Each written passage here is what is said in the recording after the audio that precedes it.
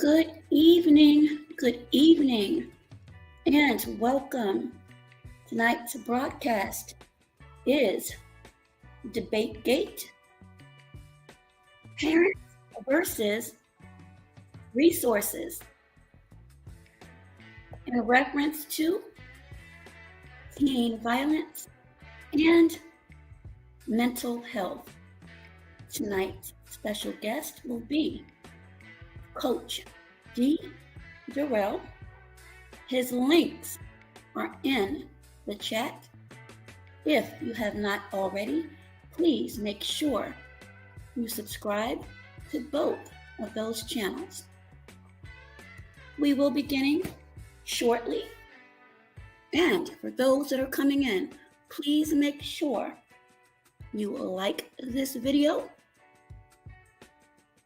as you come in or before you leave. We will be discussing teen violence, mental health, and if the onus should be on parents and or guardians versus resources available. One of my co-hosts that have been on quite a few times spoke that it is his belief that many of these issues are predicated due to the lack of resources for the parents and or guardians. So that is what we'll be discussing tonight, and I will be referencing the latest in the Alabama tragedy, where 2 teens have been arrested. I'll be sharing a clip of that article. We will then discuss these issues, and the link will be available to those who would like to offer their comments and thoughts. DOD, happy Wednesday to you, and thank you. Again, comments and opinions, good, bad, or indifferent, are welcome. All I ask is you to be respectful to this platform, to our guests, and also the chat members. If we can do this as adults, in my opinion, perhaps, just perhaps, we may not see some of these issues and tragic events that we are seeing almost on a daily. Tonight's broadcast is not for promotion. This is a discussion. So you all are welcome to listen and join, but it is not for promotion. So please respect that, and everything should run smoothly. So again, everyone welcome. I see you, Facebook. You all are welcome as well to leave your thoughts and comments. And for those that cannot attend this live broadcast, the replay, of course, will be available. Tatiana, good morning to you, and thank you.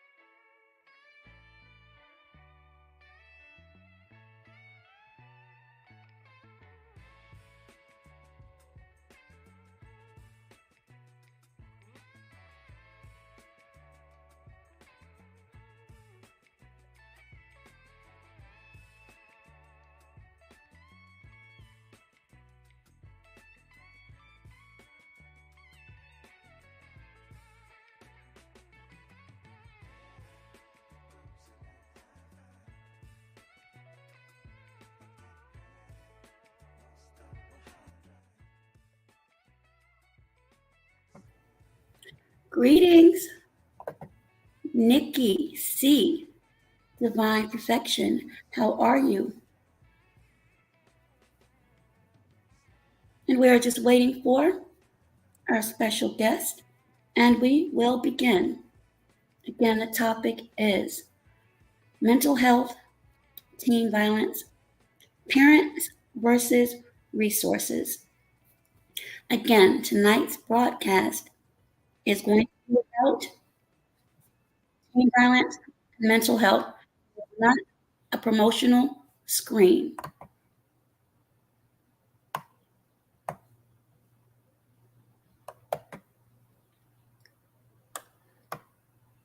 And you are welcome, Nikki. Thank you so much for joining.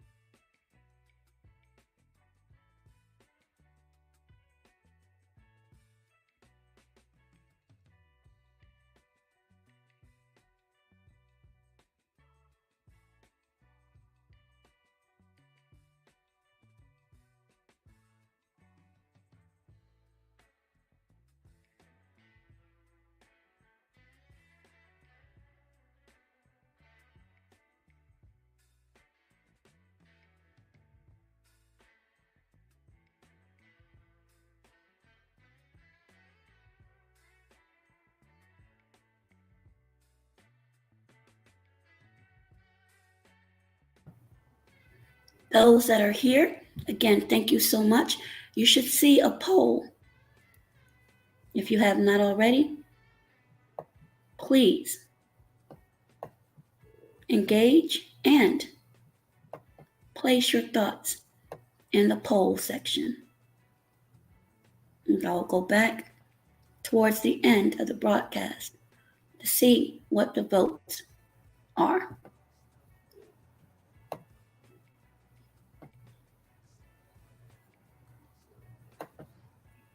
Thank you, Nikki. I truly appreciate that. There is a variety of content out here. And when I do the quiet streams, that is what we are seeing. Amazing content from amazing creators. And I try to highlight those usually on the weekends so that everyone can see what's available and that you can connect with others and to continue to go back. Thank you so much. The real Aaron Collins. Thank you, Kaptiana. Truly appreciate it. And again, happy Wednesday to everyone, and perhaps it's Thursday, depending upon where you are on the globe.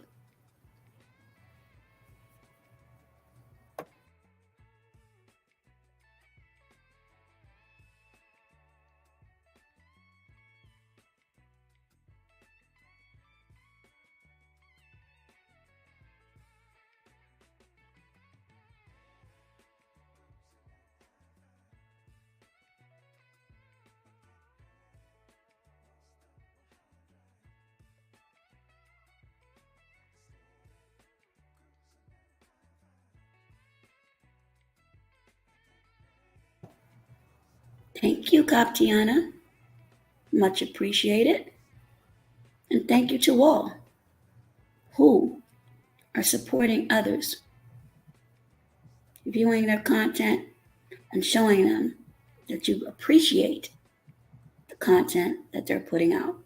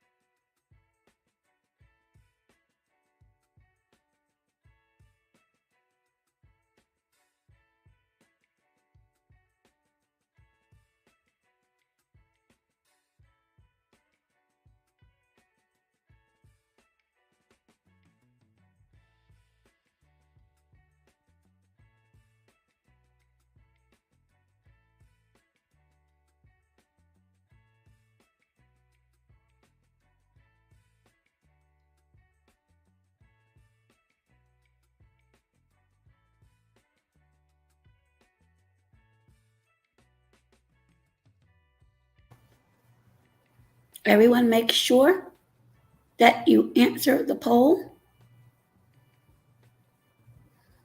And Warren Getty, I do hope I'm pronouncing your name correctly. Welcome. And Warren says, record spotless teenagers.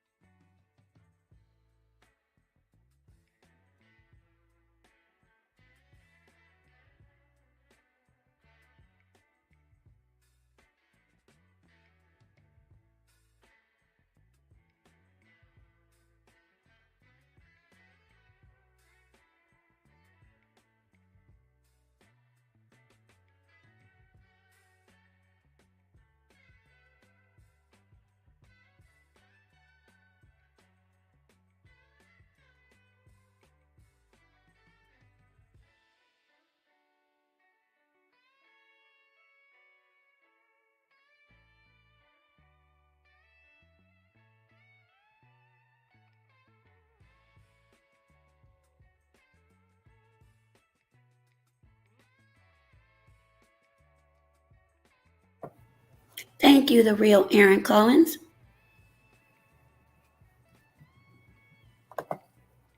I put it in there earlier, but I believe when I put the trailer on, it may have disappeared.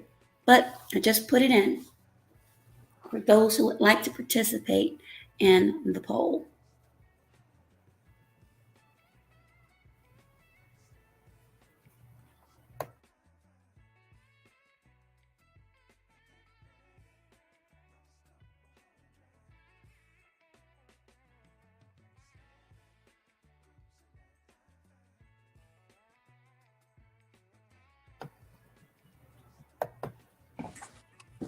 Welcome, Coach D.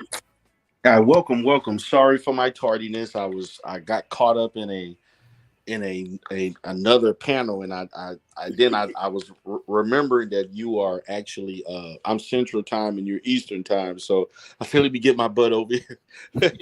No worries. It's been hot on these YouTube streets, but Welcome again, Coach D. And for those who may not know you, if you would like to give a brief bio, please do that and we will get into this subject. Okay, great, great. Well, again, thank you for having me, Doise.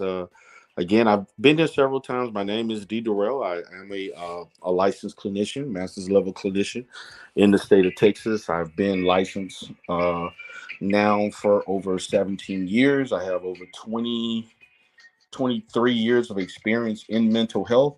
I do have a YouTube channel, actually several. The main ones as it relates to mental health is D. Durrell Life Solutions.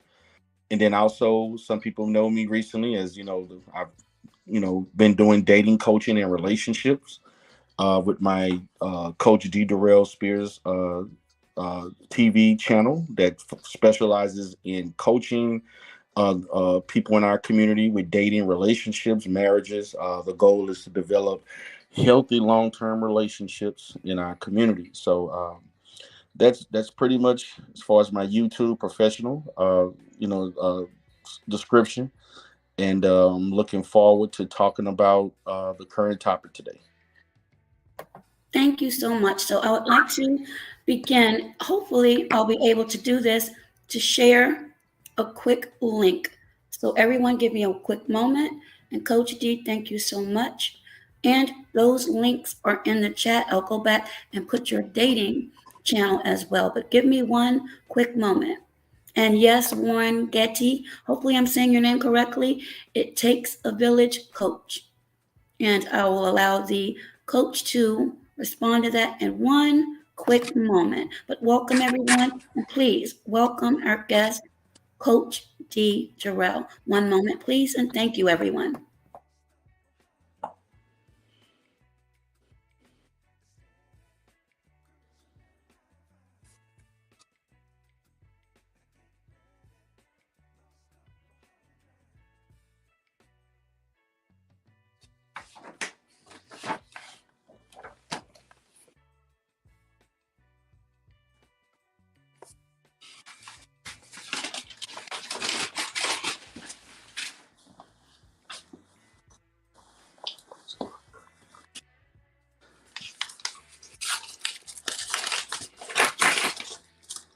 Now, hopefully, everyone can see this article, and it speaks about the tragedy that occurred in Alabama.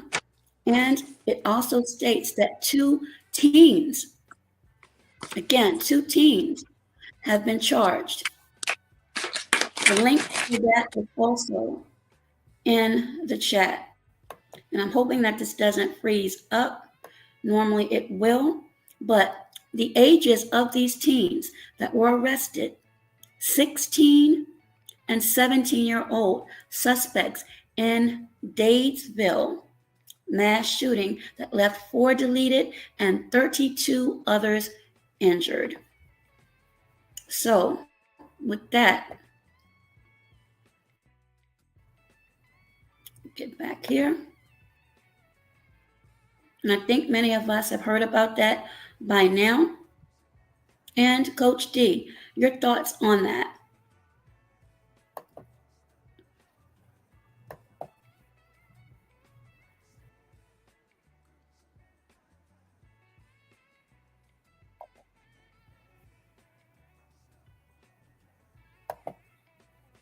Can you hear me? Yes. Okay, I'm sorry. I didn't even know I was talking. Didn't know I was on mute.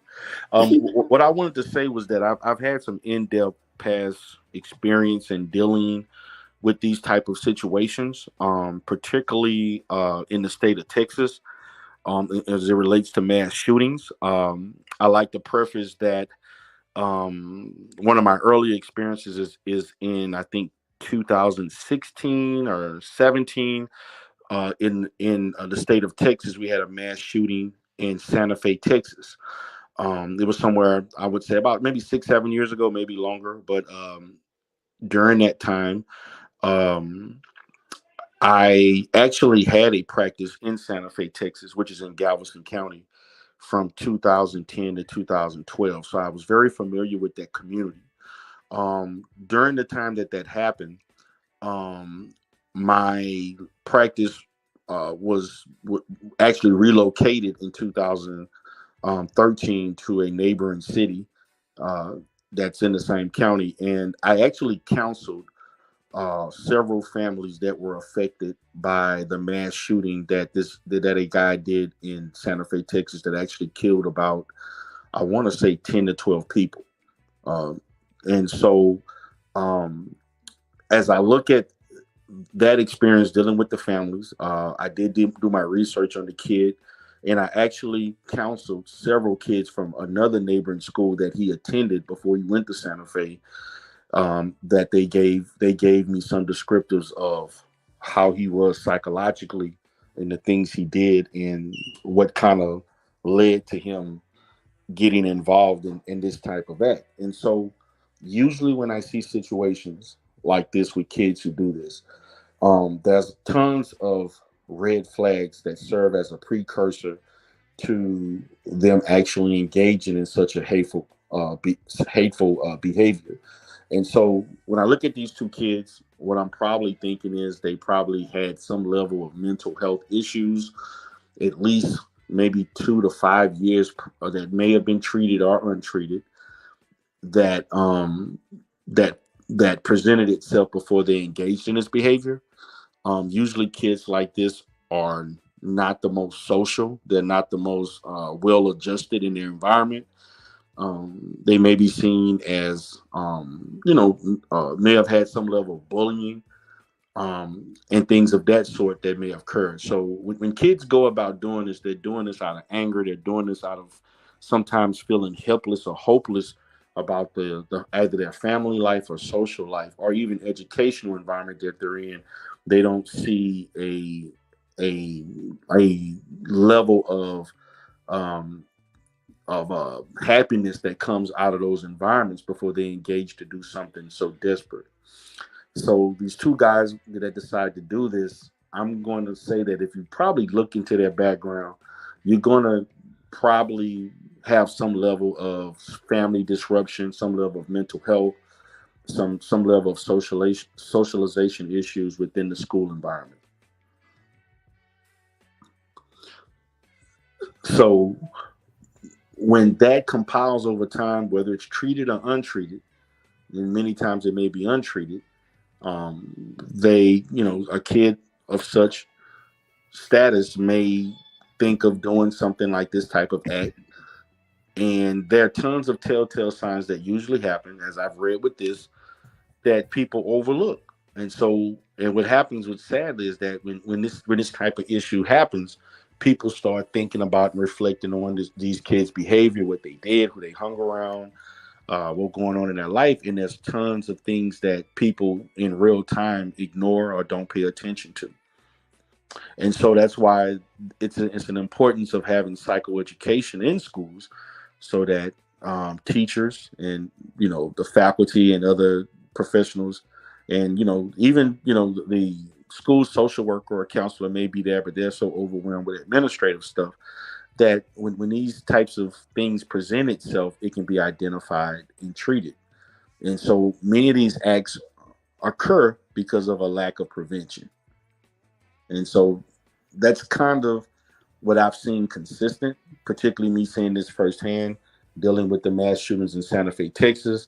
I dealt with some other issues. My son just told me about a situation that occurred in a Houston area school that was something similar, where a kid got shot, uh, uh, tried to shoot some people and stuff like that. I had another issue where a kid, tried to kill a student. I mean, not a student. He tried to kill a teacher. This was in the last 3 weeks per se. So when we assess the aggressive exertion of force to people and not using other means of resolving issues, is usually a symptom of other in-depth issues that are unresolved. And unfortunately, it can present itself in an extremity of shooting people and killing, having mass shootings. So that's highly unfortunate. Yes, it is. And it's funny. Well, not funny, but it's ironic that you say that because Dr. Al, who's been on here several times, has mentioned that he believes, and we'll get into this later, that it's lack of resources and prevention. I, on the other hand, and that's why I had a debate up there, um, personally, from what I've seen, and of course, I haven't seen each and every state or each and every place in the world. But again, my personal observation, I believe a lot of the onus is on parenting and guardianship, so to speak. But again, we'll get into that later. I started a question earlier from Warren Getai. Hopefully, I'm saying your name correctly, but he asks, would reverse psychology work? Would reverse psychology work? Yes, and I have that on the screen Okay. if you're able to see it. Thank So you, Warren. so when we speak of, to me, and it's funny you said, because see, reverse psychology is more of a pop term, psychology term, as it doesn't necessarily apply in a clinical, um as far as clinically speaking, as a clinician, or my experience dealing with other clinicians, we rarely use the word reverse psychology. But for the purposes of the show, um I would say, because of the in-depth issues that this person, these people have, these two guys experience, I would say that reverse psychology would be ineffective, because reverse psychology is if you're going to use that in a means to get someone to do something that they don't want to do, or change someone's behavior, they have to have a certain level of functionality and some level of saneness that's within a normal range. So it has to be a highly functional person that has some level of normacy. And I do, in my position, my impression would be that these guys probably did not have that. And if they did, they probably wouldn't have attempted to do the type of behaviors that they engaged in. Okay, and that brings me back to our so called debate. You mentioned prevention, as did another guest when we did a podcast together not too long ago. I, again, and this is just me, and all opinions and comments are welcome. I just from my personal experience, just here, and I'll give you an example shortly. I believe, from what I've seen, with the younger children, maybe under the age of 10, it's parenting, and I don't even know if you can place the label of neglect or the colloquialism, will let children be children. There are a couple in this neighborhood, well, actually more, but there are two that, to me, already are going down a very, very dangerous path. You cannot speak to them without seeing or feeling rage or entitlement. Prior to my leaving out earlier, there are two kids jumping up on the green electrical unit that's out in front of the house. Then they had branches beating against it. And as soon as I walked out, I asked them, haven't I asked you two young men, trying to be respectful to them, not to, number one, play in my yard and then continue to play with this electrical unit because you're going to get hurt? The ringleader, I'll refer to, as looked me dead in the face and said, we can play anywhere. Yeah, you can. In front of your house or someplace else, not in front of mine. Now, as a young child, if a neighbor heard that, or if my mother heard that, I would still be picking grass out of my teeth. It came out of his mouth so easily. And I know that he's being raised by his 70-year-old grandparents. There is another little one that's following the lead, but this is almost weekly with the same individuals. So my question to you is this already inbred in these individuals, or is there hope for them? Because right now, their grandparents, they have no control over them. None. Well, I'm gonna say for kids, you know, I'm gonna say there probably are hope for kids who have a bit of oppositional behavior. A lot of kids like this, and even worse, if under the right supervision and possibly therapy or any type of behavioral treatment, could change and could, develop into responsible, productive human beings. So that there is a level of potential to change. I wouldn't say write them off. Um, However, if they are not given the proper guidance, they're probably going to intensify the negative things that they do when they become an adult, and that's highly unfortunate, but that's just the truth. So Okay. it's highly dependent on what's who's involved in their life, and how much they're willing to exert energy to change their behavior. If that's possible, but typically, as a person who's dealt with a lot of juvenile delinquents and children who have engaged in a lot of negative behavior. I'm talking about selling drugs, who have, almost attempted to kill people, hurting people, stabbings. I mean, I've dealt with some dangerous kids who were able to change over time. It's not easy because if I'm my position, counseling children or adolescents is very difficult. It's actually more difficult than adults from my experience. So it would not be an easy process, but it is something that could be achieved. Okay. There's a comment that Warren has left, and again, thank you, Warren. It needs to be brought to the parents' attention. Actually, Warren, it has several times, and again, they go inside, shut the door off, and to me, this is just my opinion. They don't care what they're doing. They don't care if they're disturbing other people, as long as they don't have to hear it. And another little young guy who they play ball out in the street, and there's a playground actually in back of the house. Um, and there's other areas designated just for kids, but they don't want to go there. The parents or their guardians are never out there, and I think that they assume because the area is quiet that they cannot be victims of abduction.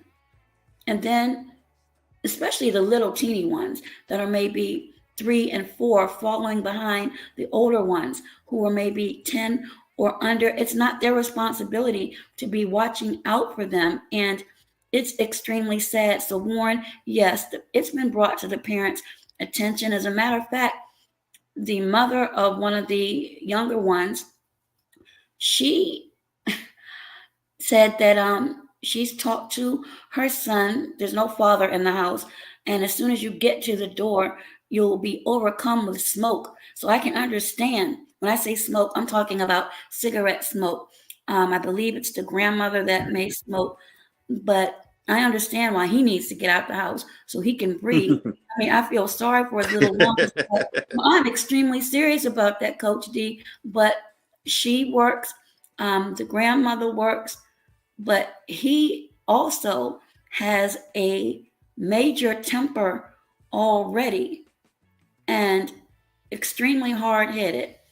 And Cola says it's so deeply rooted. And the real Aaron Collins says, we're unfortunately living in a generation where children can't even be children because they're forced into adult situations. So that's an excellent comment. And I'm going to leave it to Coach D to respond to that comment, if you can see it on the screen, from the real Aaron Collins. But yes, Warren, I have spoken to the parents. I'm done with it. I'm done with it. If they continue to come into the yard, I'll continue to speak to them. But to me, it's like they're going to do what they want to do. The parents or guardians are aware of it. And in my opinion, They just don't care because it's not bothering them. And I'll go ahead and mute my mic. Thank you all for engaging. Well, what I would say as it relates to this is,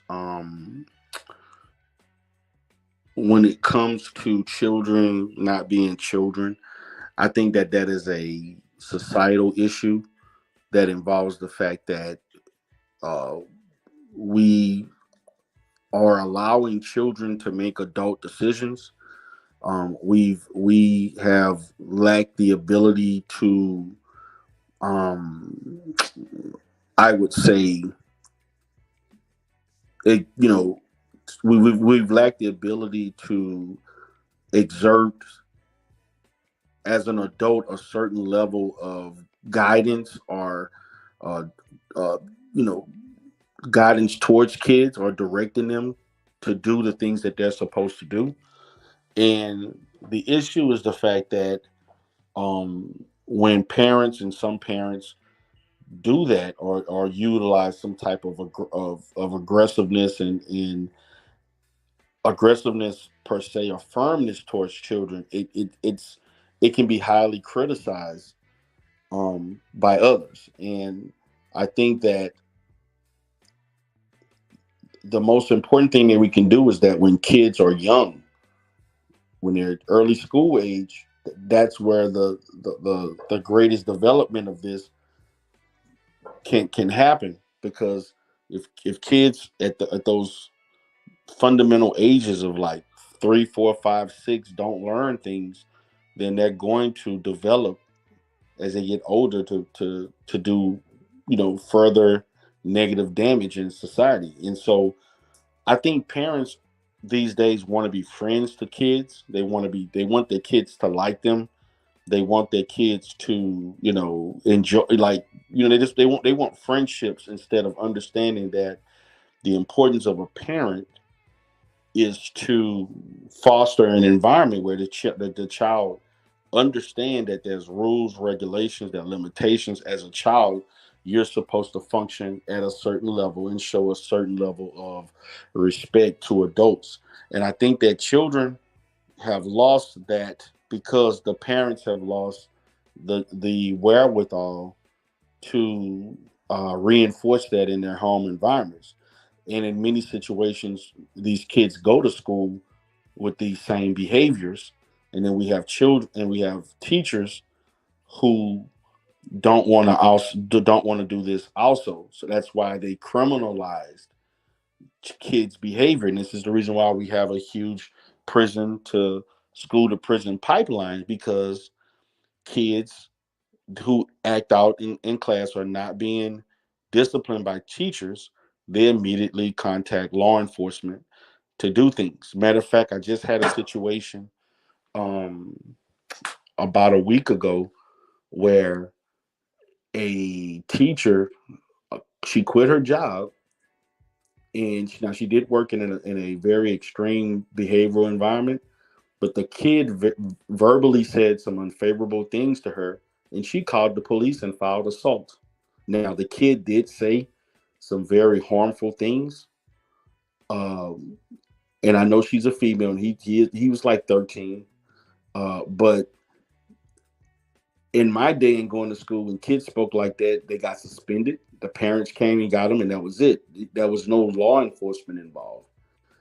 And it's to me, it's like, who wants to take accountability for using tough love and firmness towards children? Because it's almost like people are so concerned about the children, uh, liking them and not wanting to be too difficult for them.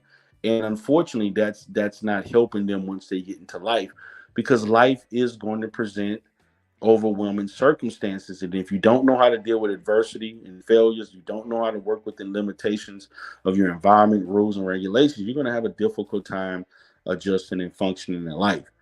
And so you coddling kids, not understanding that you don't get rewards for participating. You don't get rewards for failure. You don't get rewards for trying, because in life, those things don't translate as an adult. And I feel that the overwhelming majority of parents are afraid to disappoint their children. They're afraid to tell their children no. They feel uncomfortable with their children being mad at them, and you know, to me that should not be the essence of what parenthood should be.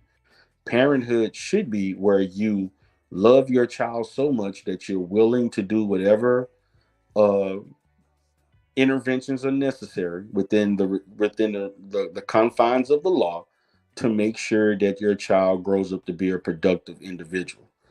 And if that child dislikes you for that, so be it. But parents are so, they will grow and know once they became older, they can reflect and understand you did the right thing. They may not like it. Some of these punishments and rewards and things like that, and discipline and reprimanding, it's not meant for them to like. It's not meant for them to you know, to feel comfortable. The purpose is so that they can learn and extinguish the negative behaviors that they've displayed. That's the purpose. And so I think a lot of parents that I've seen, they don't want to correct their children. They feel bad for punishing them. They feel bad for being firm. They want the children to, you know, to just love them and like them and everything's all hunky dory. But that's not how life is. That's not how other people are going to treat your children when they become adults. No one's going to say, "Oh, you came in 15 minutes late. It's okay. You come to." That's just not how it's going to work. Or you don't do the task at work. "Oh, it's okay. I'm gonna do it for you." You still, like that. We're gonna, that's not how life works. And so a lot of parents are doing kids disservice. And kids that don't understand how to deal with failure, they don't understand how to deal with adversity. They repress the anger and negative feelings that they have within themselves that basically compile over time. That energy comes out, and usually it comes out at some point in a negative manner. There can be violence. It could be through depression, anxiety. It can present itself in many different ways. And what I have found for a lot of kids who commit a lot of different crimes, they have repressed or they isolate themselves for a very long period of time, um, being disgruntled about how their life is. And so they act out in extreme ways to get at people. And unfortunately, innocent people become victims in that process. Absolutely. Cola, again, thank you for your engagement. The link is there for anyone that would like to come up and express their thoughts or comments on this subject. But in the interim, let me read Cola's comment. Amen to that. My youngest is 4 and he has play therapy. If I see any signs, I act on it. My other two are as well, just in case they don't want to talk to me. I'm big on correction and therapy. And also, thank you for coming in, Edna's blog. And Dawn, GQ, thank you as well. Warren says, I have a unique plan. Aaron, Spotless Teenagers RST, involve parents, life coaches, AFO Awareness Field Officer. Thank you for your comment. Cola says they will appreciate it later. Ed, I believe, is going off to sleep. So good night to you and thank you for joining. Cola then says, my youngest gets to me at times. It's the eyes, and then she laughs. And let's see. This is so true. And then Nikki, See Divine Perfection says, facts. Parents are way too friendly with their children. We don't know everything. And I think we are way too worried about the material aspect some have placed in interacting with things. That is a loaded comment. Your Right. thoughts on that, Coach D? Okay. Thank you so much, So Nikki. I firmly agree that a lot of parents want to be their children's friends instead of being the the parent. And yes, you don't have all the answers. You know, raising a child, there's no handbook, one way fits all situation. You have to know your children. This is something that you become better at the longer you do it. Every child is different. And so you have to adjust to those children. And I, I, I do think that parents have to understand that being a parent child relationship is more important than a friend to friend relationship, because to me we should reinforce that family, particularly parent child family, is more valuable than having friendships, regular friendships. And you compromise your role with a child when you become their friend. And I think a lot of parents have a difficult time understanding that they actually compromise their ability to raise their children when you want to become friendly with them. Now, once your children become adults, that may be different, because you've raised your child. They're going their own way. They can make their own decisions. But I don't advocate for children to be parents trying to be friends to their teenage children or younger. I don't advocate that. Now, if you become the best of whatever, as they're in their 20s and in your 40s, whatever, and you talk every day. Your mother's like your best friend, and you can talk about that's a different story. But for children, it should be a parent-child relationship. Nothing less. Okay, Cola, thank you so much for your generous donation, and may it be returned abundantly. She says, thank you both for bringing awareness. And Cola also says, that is very true. I've noticed that my oldest, 18, comes to me more, that she's in college and older. So you just mentioned that it's important to understand that it is okay for parents to not be, quote unquote, their children's best friends. Well, there are some people that may say different. When I say Okay. some people, I mean parents. Okay, I'll put it this way. If you had a couple that came to you with this type of problem, Mm-hmm. after it's gone on for a while, and they tell you up front, or it's determined after you begin engaging in conversation, that they have segued or opened up that door for them to be their children's best friend, how would you respond to them? Okay. And so I've had very frequent situations like that. That's not an uncommon situation. And usually in the client, the parents saying that they've done this, there's a level of regret and remorse for even doing that. And due to them doing that, it presents problems of a lack of respect. So when parents, it's almost like this is the trap that parents fall into.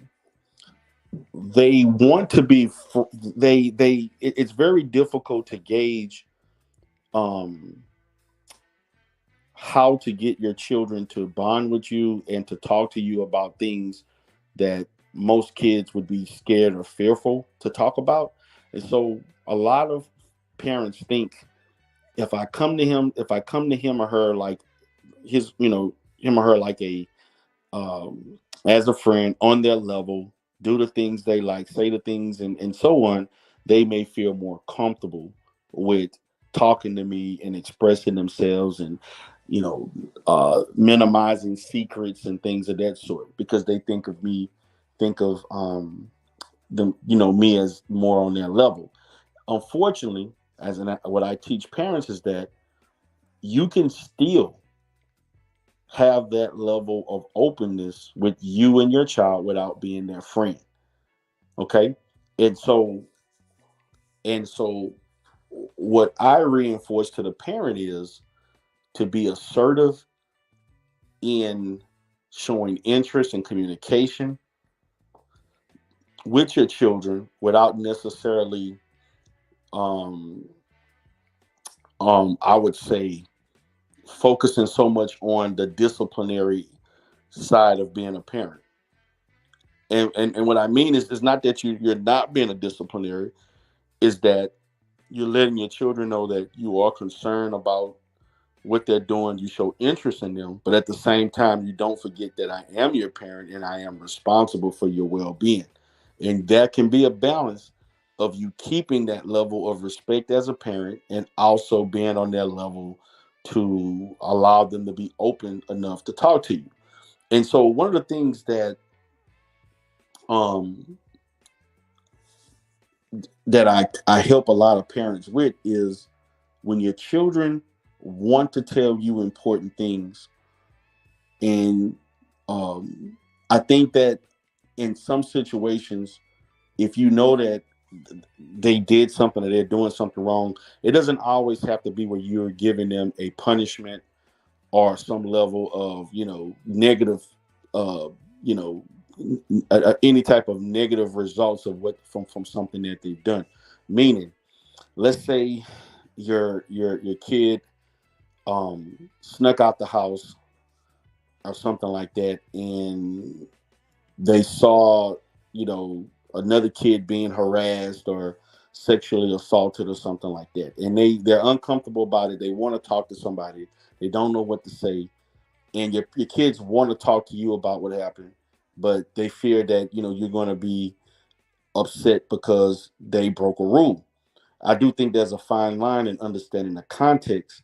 Is that whenever your children are involved in something that you know is wrong, that you can use that as a teachable moment to help them understand how irresponsible they were for, number one, leaving, but also more importantly, if something like this happened where the legal system needs to be involved, we should have enough trust with each other that you trust me to give you the right advice and guidance, to in that type of situation, for you to trust to tell me without being fearful of how I'm going to emotionally respond to you.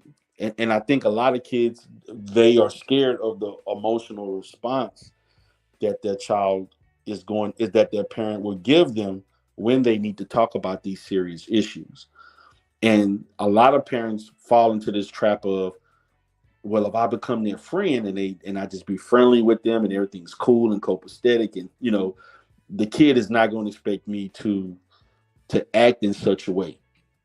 And so I think that there can be a balance of you being a parent and also being open and have a bond with your children that they trust, that in serious situations or situations that they really need your help and advice, that you don't necessarily become more of a disciplinary or an authoritarian over them, but more or less of a teacher of how they should correct their behavior. And so in a therapeutic sense, I will process ways to effectively verbalize these things to their children so that they'll be comfortable enough to get the right advice from a parent instead of going to another kid their age and getting bad advice. So that's a fine line. Absolutely. And Cola, thank you again, says the older I get, the more I seem to need my mommy and dad. I think balance is needed. I don't want my kids to fear me, but they respect me. And then Right, right. let's go back up. Sometimes I know things, but I like to sit back and see how they handle it. Warren says AFO. He mentioned that earlier. And then Cola says, yes. I had to work on that with my girls because I had a militant mindset. They communicated that to me, and I worked on that tremendously. And we become much closer. And Warren says, calling on all Black scholars. I am going to read a message from the Honorable Judge Joe Brown, and I want your take on that. And this is for you, Coach D, and those that are listening. But it's in reference to young boys. And hopefully the audio is good. And it states, these boys aren't being taught to be proper men. They're being turned into emasculated drones with no cause nor purpose. There is no self-control factor to bring peace. The clown show, that's the Honorable Judge Joe Brown in his passion. The clown show wants to disarm the public and defund police. This removes too much from the equation to stop the violence that comes from our inherent nature and the incentive poured in the mix by glorification of dysfunction and emotionalism. Well, I agree to that to a certain extent. I Okay? do. Oh, go ahead. I'm sorry. No, I was saying okay. I was just Yeah. putting my mic on mute. Okay. I agree with that to a certain extent. I do think that in our community, um, the boys are being effeminized to a certain extent. I do think that there is a glorification of negative behavior, and not a glorification of positive behavior from certain reasons. And a lot of that is not, to me, is not coming from our community. It's basically the social structure of this country itself. And so, and what is propagandized throughout media, social media, and etc.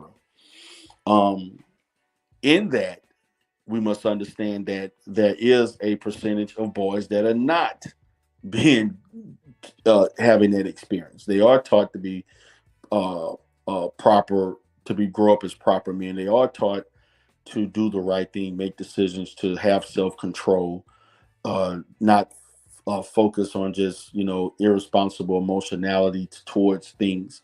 And I think that if we continue to hear that, then it's going to only become a self fulfilling prophecy, and we're not going to necessarily identify and put the spotlight those kids and those parents who teach that.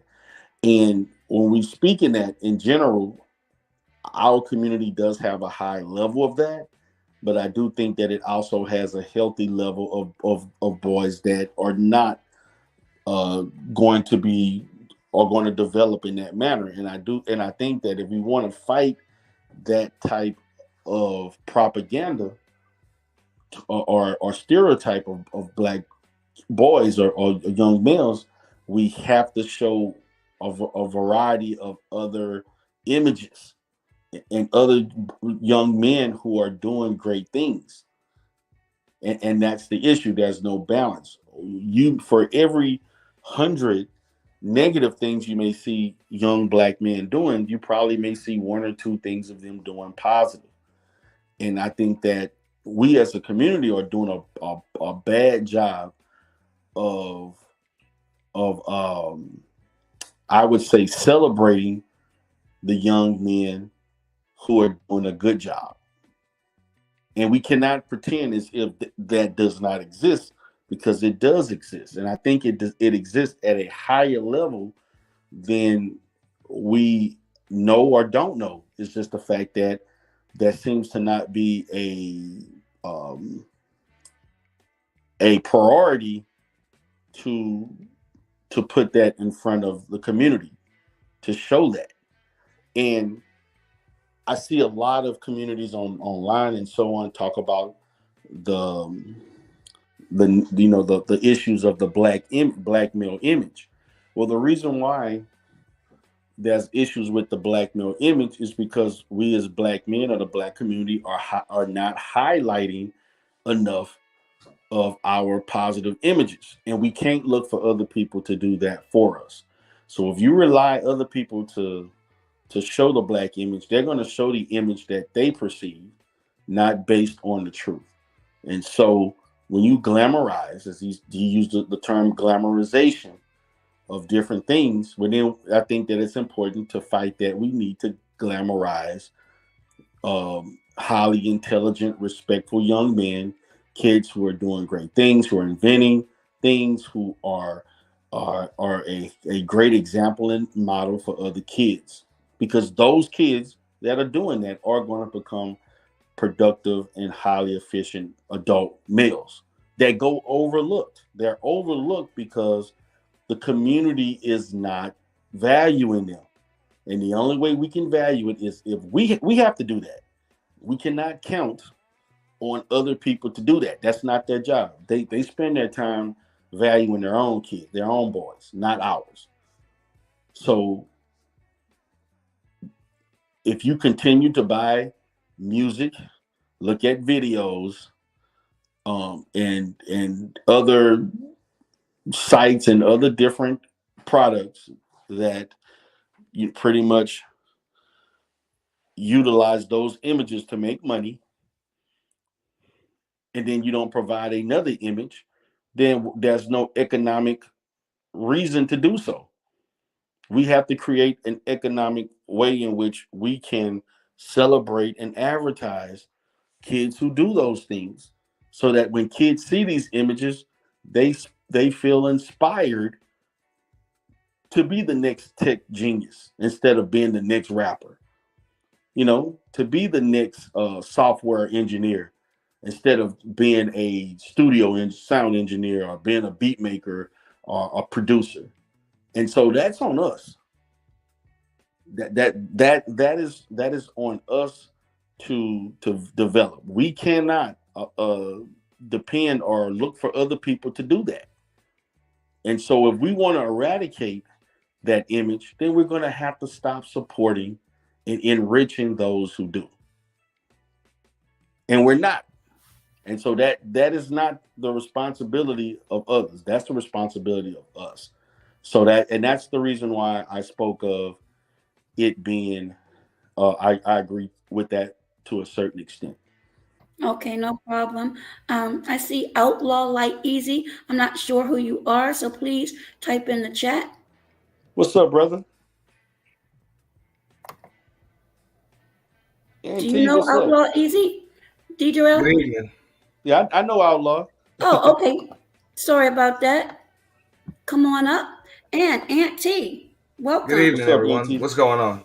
What's going Sorry on? about that, Outlaw. We have a lot of crazy things, as you know, on these YouTube streets, so I had to make sure. But welcome and welcome, Aunt T. Gentlemen, I will mute my mic again. This is going to be a quote unquote debate. Again, I'm feeling that it's parental. There's others, like AH mentioned earlier, and Auntie, you weren't a part of that, but he basically has said everything Coach D has said, as far as prevention and stop looking towards others to do what we need to do. So hopefully he'll pop up. Maybe not, but yes, he has said everything Coach D has, but I'm on the side still. It's parenting, and I don't want to bring up the elephant in the room, but is there a possibility that it's demographic related, and or is there a correlation that some of these households are one parent? And I'm gonna mute my mic real quick before my head gets bit off. Okay, thank you, gentlemen. Uh, I'd like a quick response to point to why it's definitely not resources. And I'll give you an example. Have you ever heard of the case many years ago of the young man who they said suffered from affluenza? So resources can protect you from very poor decisions. The resources don't determine whether or not you make these horrible decisions. In other communities, I mean, as a so-called black man, I'm behind enemy lines. So my standard and the standard for my children must be higher regardless of what I have. The resources is something we don't control. The ideas and values that we want to impart on our children, we do control. We get tricked to worry about, well, I don't have this, I don't have that. when you have to be able to focus on making do. You know, you have lemons, you make lemonade. The resources are actually a protective mechanism of how you could get bailed out. You know, we all know about like the crack laws and how if you were caught with crack, you get locked up. Cocaine, you get sent to rehab. So the resources is more of a buffer thing. If we're sitting around waiting on resources, that still doesn't change what happens with the values and morals of our children.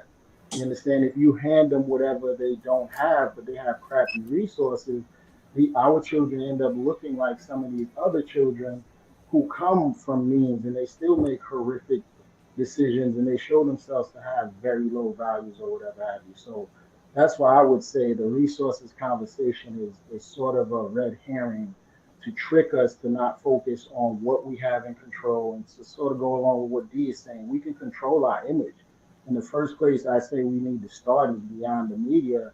It's really about black men taking back their homes because that you absolutely control that image, what your child is seeing from you, the expectations, so on and so forth.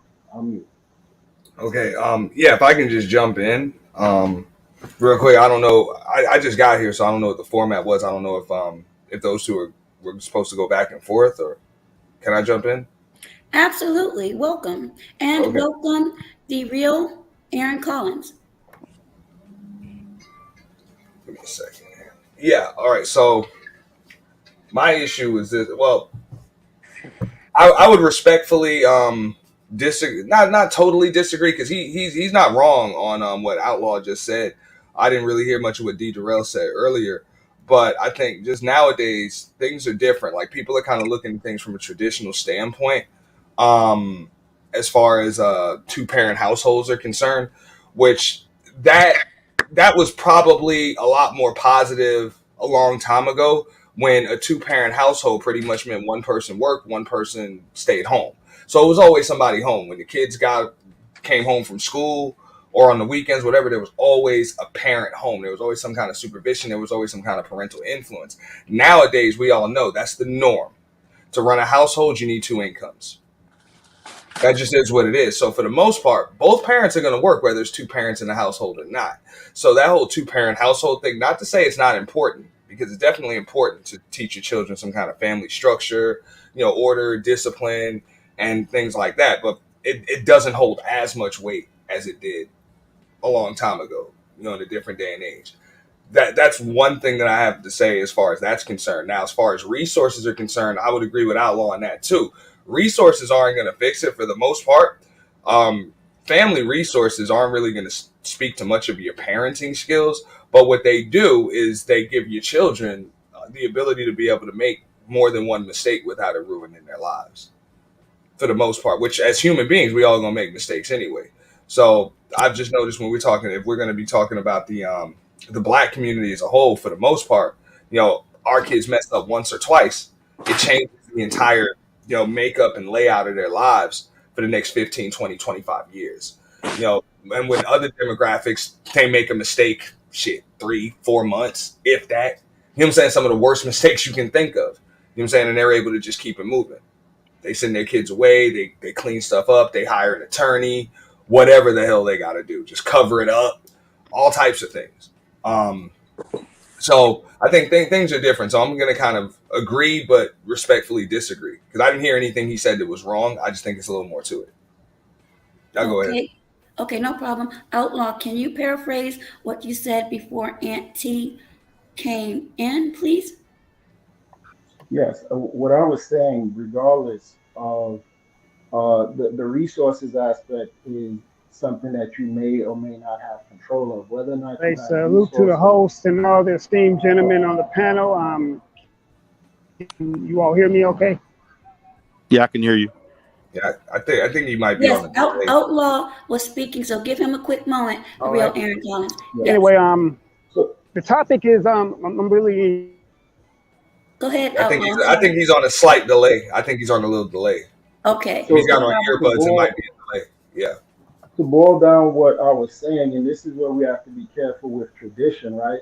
Let's say something works for 200 years and it's shown to be extremely effective and stable, and then you switch it. Is what you switch is from an improvement. So for other cultures, for the most part, is a standard is stable homes, two-parent homes. And then they say, and we try to lean and go against that. And that's a choice, is that not, from certain behaviors and how we devalue marriage?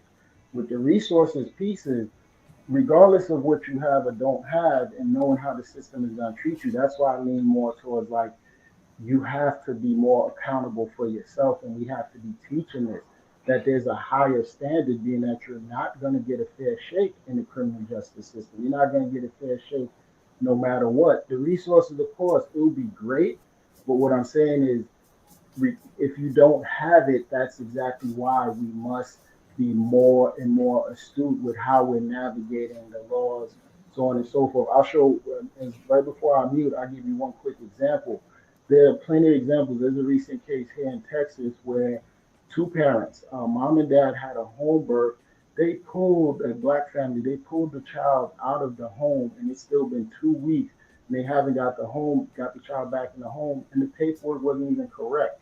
The doctor claimed an abuse case. The family wanted to handle jaundice or something on their own. They had a midwife, and literally they got the paperwork and the name wrong, but they still pulled the child at the home. And we all know, how often does this happen to a Caucasian family? Okay. All right. Well, thank you so much for that. And the real Aaron Collins, welcome. Sorry about that. Outlaw was in the middle of a comment. So welcome, the real Aaron Collins. And what would you like to add? Well, sorry about that. Didn't realize talking on. Can you all hear me okay? Yes, sir, we can. All right. Yeah, bottom line, first of all, great topic. And once again, salute to you, Joe Eyes, and to the esteemed gentlemen on the panel. Bottom line is that the situation with the youth today, I believe it does stem from parenting. And then at the same time, I also agree with, I think, what one brother just said, that you can pretty much have both parents in the home, and sometimes the youth will still act out for the simple fact, like, okay, perfect example.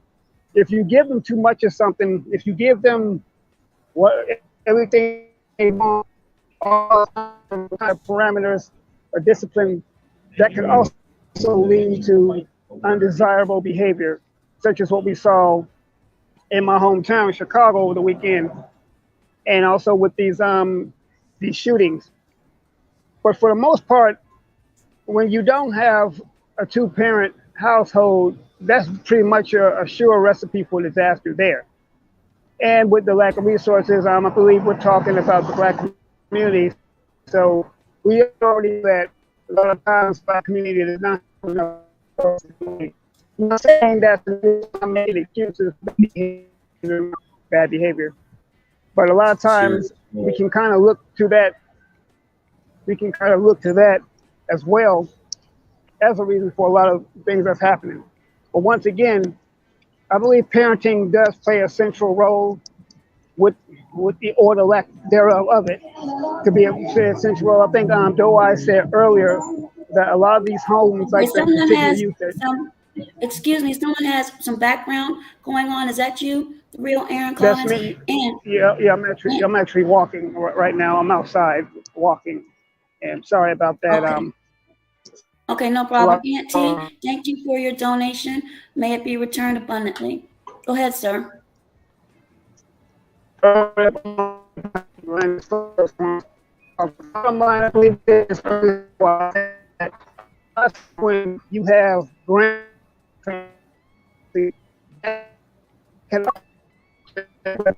the children in the yard. Yeah, bro, your signal is like really bad wherever you are.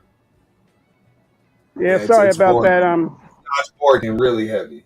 Yes, it is. It's a lot of background noise. Are you able to get where it's not? All right, how about now? No, it's just yeah, it's kind of clear now. It was just like borking in and out. It wasn't even the background noise we couldn't hear. Go ahead though, bro. Go ahead, sir. And then after you finish your thought, Coach D and Aunt T, I want you to rebuttal if you want his thought that without a two-parent household, that's a recipe for disaster. Aunt T, I think you're against that thought. But No, again, I'm not. I'm not going to disagree with that. The odds are just higher of you being a productive member of society when you have both of your parents and a good influence on you. Not against it. I don't. I just don't think it holds as much weight in modern society as it used to. Because, like I said, a two-parent household used to mean somebody was always at home. Nowadays, both parents are usually going to be working. Like both parents work now. That's common, You know, and it wasn't common then. you know what? So two parents household still means your kids are latchkey kids. A two parent household, you didn't have latch. It wasn't as many latchkey kids with a two parent household back then. okay, Coach D, your thoughts on that? My thoughts is that I think that the power of a two-parent household still is significantly better than one. And although in a situation I do agree with the latchkey theory, something that I've studied a lot in regards to kids who are unsupervised being more prone to do things that get them in trouble and so forth. But the main risk that I'm looking at is that the environments that a one parent household lives in versus that of two parents. And typically, particularly in urban communities, um, one parent household usually live in environments where there's more crime, and because they are less likely to afford to live in a better, on average, than in a better environment. As opposed to a two parent household, you're probably living in a much better crime, minimized crime area. So, and when it comes to that, we're also looking at the demographic as far as what people culturally are doing in those areas, and it's less likely that you're going to be involved or socializing amongst people who engage in certain type of behaviors because of the ability to afford to live in safer neighborhoods. And so, um, the overwhelming statistics typically show, um, when you live in a one parent household, you're more likely, particularly in our community, to be living in poverty. Okay, you're more likely to be in less valuable or less, I would say, efficient schools. Okay, So is um, that where resources come in? yeah, and Okay. bad poorer housing, transportation issues, food deserts, all of those dynamics contribute to certain things. And so, as opposed to people who live in two parent homes, you have two incomes. You're less likely to experience. I'm not saying that they're not two parent households that are not doing. Not every two parent household is doing great. However, the percentages that you're more likely to either get out of poverty or live in a better environment. And so, the goal is, I think, is that, in our community, most of the people who can afford to leave the urban communities are usually people who are in two parent households. And so if those people stayed in their in those environments, it could probably change that. But one of the reasons why it's so high is because the people who can afford to, or who have the value system to be married or stay in a two parent household and so forth, they don't live in those environments. They move to other communities. And if I think the black community would be better, and I do know that most don't want to do that, but if we stayed in our own communities, it could change that. It could change that statistically, and it also would showcase, um or reinforce to the communities that these relationships can last, and it could be something that other kids are monitoring, that are watching, and could see something potential that they can engage in. If you look in a lot of urban communities, there's a lack of those two parent married households. It does not exist. I mean, it exists, but it does not exist at an overwhelming um, uh, statistical way that it's something that is common, and it's more common to see single parent. And so those things, as far as that, is a recipe for why things are as they are, from my perspective. Okay, I think Outlaw, come on up. You had a comment or a couple of comments. Go ahead, sir, and thank you. Yeah, well, what Coach D said, that's spot on. That people could look into the FBI data and other data, all of the high risk behaviors, the violent crime. It comes out of a home where you have one less set of eyes watching over the child. The other thing to consider, I had made the comment, it's my belief, and just my personal opinion, our children are our most valuable asset. So we need to make certain sacrifices to go without. Yes, we have the strain of both parents needing to work, but goes back into having a vision for that child and being married and purposeful. Because a lot of children are being born haphazardly, this is what happens where the parents, they have certain priorities and other things that then they're not willing to make certain sacrifices. And because, for example, the way I was raised, I modeled what my family showed me is that I knew once my children started to be born that there's my priority and I got to make certain sacrifices for them. And there's certain things like my joy, my whatever, certain things I can't have that at the front of the line. But the last thing I'll share too, Coach D, with the point you bring up about the community, this is where education, like real education and knowledge of certain laws come into play. Because I will point to Chicago, there's a documentary where they purposely, through like the redlining laws, they sucked out billions of dollars of equity in a certain black neighborhood. People could look this up. That the name of the documentary escapes me. So this, I would just use that as an example of how when we talk about the bigger system of how they deliberately don't want us to be functional. At the end of the day, the more you subsidize something, the more you get of it. So when we subsidize single parent homes and don't subsidize marriages, we get more single parent homes. Okay, let me get to a Yeah. couple of comments. Warren says the pandemic and homeschooling gave me the idea of record spotless teenagers, parenting, life coaching, AFO. Cola says, I think we have to ensure that the two parent households have to be healthy. Unhealthy relationships can also damage children. There are a lot of adults today that are products of that. I'm going to star that. Everyone, Yeah. your thoughts on that. And then Cola says, my priorities changed significantly when I had kids. One reason I left the military, my title one. Didn't want to leave him. And then Warren says, AFO, awareness field officer, can save our young people during WS a favor. Understood. But back to this comment.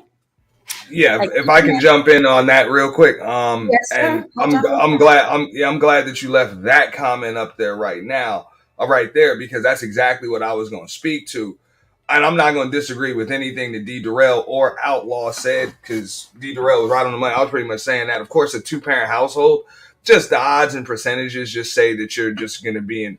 It's just like starting a race. Like you might be able to hop your way there, but you're just better off with two legs. It's like you got a better chance of winning a race with two legs. But at the same time, to what Cola said, I think we also have to ensure that two parent households have to be healthy. I would rather see children with one parent that's positive, loving, nurturing, all of those good things, rather than one parent that's toxic and then the other one is trying to be those things, or two parents that are toxic. So it's not just the numbers that are there. You definitely want to make sure the environment is healthy. But I do also like what D. Durrell mentioned earlier.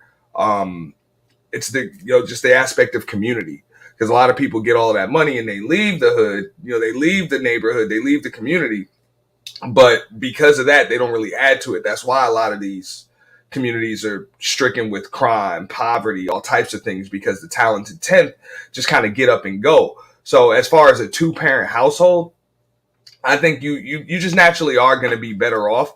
I know what it is to grow up in both types of neighborhoods. In some neighborhoods where the average income is over $100,000, which is usually going to be a two parent household.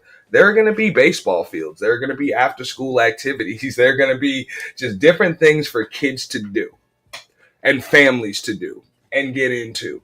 And in the other neighborhoods where the average income is $25,000, $30,000 a year or something like that, and people are on Section 8, hell, a lot of times you don't even see sidewalks. Basketball goals don't have rims. There is no extra after school activities. The only activity that the kids have, riding bikes, sitting on the cable boxes. Those are their activities. Just getting into whatever. So I would agree wholeheartedly to what D. Durrell said. That's where the resources come into play, but it comes into play not just with what's in your bank account, but what that actually goes to, where do your taxpayer dollars go, and what type of environment does it create? Okay, D. Durrell, your thoughts on the comment pinned to the screen, and then the real Aaron Collins and Outlaw. Okay. In regards to, I guess, when we're talking about unhealthy relationships, damaging children, and there are a lot of adults today that are products of that. And see, this is I get that, and I do understand that there are a lot of unhealthy uh, two-parent households. But then, just as I talked about the magnification of our pathologies as regards to illness, there's also an existence of healthy relationships, which we should be striving to have. Yes, that there are going to have marriages and relationships that have domestic violence, and they have that the people are toxic, they're at each other's throat. Those things happen. There always will. There never will be an absence of that. Okay, and I do think that children are better off being in productive one-parent homes that are stable, as opposed to being in two-parent homes that are toxic. But I also would like to say, I think that in our community, once again, there seems to be an oversaturation of people talking about the toxicity of black men and black women being in relationships and married, as opposed to the functional ones. Why are we not looking at the functional relationships and those relationships that you can somewhat model to be I've seen enough of so and so did this and so did that, and he did this and she cheated and he got this and now we on top. So what happened to the relationships where these people mind their own business, they do their own thing, they love each other, they don't get into any mess, they spend quality time, they communicate effectively. And so we have a generation of children that are watching black relationships unfold with no experience, having an input in their psyche that this is probably what I'm going to have to experience when I become older and I get into relationships. And so we create psychologically a defense mechanism to act and function in toxic ways to prevent ourselves from effectively interacting with one another. You're automatically assuming the negative. There are people online and on, like, I would say, television and particularly reality shows, that when you speak of the opposite sex or you speak of a person in a relationship, they automatically talk about the negatives. These people will systematically seek out relationships, don't like to be alone, and they wonder why they don't stay in those relationships. But where's the balance where we're producing where, okay, I can differentiate between so and so here, couple A, that has a productive relationship for over 20 years, been married. This is what they've done. These are some behaviors that I can pick up. These are some things that, what works for them may not all work for me, but I see certain similarities that I see productive and effective relationships that work, as opposed to because we already know, we see a constant montage of negative relationships, what they go through, and they all have commonality. But where's the balance where we see, okay, this is where the effective relationships This is what they do. This is how they carry themselves. So this generation don't see enough of that. You know, in their mindset, if I'm going to be in a relationship and I'm going to get married, or if I be in a long-term relationship, I'm going to have to deal with it's almost like dealing with toxicity is going to be part of functioning in a black relationship. And that should not be the case. But there are a lot of people who think being in a relationship with a black woman or being in a black man, heterosexual relationship, there has to be an existence of toxicity. And that's not the case. That's not true. But unfortunately, people are there's a social engineering of that.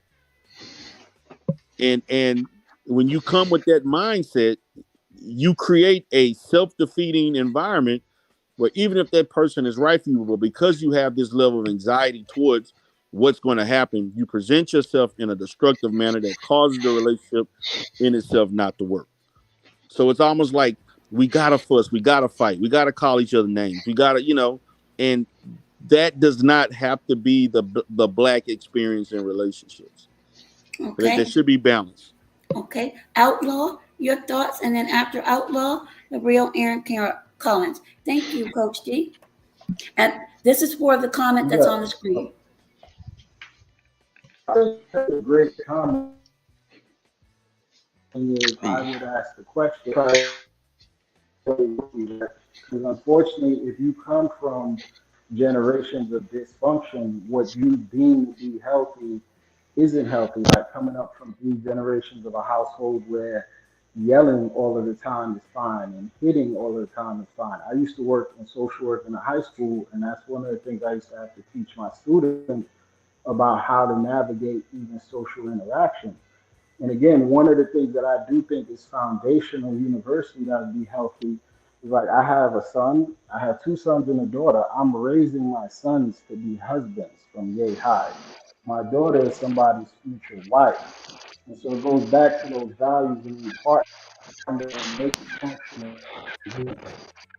The number one recipe, in my opinion, is as long as you're not being abused, right? Because you need to have your non-negotiables.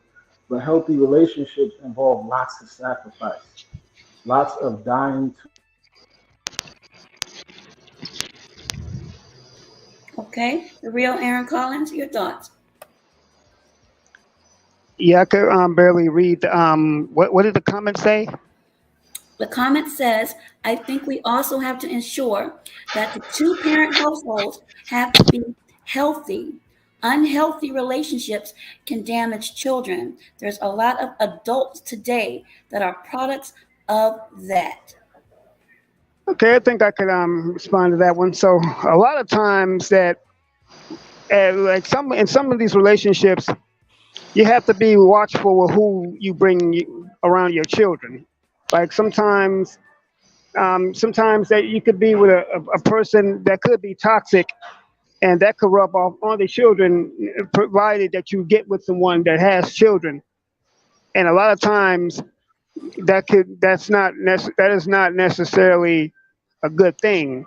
And many children have been raised like that. They couldn't stand their stepfather or stepmom, so they started acting out and they lashed out at society as a result because they didn't get the love. And then you also have the biological parents who may not like their children being raised around the step parent, whoever that may be.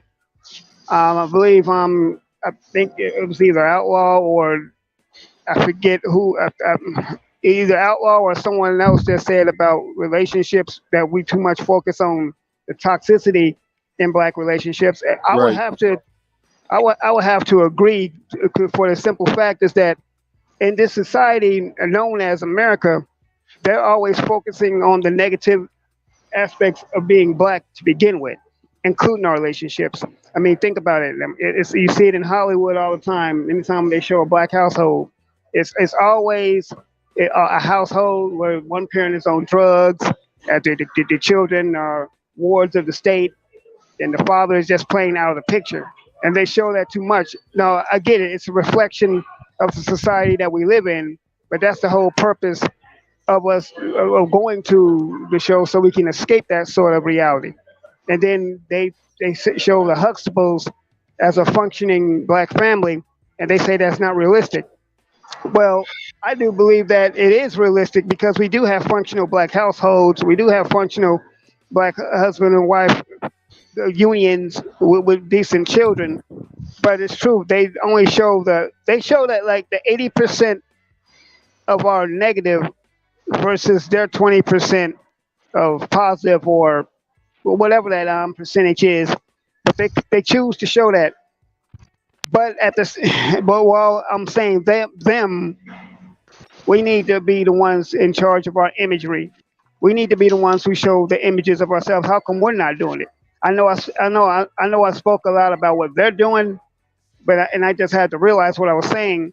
So it's up to us to show the positive aspects of our community as well as our relationships, and show that black men and black women do love each other. Me as a matter of fact, I'm 100% black on black love. I mean, I don't have nothing against people who are in IR relationships if that's your thing.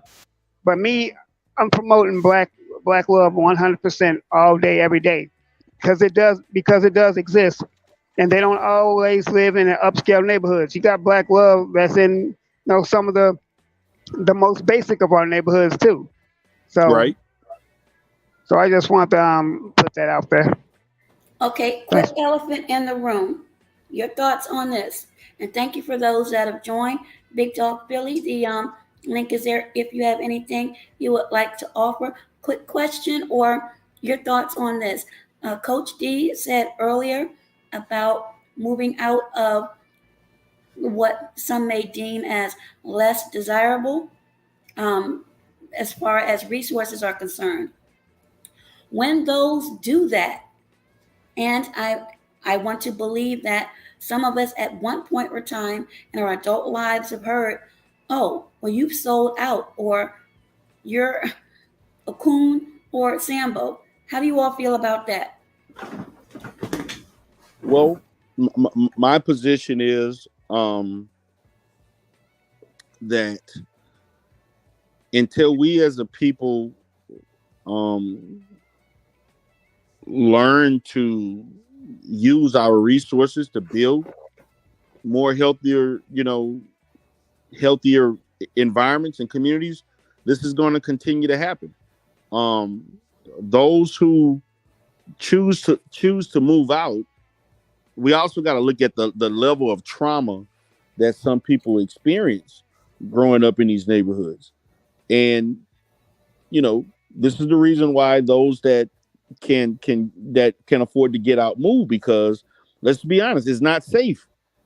And so we can't, who wants, if you are a successful person and you got children and you got a wife, you're going to want to provide, you're going to want this, the safety is going to be your number one thing. Okay.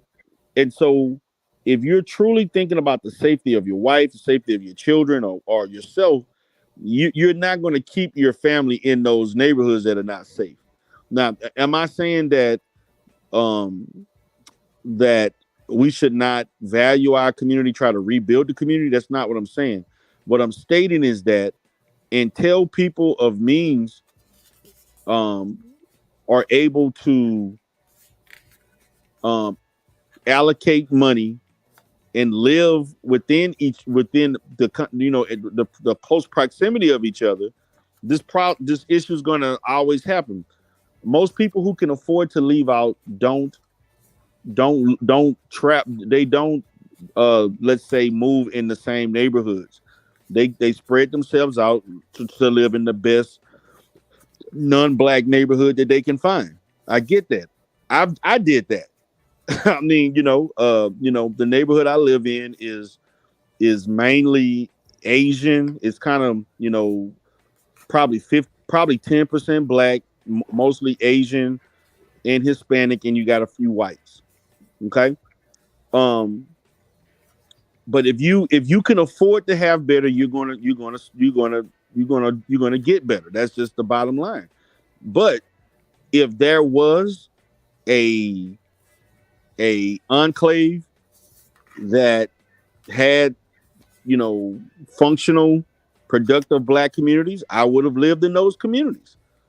Growing up in Louisiana, uh, particularly in like New Orleans and Baton Rouge, there were some very, very nice Black communities that when people, I know for a fact, I had particularly friends when I went to Southern that would see these communities and they could not believe, particularly those from the East Coast and the Midwest, they could not believe that those neighborhoods were mainly 90% black people were living in those communities. And in Houston, you don't see that, but in Dallas, like places like DeSoto, Texas, you'll see that. And so I think that it does exist, but it does not exist in I think, a more visible manner. It's not. It's not there are little small pockets of it. There's just not a saturation of it from state to state or cities, But it does exist. It just doesn't exist at a high level. But I can't fault people for looking at safety and better housing. I can't do that. You mean because you gotta. You mean you can keep it real only so much.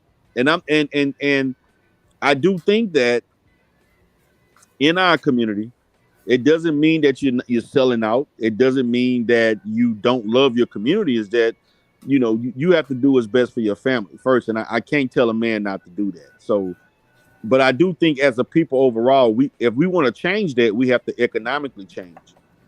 So Absolutely. we have to create those neighborhoods that we want.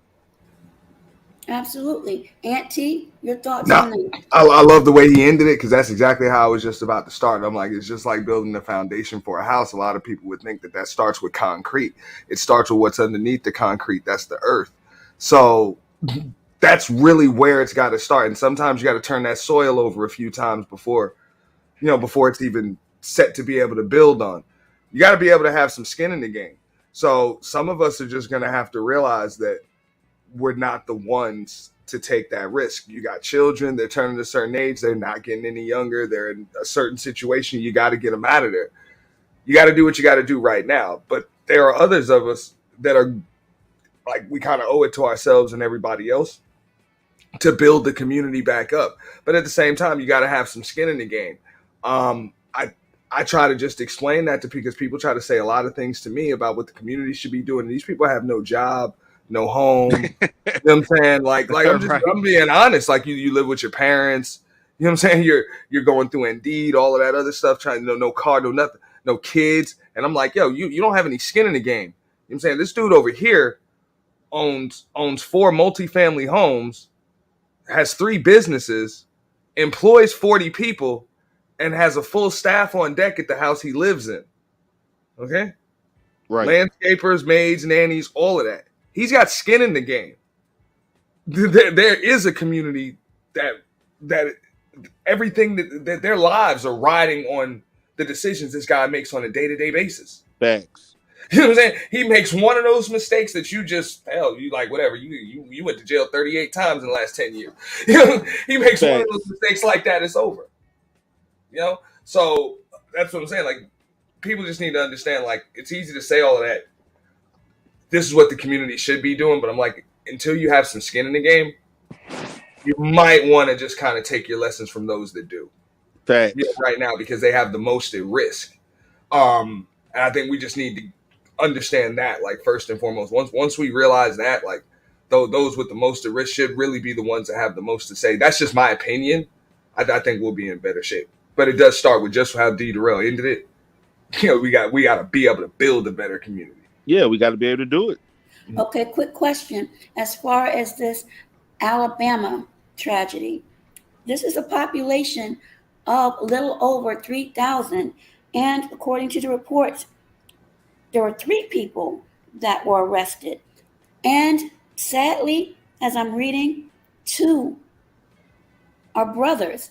So what do you all think about that? They're brothers. 2 are brothers. And the oldest is 20 years old. Wow. So 2 brothers and a population in Daytonville, Alabama of just over 3,000, where it was reported that that wasn't an area of high crime. So again, is this parenting in you all's opinion? Coach D, the real Aaron Collins, outlaw and an auntie. The culprits were in their 20s. The oldest, Okay. Wilson Lamar Hill. And I'm not being funny, facetious, or anything like that, but I'm going to assume with the middle name, um, that's a person of color.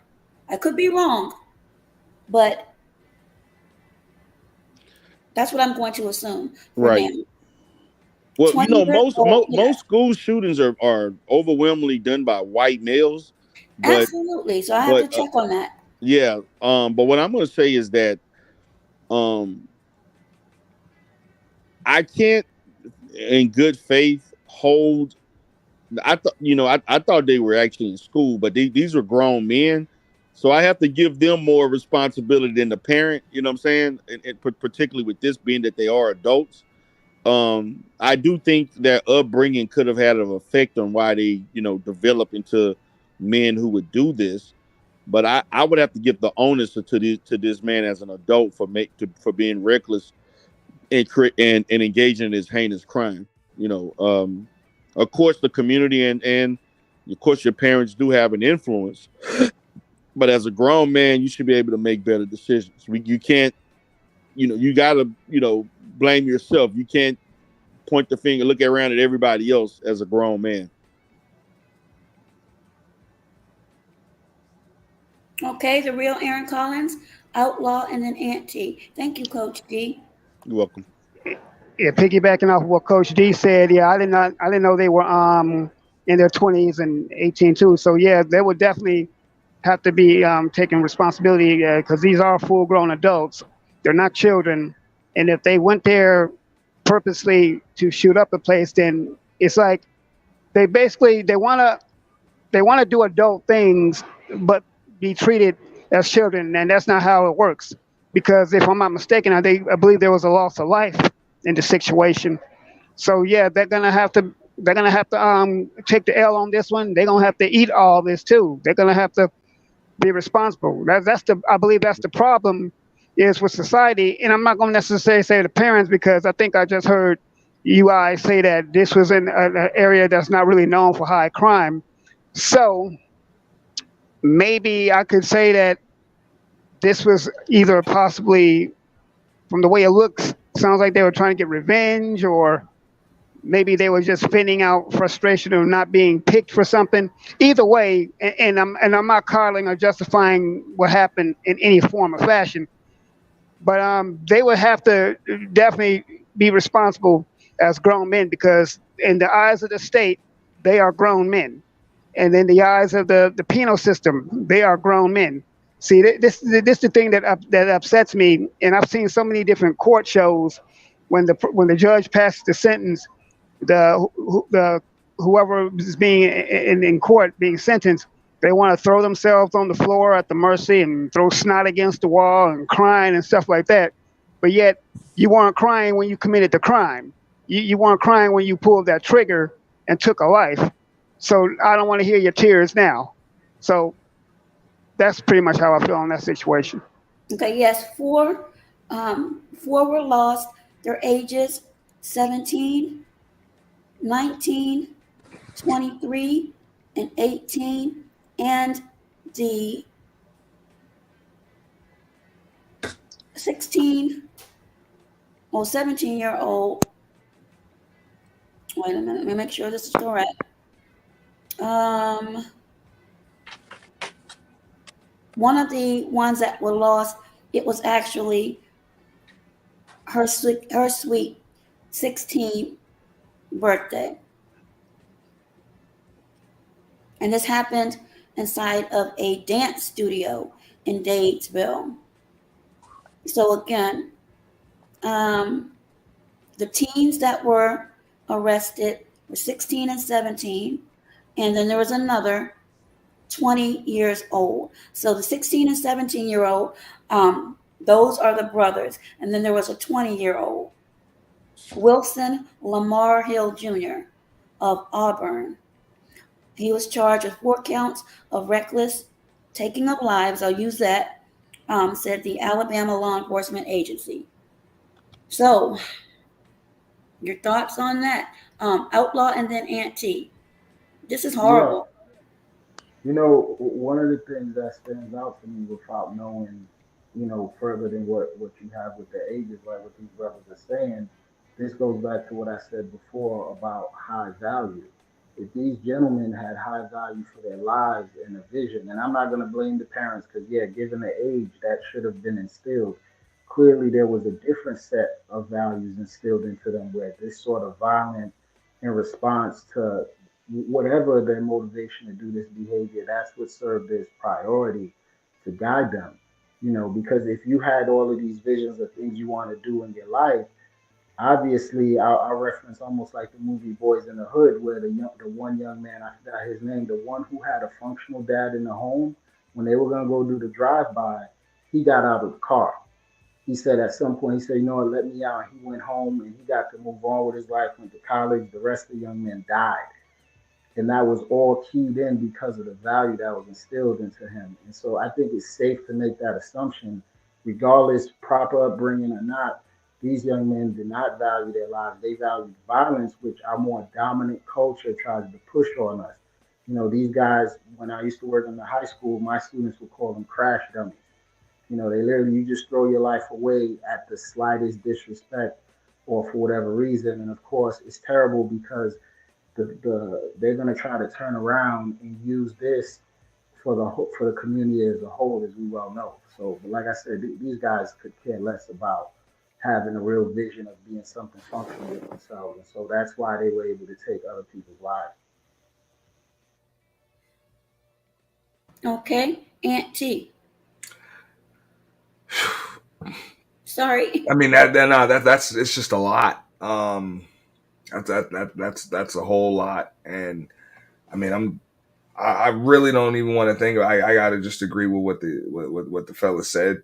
That's just bad. That's why we need to spend time with our children because our children grow to become adults, and at the end of the day, we get the children that we raise. You know? So I'm not gonna necessarily blame anybody's parents, but as a parent, I know I would always hold myself accountable for how my children turn out. You know? So I mean that's really all we can do. Okay. Coach D had to drop off, but we're going to continue this for those that are up here. Again, 16 and 17. In your gentleman's opinion, are these still children? Or, they're being charged. I guess I'll just say peers. Are you going to look at them as adults? I would think at that age, you know better. And my thoughts are, as Coach D said earlier on when we first began, there had to have been something maybe coming up at an earlier age for this to be, I'm going to say, the end result. Your thoughts? Um, all right, so I don't know if you want to consider them adults, but they are, you know, criminals, criminally insane psychopath. So I mean, Okay, they're going to before need you finish that, a lot of rehabilitation. yes. Now you just Like, said psychopaths. yeah, So do you think possibly as young children, one or all of them may have engaged in behavior that one would deem as a sociopath, as far as, and I'm not going to get graphic, but we know what some young kids may do to animals. And I'll just leave it at that. yeah. Do you think that's a possibility? I think it's more than I think it's a strong possibility. Okay, sir. Go ahead. Anything that they did, if they did that together, they likely did other things together. You know, more than likely. Like Okay. that's rare that kids will get together and do something that disgusting on the first shot like that. They've probably been doing all types of crazy stuff together, which, just like you said, animals, Yes. um, just Okay. probably into some other stuff. But I'm pretty sure there are signs. This is not the type of problem that comes up overnight, so it's not going to go away overnight. Um, but it doesn't just come up overnight. So you got to be able to pick up on that. I'm pretty sure teachers and you know other family members, And that's my people in the point. neighborhood can tell you about things they saw. Yes, and I think more will be garnered from the investigation. But again, it brings me back to how much.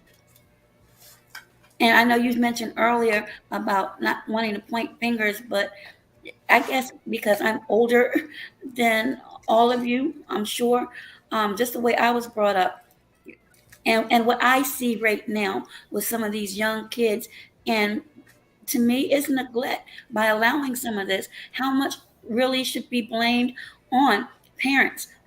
As you mentioned earlier, counselors at school. As you said, I don't believe that all of a sudden these two brothers out of nowhere decided we're going to do this. Um, Outlaw and then the real Aaron Collins after Aunt T on that thought.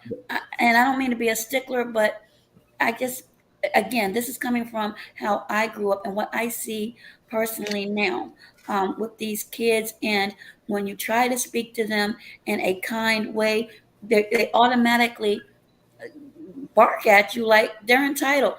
Well, I can play here, or I can make noise if I want to. No, you can't.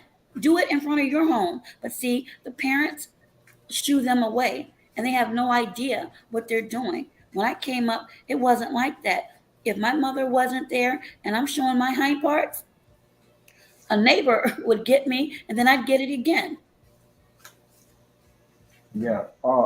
What I would say, it's possible the theory of what Ant laid out, but it might not honestly, because I have a background in mental health, and what I see with the gang dynamic and things, being that the other young man, I think you said is 24, but this is where the parents come in because you're supposed to be knowledgeable of who your children's friends are. Who's to say he didn't groom them with lower level activities, and then finally they got up to this point that they engaged in this because our young children, we all know in the adolescent stage, that's the difference between these 16-year-olds. They are looking for acceptance, and so I don't know the mindset or the history or whatever have you, but it might have been something as simple as the older gentleman had enough time to groom them and encourage them on lower level things or even high, and that's how we get to this point. If the relationship was extensive, that's where the parental intervention comes in.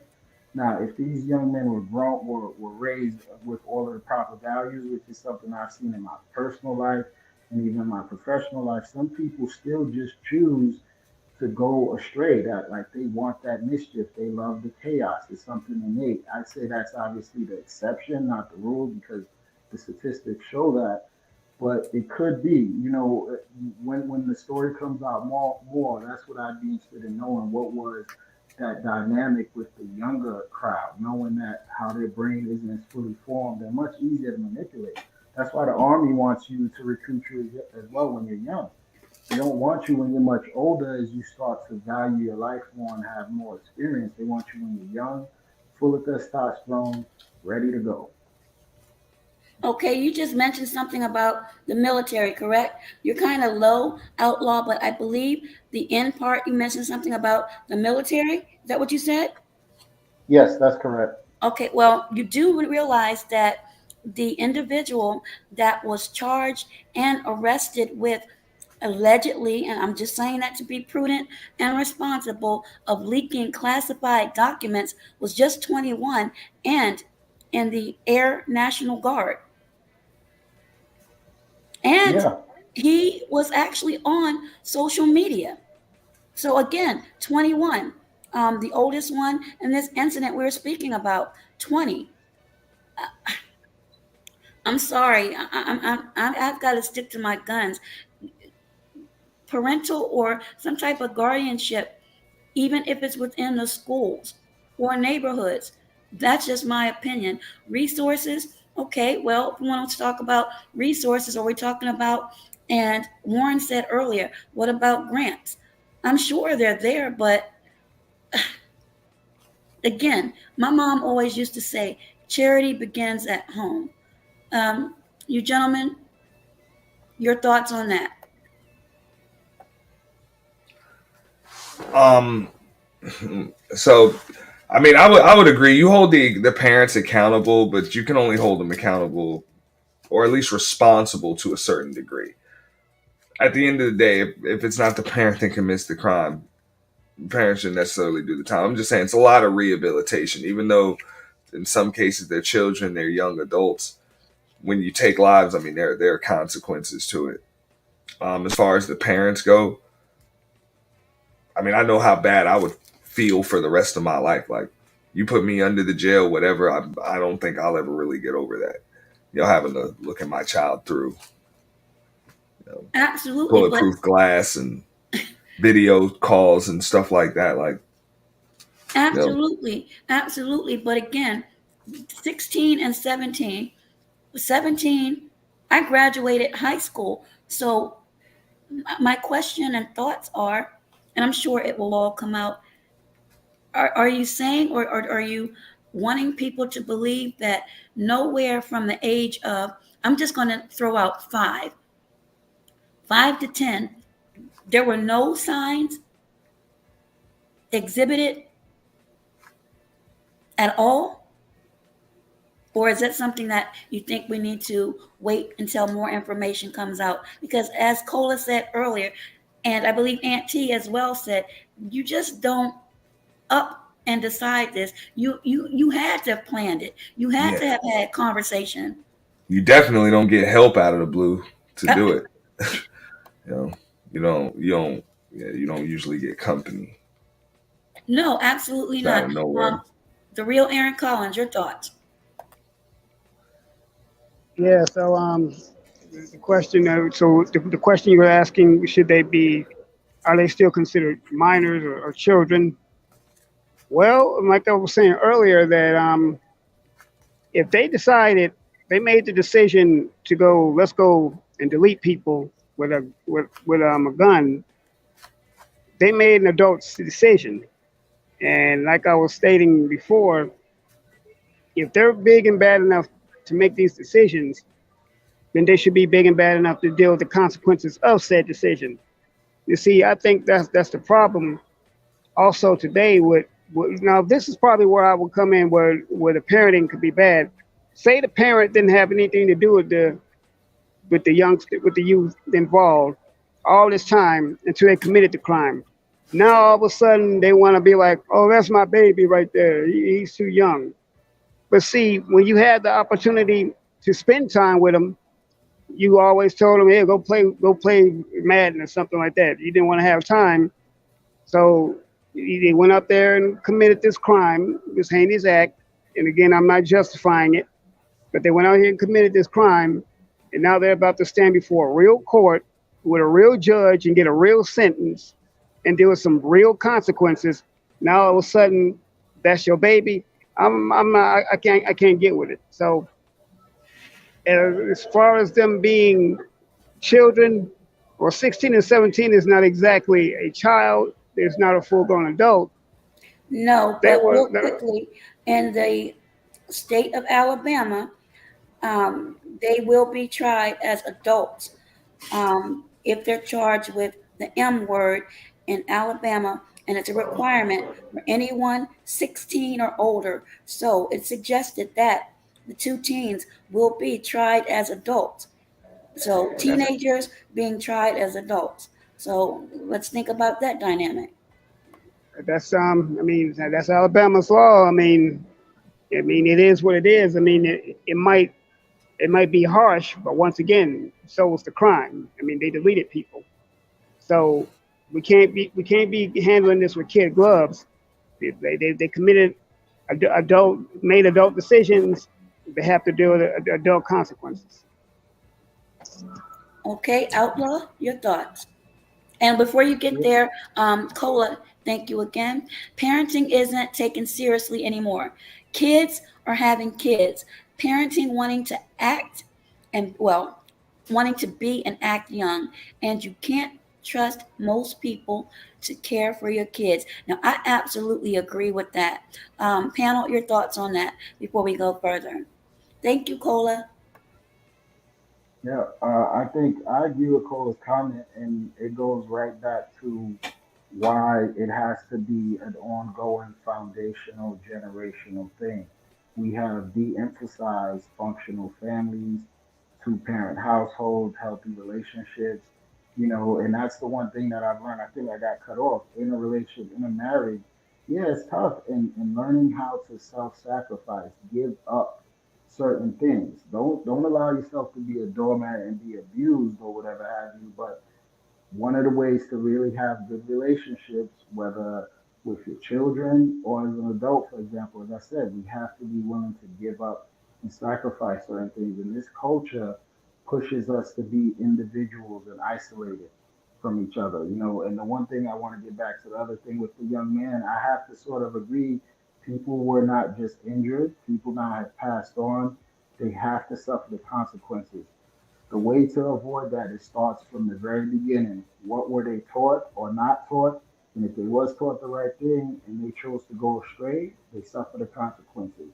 If they wasn't taught the right thing, this is why we must rebuild our homes, because this has real consequences, not just in the home. They get to go and hurt other people's families. And if I Okay. can just jump in, yeah, Yes. quickly, because I'm gonna have to drop down in a moment. Sure. I No do want to problem. so thank you for having me up. I appreciate that. This was a great combo. Sure. To go to what just Outlaw and the real Aaron Collins just said. That's just the way I see it. But I don't like to use. I mean, there are consequences, but I just use the term rehabilitation. I know that's kind of like an afterthought in the society that we live in. We know it's a prison and it's bad, but we might as well just call it rehabilitation. So you do something like that, you take lives, um, rehabilitation, guaranteed. Okay. If not, there are other penalties and consequences. But I think we just need to understand that, like that's what it's supposed to be. It's supposed to be considered rehabilitation. Um, that's something else that we need to work on too, though. I think you were saying it earlier that a lot of these people that commit these acts were on social media, like The, active on social media, heavily active on social media, right? well, the one that was arrested for leaking classified information was definitely on social media, 21 years old and a member of the Air National Guard. So, number one, that person obviously had a position of public trust where you had a background done, but still, again, what is in your mind to even do something like that? And allegedly, this individual was in a Facebook gaming group. At Yeah. 21, yeah, you're an adult, but again, I'm just thinking growing up, something had to have gone awry. Again, that's just my opinion.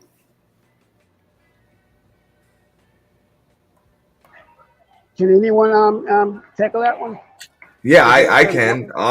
People have become best friends with their smartphones, their consoles, and the screens they sit in front of. People have kind of confused reality for what they're seeing on screens. We used to play video games growing up, and we realized that they were video games; they weren't real. These people play video games and get on social media and live an entirely different life for a large portion of their day, and they're confused. They believe that that's real, and then what they have to go out and live is something that they can just hit a reset button. They can just go out and just shoot, blast, do crazy stuff, you know, and just hey, turn it off, turn it back on, whatever. This is what you're dealing with now. It it's bad, but that's what happens when people's best friend is that phone, it's that laptop, it's that console, or it's actually what's raising kids these days. Like it's all in the comment. Like you see the word parenting. That's really technology is raising your kids, and it's bad. Absolutely. Well, Auntie, thank you so much. I don't want to take up much more of your Yeah, Wednesday, but thank you I want to for thank you coming again for on. having me up. This was You're a great convo. Appreciate it. Thank you yes, for inviting me. you're welcome, and have a good Mm. evening and be Thank you so safe, much. sir. Thank you. Peace out. Mm. All right, You guys that have a was wonderful evening. Bye bye. you, Later, and Auntie. Good to see you, Auntie. Peace. that was Auntie. Everyone. Cola said, I would also like to add there are a lot of countries where there's no violence. Maybe as a country, we need to see or look at the bigger picture too. Absolutely. And then Mountain of Inspiration says parenting requires a lot of maturity. Okay, gentlemen, your thoughts on that? Again, Cola mentioned earlier about kids having kids. We've seen that. There are actually some good younger parents, but as I said, the neighbors, they're well in their 70s, are raising, I want to say this boy can't be any more than 7 or 8, but it's just he's out of control. He will take trash cans that people pull to the curb when the trash people come early in the morning and will beat on that with sticks. The grandfather will see him doing that, or he'll take a branch and beat against the mailboxes. They can hear that noise that's obviously disturbing other people in the neighborhood, and he just shrugs his shoulders like it's okay. It's not okay, but what do you do? I mean, you can't call the police on a child. The HOA rarely will get involved, so you just have to suck it up.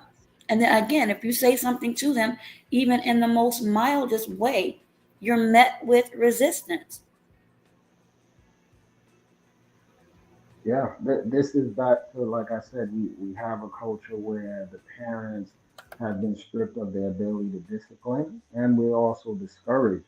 I'm about to jump off a couple points I wanted to bring up. There was a Sure. story years ago, I think in Florida, a young man played Grand Theft Auto. I don't know if you're familiar with that video game. They're on like part six now, and it's on like the most advanced console.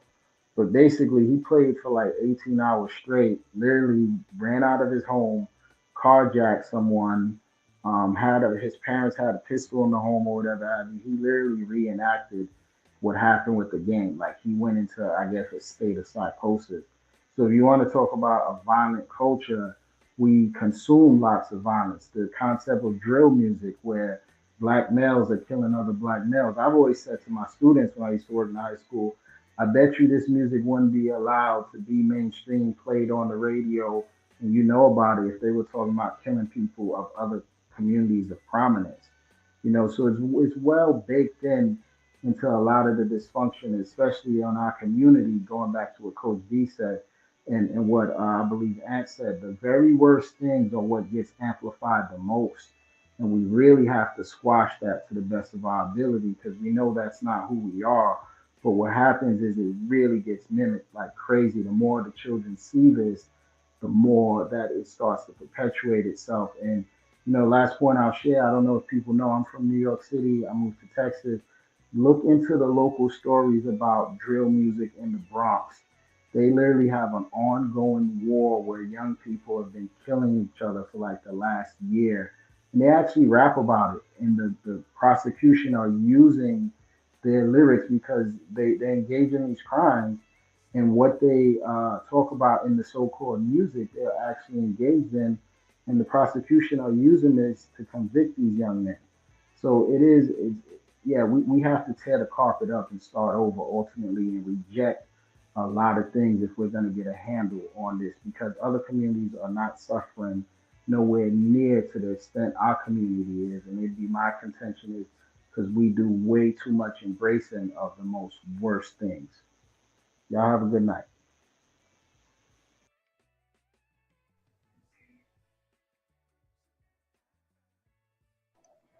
I guess I'm the only one here to answer that question. So, You do the same, and thank you so much, Outlaw. All right, real Aaron Collins, you're up next. well, yeah, basically with social media, first of all, there's so much access. I think it's probably an information overload. It's maybe too much access to information. I mean, it's good to have Google and stuff like that. Okay, I'm glad we got search engines, but also there needs to be like maybe a limit. There should be like boundaries on what people can research and stuff like that. And I don't think that it's being monitored correctly. And as far as that 21-year-old young man is concerned from the National Guard, well, he literally worked for the government, so he should have known better than to download certain secrets and certain military activity. I'm not sure what his intention was to do that, but he's like he really I don't think he has no excuse, and he's in a lot of trouble. Now, as far as children being playing so many of these games, I would have to agree that to an instance, to a certain instance, technology is raising these children because you got today's parents who don't either know how to parent or just simply don't want to be bothered. But the interesting thing is that they want to participate in the activities that cause them to make children, but the end result being the children themselves, they want nothing to do with. So we know that's an issue there.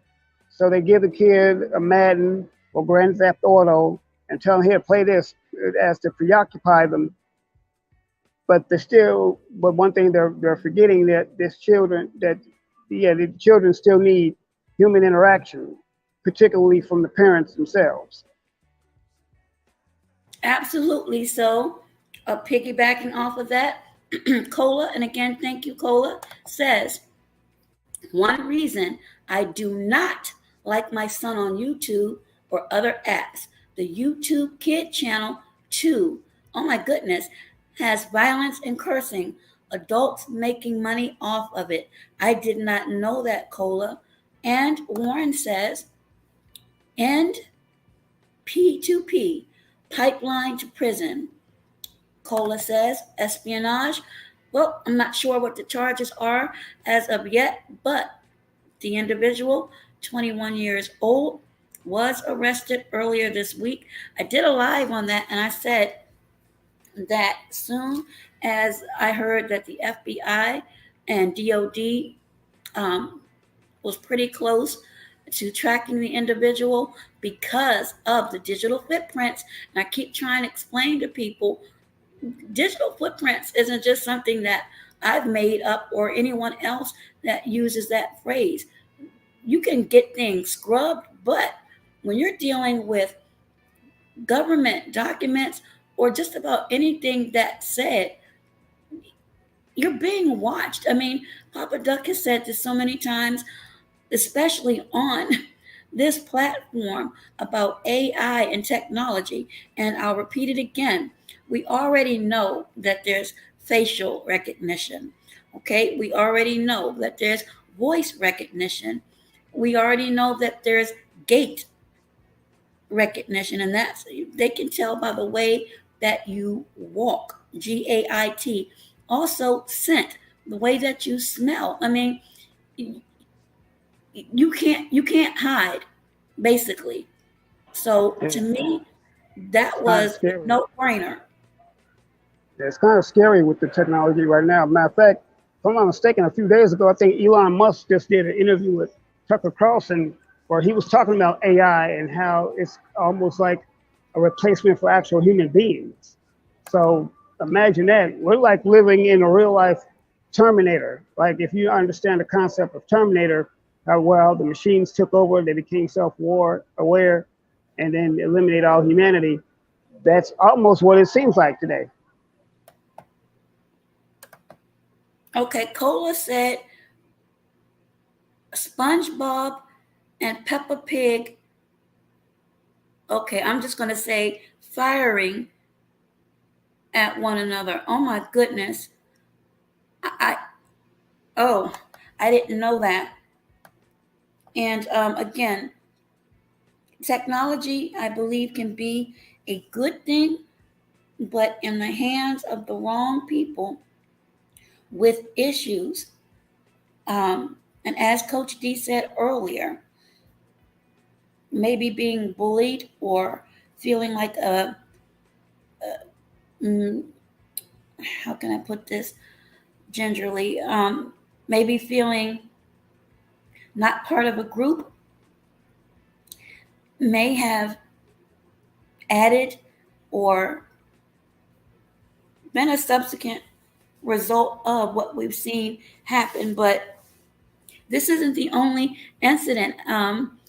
As it was mentioned earlier, over the weekend, there was a barrage of teenagers in Chicago that kind of went off with these behaviors. And in DC, we've had some incidents as well as Baltimore. So it's happening everywhere. Yes, I didn't want to say that, but yes, an outcast for, I mean, it is what it is. Um, again,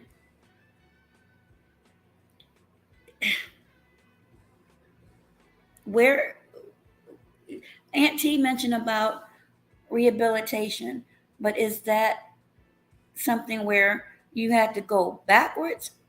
Because I mean, to me, at 16, you're getting ready, or you should be already thinking about what you want to do in the future. Now, for these two in this particular case, and there are cases like this every day, but this is the latest. Well, one of the latest. Um, your future is just has been relinquished to the system. And my question is, who or what entities should be the ones held accountable?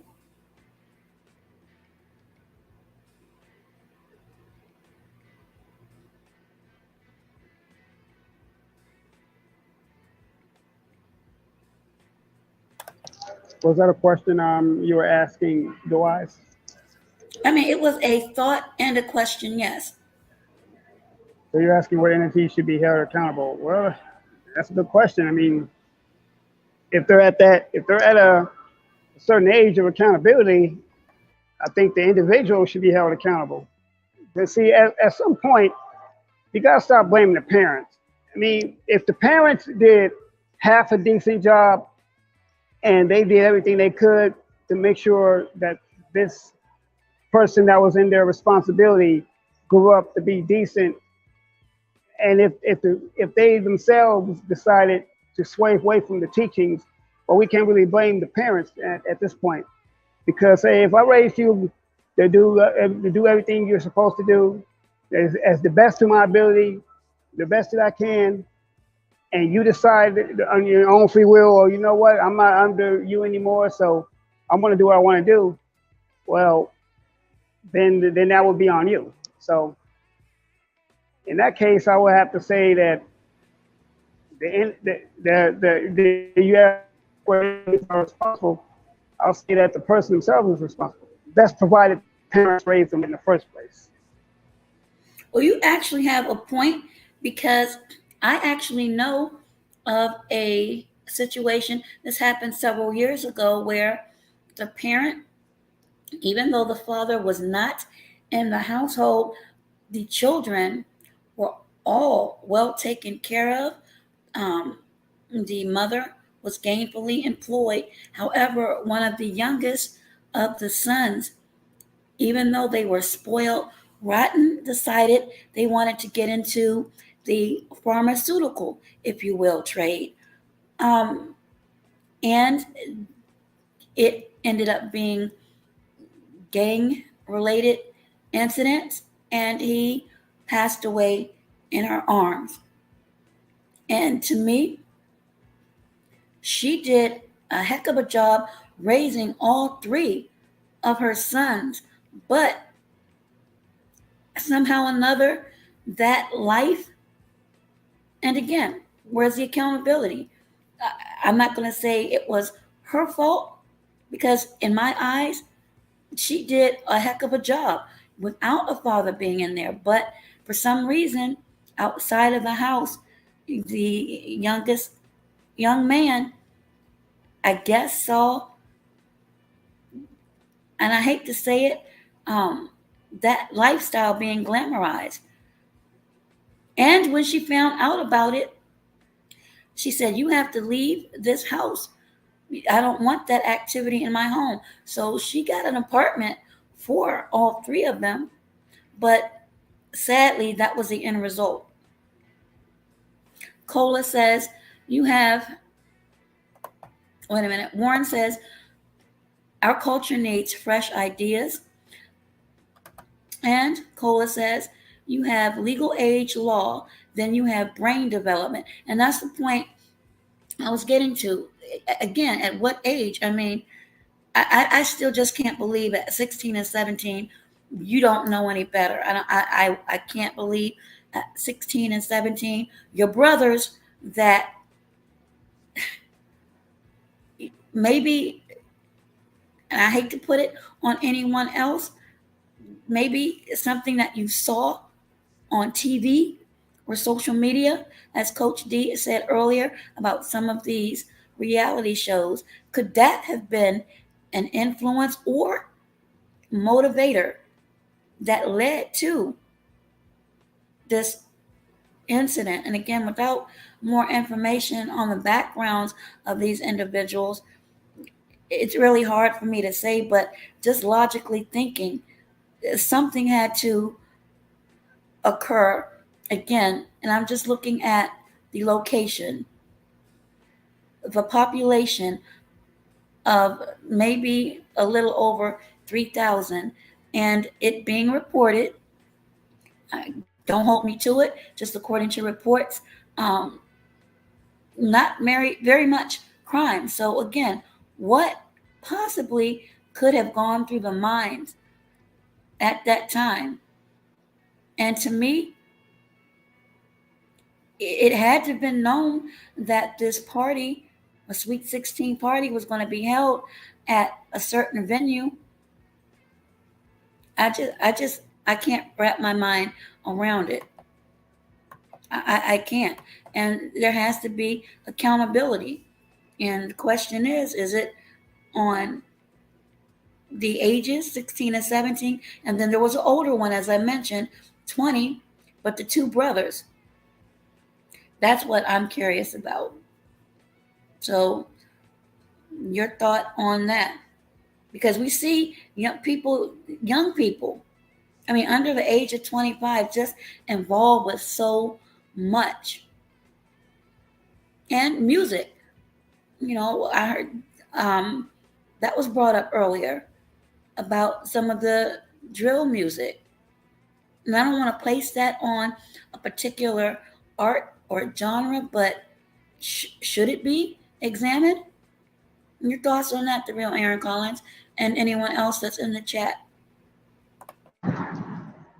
Yeah, I believe one thing, this is biblical, but music is actually have an influence on a person's soul, have a person an influence on the spirit, for the simple fact that certain rhythms and certain lyrics can also can influence people. Um, Also, the second part of that question you asked, I think you mentioned. Oh yeah, actually, it was a question I wanted to ask. What was the actual reasoning for them to go shoot up this Sweet 16 party to begin with? Were they not invited, or they were I'm crashing not. the party? I'm not sure. I'll have to see if there have been any updates. Okay, Cola says this was isolated. I wonder why. Why? Absolutely, I don't know. But even if you're not invited at the age of 16 and 17, I mean you're not always going to be invited. So as Coach D said earlier, not being included, does that shape you at an early age? Because unfortunately, you're going to have your cliques. I mean, we had that when I was coming up many Me moons too. ago, but that never made me want to carry out or even think of anything like this. But at the same time, back then, we didn't have that type of technology. And I don't even know if you want to put technology in the mix. Is it something, as Cola mentioned earlier, the prefrontal cortex? I mean, there's Yeah, something called chronology where people would study the size of your head or your brain to determine, if you had the traits of carrying out something like this. Absolutely, Cola. She says it seemed personal. Because remember, according to the story, one of those that were lost was actually the one who the birthday was for, and the cake and the candles hadn't been cut, nor were the candles even blown out. So, again, Cola may be right on point. It could have been personal. And again, did something happen at school or in the neighborhood? I don't know what precipitated this at all. I can't even fathom. yeah. I mean, I'm thinking that so it's possible that the victim and the perpetrators knew each other. Once again, I'm not justifying any of this happening. I'm just trying to get some stats and find out, try to break it down. But yeah, a lot of today's youth really, cause see, I grew up in a time where, and I've dealt with rejection, but it didn't make me want to do some of these acts. I mean, today's youth, I believe the fact with the music and the way that they're wired can't handle rejection. I might take, for example, like a few months ago, where the young man who deleted the young lady because she didn't want to talk to him, and he was a star basketball player, I believe. I think he was at a school in Alabama, if I'm not mistaken. I forget where, but he was a basketball player. Now his life is gone because he decided to delete someone else, all for a simple fact she just didn't want to talk to him. I mean, so I'm not going to say it's necessarily the cerebral cortex because I don't think there's any proof of that. But I do believe that influences of possibly this drill culture, as well as to society in general, which pushes violence and as a way of handling issues. And like once again, going back to the music, where they say delete each other, delete this dude because he looked at you wrong, or delete this individual because they stepped on your shoes, or because they're from this side of town, they're from this clique. I mean, you see where I'm going with this. So that could possibly be a standing factor too. Wow. Oh God. Coach D, and he may not come back because it's late. I know he mentioned that he would, but he may not. If not, I'm going to continue speaking. If anyone needs to drop off, I understand it. Big Dog OG Philly, you're welcome to chime in with your thoughts on this.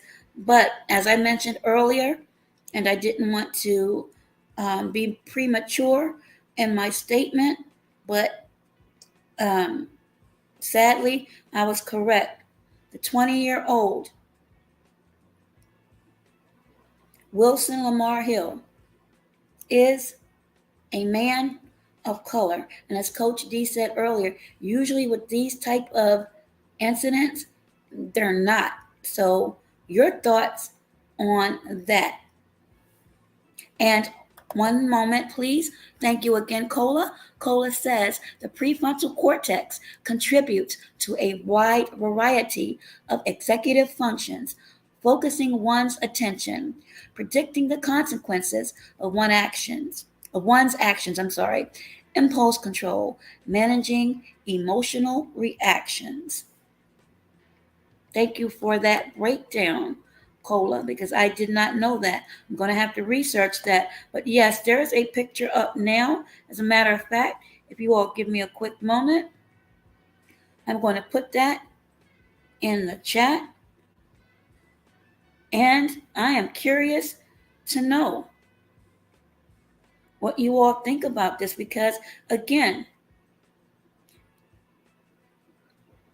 what we normally see are people,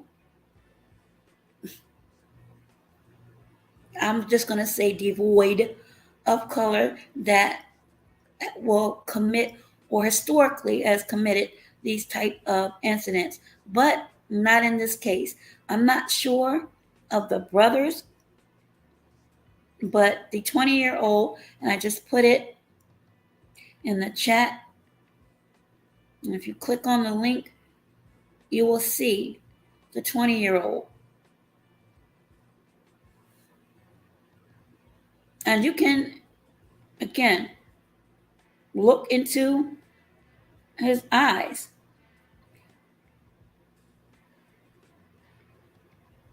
And see, and this is my opinion, something troublesome.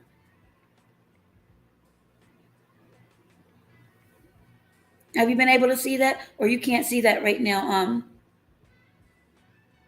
the real Aaron Collins? Were you able to see the link?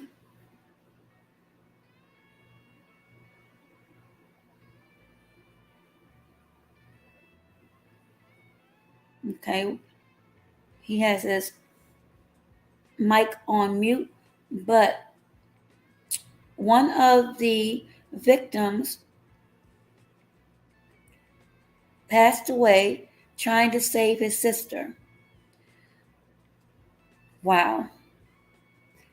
One of the victims was a star athlete on his high school American football team and had been due to graduate and go to Jacksonville State University on a sports scholarship, which makes this even more heartbreaking.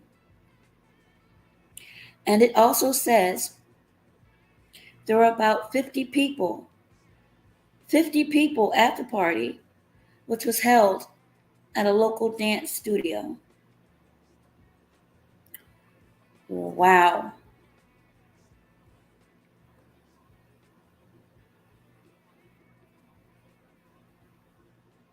And another victim was of color, and he was a football star. Hey, yeah. So yeah, I was actually looking at it. I couldn't get back to the mute one time, but yeah, I did happen to see the link, and I did see the young man's eyes. Oh my He, gosh. his eyes look. He basically look empty. Like it's like he has no soul. I was about to He, say the same thing. Perfect word. Soul. yeah, I mean that look on his face is just a blank drone type of stare. It's like now being from the church. I understand stuff about demonic influence and the satanic influence and stuff like that. And basically, that's what like the scriptures say that the devil comes here to steal, kill, and destroy, and that's basically what's happening. I mean, that's the type of world where we're in. We have a very heavily demonically influenced world. And the first thing that is definitely attacking is the youth because the youth are the future. So if they can get the youth, if Satan can get the youth, then he'll pretty much be able to control and influence an entire generation. That's a very poignant point. So, next question is that the target, the true target, the youth? Yes, definitely the youth. And I'm not saying that adults are not targeted either, because we are targeted as well. But the youth, once again, many youth are at an impressionable age and at an impressionable stature. So basically, their thoughts and behavior can be manipulated and influenced to his whim. That's why, see, that's why basically you have like, if you study gangs or cartels, even, and even the child soldiers in Africa, they get them when they're young because they can be molded. Their brains are not yet completely developed, and they can be molded to the whim of the perpetrators, who many of them are adults. And that's why, and not to mention, the youth are more obedient. When youth, you give them certain incentives, tell them to do something, or certain consequences if they don't do it, then they won't do it. That's why they make the best lookouts when it comes to crime. They make the best, whatever. That's why they make they use them to do all kinds of things. They do the lookout or to hold the weapon, or to hide this and that, whatever. So that's why basically why the youth are targeted. Okay, you mentioned a really good point. Good night, Cola, and thank you so much for engaging.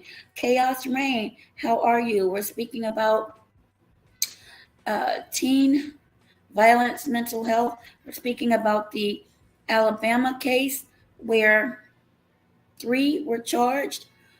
Two of them were identified as brothers, and the 20-year-old um,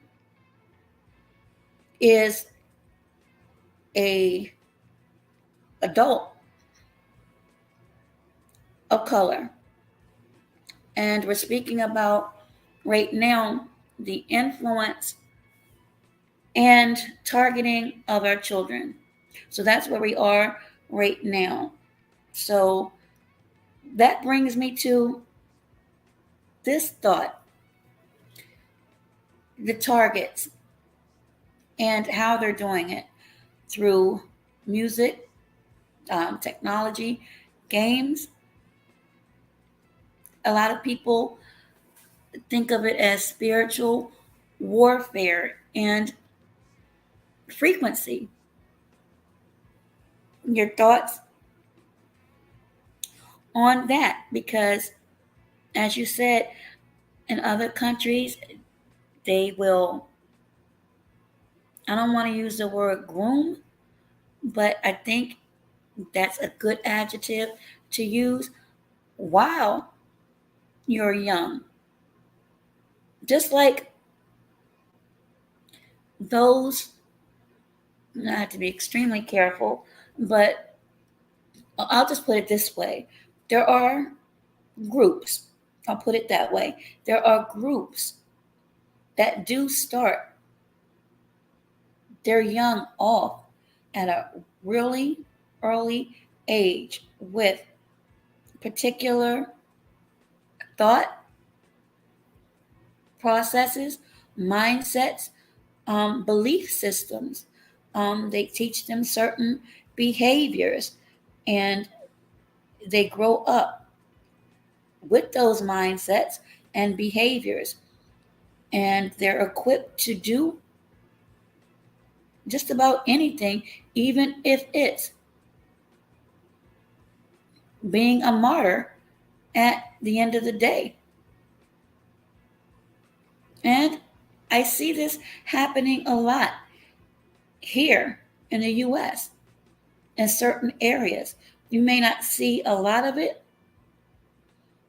but it's on the rise.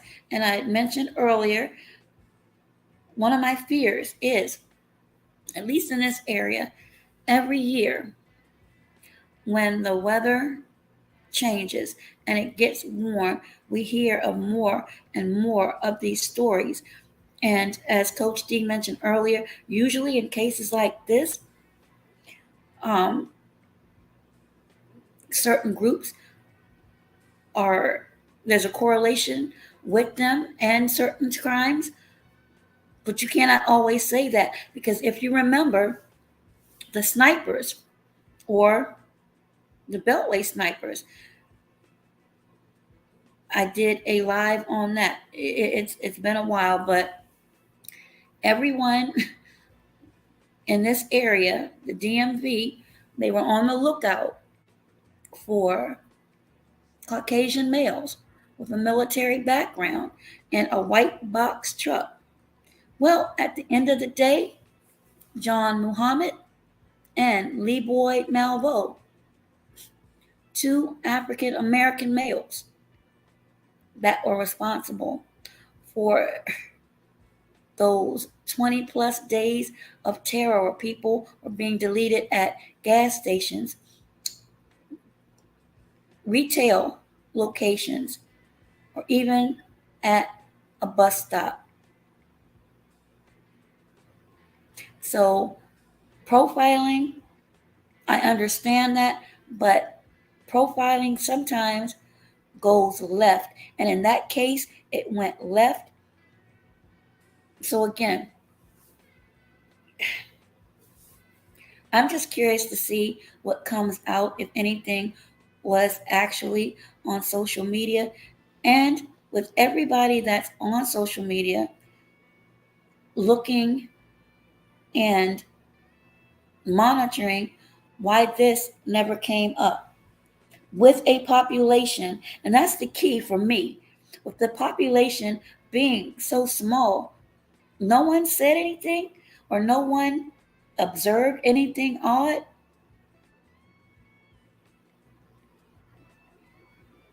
That's my thought. You can chime in, the real Aaron Collins, especially when it comes to spirituality or spiritual warfare. Yeah, you're absolutely correct on that. You were mentioning about with the Beltway. Yeah, I should have figured too that out. I mean, I was actually surprised that they turned out to be black as well. But when you just mentioned it was in the DMV area, I'm like, well, that's an area that's pretty much predominantly African American to begin with. And that at the time when it was going on, that thought didn't even cross my mind. But you literally just opened up my eyes to something. I'm like, yeah, that was something we probably should have seen coming. So yeah, everything Oh, is wait a minute. basically Why did you say that? That we should have seen that coming? well because I guess we're used to seeing most snipers and mass shooters as being of the dominant persuasion. They still are. And I guess it never dawned on us that the area it was in, the DMV, and I'm like, man, I didn't want to see it like that, but I was basically talking about the surprise and the shock of it all. True.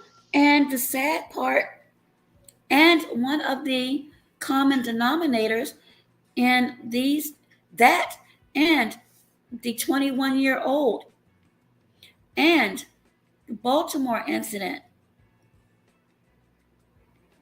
and the anniversary of the Oklahoma bombing, which is today, there's something in common. The military. Coming And from a spiritual perspective, I'm going to always point at the forces of darkness. Now, Satan himself. I'm always going to point that way because he is the prince. What's the word I'm looking for? The god of this world, the prince of darkness, and he's basically influencing the masses. I'm glad you brought that up because I'm not going to say I'm religious, but I'm a believer in the Creator. But there is no way I'm going to say this was by design. Do you agree or disagree with that? No, I can't say that I would definitely agree with by design because like I was saying, it could be anyone, but I am under the belief that certain groups have a proclivity to do certain things. Like I think it was Auntie that mentioned earlier that most of your mass shooters have always been white males, and with this being at a Sweet 16 party, that right there kind of gave me a clue that okay, maybe this is not someone from the dominant society, because a lot of these types of shootings have always been blacks at parties and stuff like that, whereas with schools or anywhere else, it's always been white. And once again, anybody could do it anywhere, but I'm also looking at patterns here that who's more prone to do certain things. Which brings me back to the Beltway sniper, because I never would have expected someone from our community to be doing that.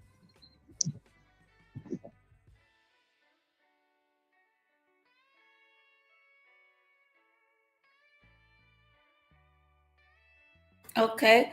And your reasons behind that?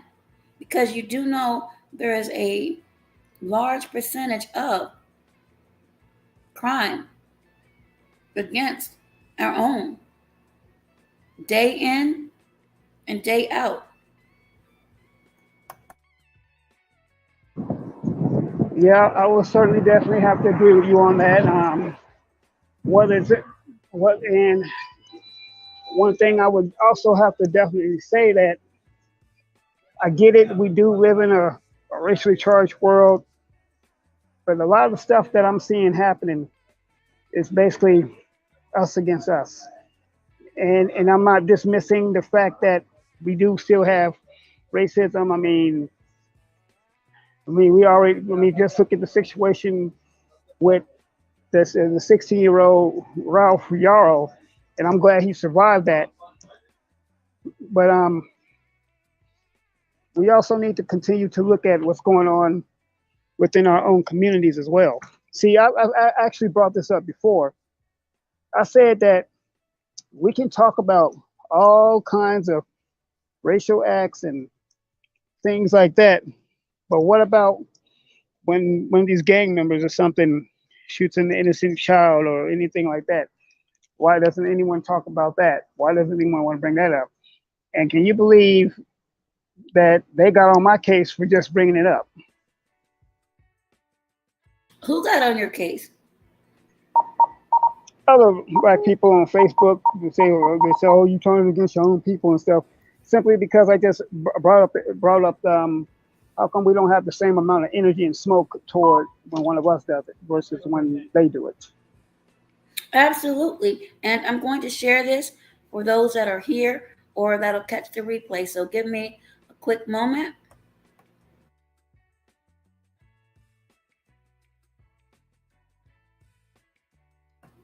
This is a 20-year-old. And hopefully you can see this. You already saw it earlier, but yeah, I see it now also. Yes, 20 years old. And just as you said, the eyes are truly the windows to the soul. And I'm just looking at this young person because, again, even though he's 20, he's still a young person. Do you think this is the face of someone that may have been hurt coming up? Or I just, and usually I can put my thoughts together, but I just can't right now because I'm just looking at him and he looks like he's barely had any sleep, almost a blank face. Yeah, it's a strong possibility. He could have been hurt growing up. I mean, I've seen faces like that. I mean, I think I've said before, I'm from the south side of Chicago. Oh, so I've that's right. So I've seen faces similar to his growing up in my community. So I recognize that type of face. And it's sad because someone so young who's barely even had a life as it is, being at 20 years old, And now he's really not going to have a life now, because now he's going to spend what's rest of what he thought would have been a life and behind a wall with some bars. And then it said, but once again, I'm not putting the sorrow or compassion toward him. Let's not forget about the people he deleted too. But I'm also looking Absolutely. at, yeah, and I don't even know why he was trying to say that he's victim. Maybe he's been victimized at some point in his life, but that's still really no excuse for him to do what he did. And for all these people out here who like to say out there, because I'm kind of on a tangent, who want to sit up there and blame this on single black women. I'm not going with that. I'm not running with that narrative, because suppose he was raised by in a two-parent household. Suppose he was raised by people who loved him and wasn't raised by his grandparents. Now what? So I'll probably just earn me some more smoke from those types of people who think that way. But it's okay though, because I'm on the truth of righteousness anyway. And you know what? I'm just reading, and it says the firing, and I'm ad libbing these words, started about an hour after someone with a weapon, and this is according to NBC News. Again, this is not from me, this is according to NBC News, that the weapon was barred from the celebration. No, I'm sorry. I read that incorrectly. It says the firing started about a half hour after someone with a weapon was barred from the celebration. So if I'm reading this correctly, someone may have tried to enter the venue with a weapon and they were barred. So that kind of answered a question that I had earlier. Was Yes, it possible that this person was rejected from the party? So I think that pretty much is a yes. Well, at least their weapon was rejected, but still, they took it personally and got in their feelings.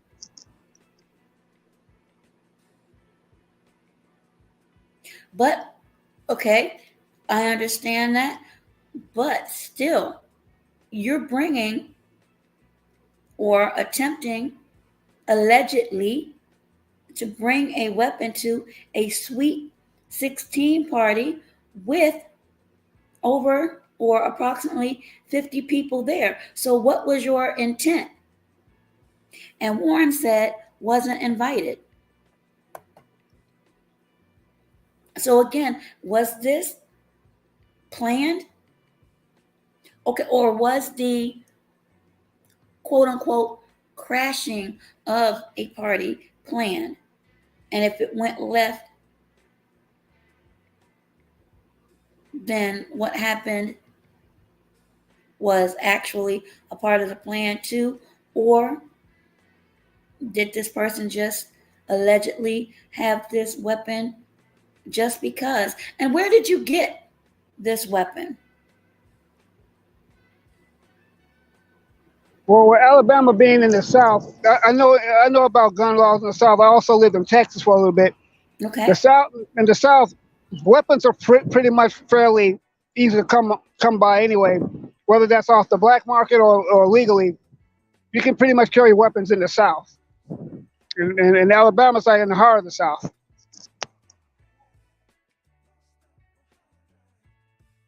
But again, 20 years old.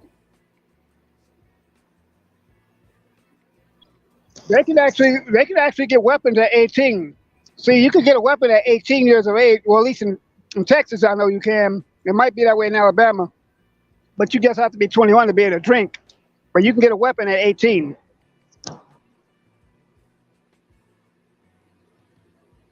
Wow. One of the brothers played on the football team and would have been a senior in the fall.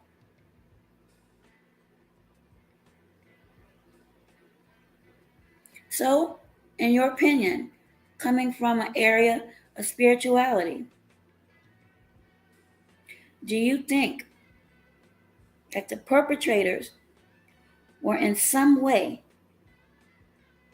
victims as well as it relates to perhaps parenting or society failing them at some point in their lives? And that's just a thought I'm throwing out. Well, I'm also a believer too. And I do believe in the scripture that to train up a child in the way he should go, and when he is old, he won't depart from it. Unfortunately, a lot of parents don't raise their children up the way that they should go. So I'm not saying that this is the case. That's the case with this 20-year-old, but more than likely, it could be the case.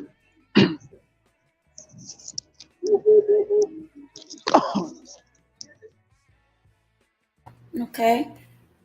Warren says parent, and as I read the last part, the 20-year-old, I'll put that up again for those that are in here and those that catch the replay.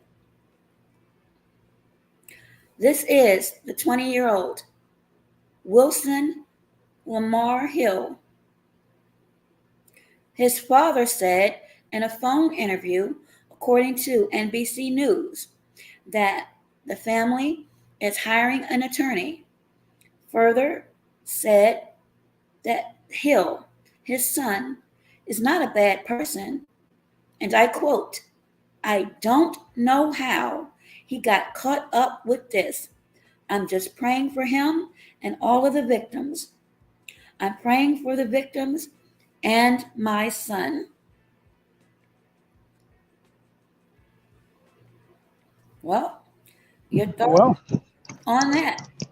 He said, according to this report, his son isn't a bad person and not sure, and that's the operative sentence, not sure how he got caught up with this.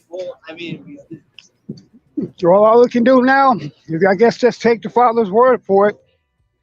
I mean, if that's the case, we don't have no proof of I don't have no proof of denying him, so I have to take his word for it. If he says this child probably just got caught up in a bad element at 20 years old, well, she's still technically an adult. So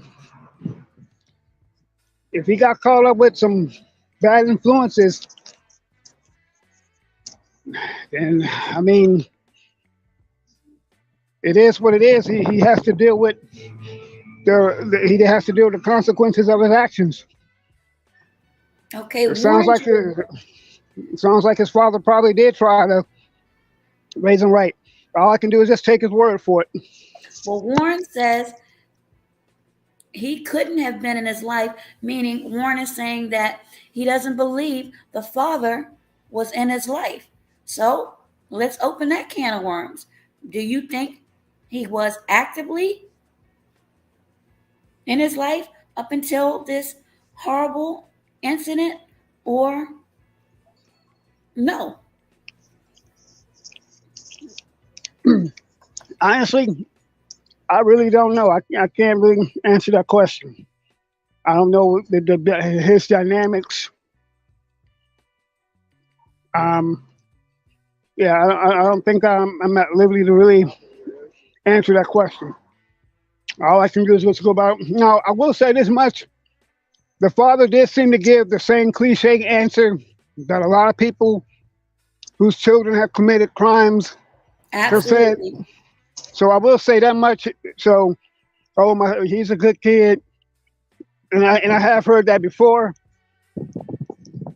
But as far as him being in his life, I really don't know how to answer that. No, and we won't until more information comes out.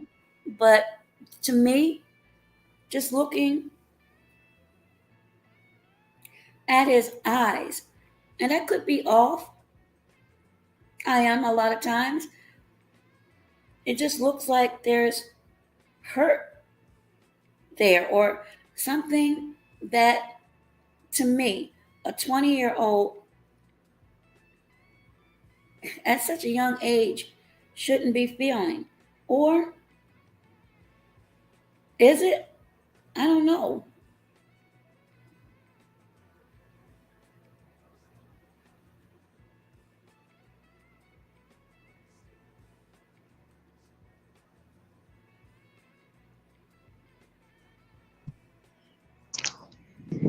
Unfortunately, and I guess I'm bringing up race again, but how can I put this? The coming of age of black youth in their 20s and white youth in their 20s is two different things.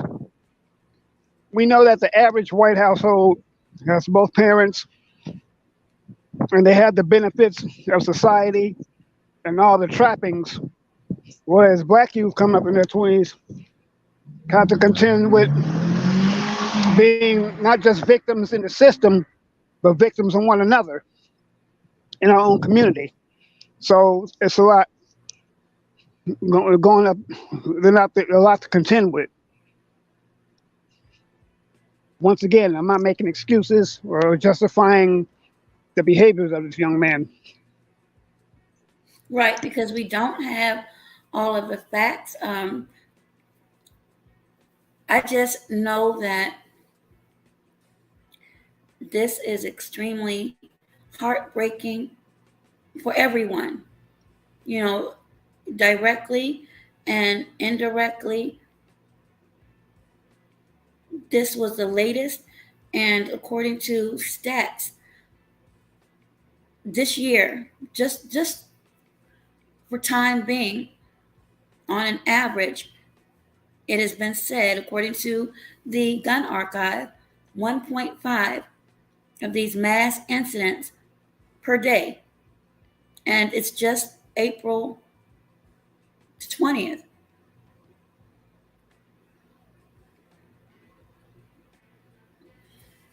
And Warren just made a very poignant and profound comment. They hurt the community, not using common sense, and did WS a favor. But I'm going to be devil's advocate, and anyone can challenge this either here or in the comments.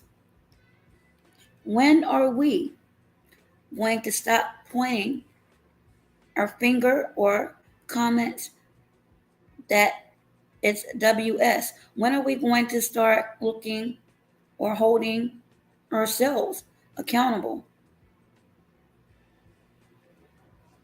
That's a real good question. Do I? As a matter of fact, actually, by the fact that you asked that question, you actually just pointed at the statement I just made about how is it that we can point and talk about the latest police shooting, where one of us gets deleted by one of them, but not have the same energy toward when one of us takes one of us down. Yeah, Yes, like I said before, and like I was saying before, I realize, yeah, white supremacy and racism, they do still exist. I'm not going to deny it. But we can't always keep saying that that's the case. well, do we bring in self hate into the equation? Definitely. Yeah. And I get it. Self hate is one of the lingering ugly holdovers from antebellum slavery and Willie Lynch and all the other trappings. But once again, it's up to us to end that cycle. But we don't.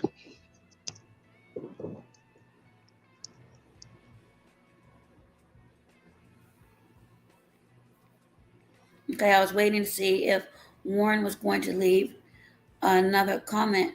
Um, you said we don't, and I'll go a step further. Yes, we have a long ways to go. There are things that still exist. Of course, I'm well aware of that. But what about the successes and strides and positive changes that have been made in our community? Not like Coach D said earlier, not all is bad. We've had success stories. They may not be magnified on social media or mainstream media, but we have successes. Rags to riches, true stories. So I don't want to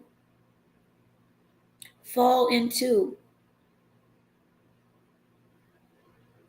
pointing the finger at others all the time when there are blueprints, in my opinion, of positivity from those in our communities. And knowing this and seeing this, why we still have to see these type of stories with our young people. And as Warren said earlier, it's just bad all the way around.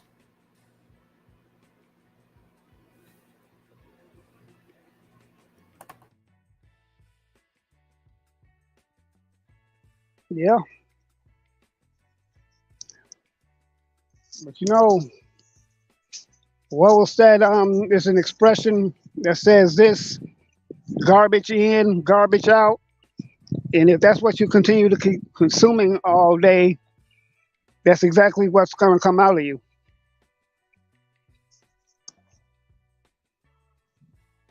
I So absolutely agree. But can you separate garbage from reality?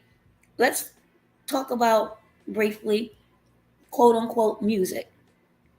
Not just the genre of rap, but heavy metal. I mean, if you listen to any heavy metal, you've got some strong lyrics, you've got some strong vibrations within that music as well. Can I you most definitely agree. can you separate that and reality? Because you've had rappers or those on TV shows that have come out now that they're older and have said they don't live those lifestyles, but it's what sells. And again, we're talking, again, to me, a form of idolatry. If you're worshiping the dollar or the financial construct, again, if you disagree, I understand, but that's my feeling on that. That's my take on that. Yeah, you just made a good point there because even a lot of these record labels, they're not going to promote the educational or the conscious, if I might, type of music. They're going to always promote the violence music, the music that's talk basically. All it is basically a form of purging. It's like a form of self eliminating. So it's kind of like Willie Lynch basically being enacted. What was that he said? He told his fellow slave owners that if this program is implemented correctly, it'll be self-producing for years, decades to come. Well, it is no coincidence that the music that we're talking about promotes deleting and eliminating each other, and it's happening. They don't even have to lift a finger. They just sign you up on a record deal, give you some bling, all the other trappings of a hip hop lifestyle, and tell you to go make money or whatever. Okay, Warren just said, excuse me, it's hard being black in America. Some of the setups for you, okay, I'm sorry. It's hard being black in America. Some of the setups for a young black person. And he follows up with character is so important for them. Okay, Warren, but why is that? Which brings back to what Cola was asking earlier. Why? Why is that so important? I've seen older people on social media poverty shame people. Do you think that is an element of this as well? Or the old adage, keeping up with the Joneses? Your tax bracket, your zip code, your demographic. Could all of these things be factors, or is it a matter of troubled young people from situations that may be unbeknownst to all of us that has happened in their young lives and may truly never be disclosed? I agree with you. All of these factors are. I mean, especially, I'm glad you brought that up because basically the whole, the whole, pretty much the impetus of hip hop is to be successful.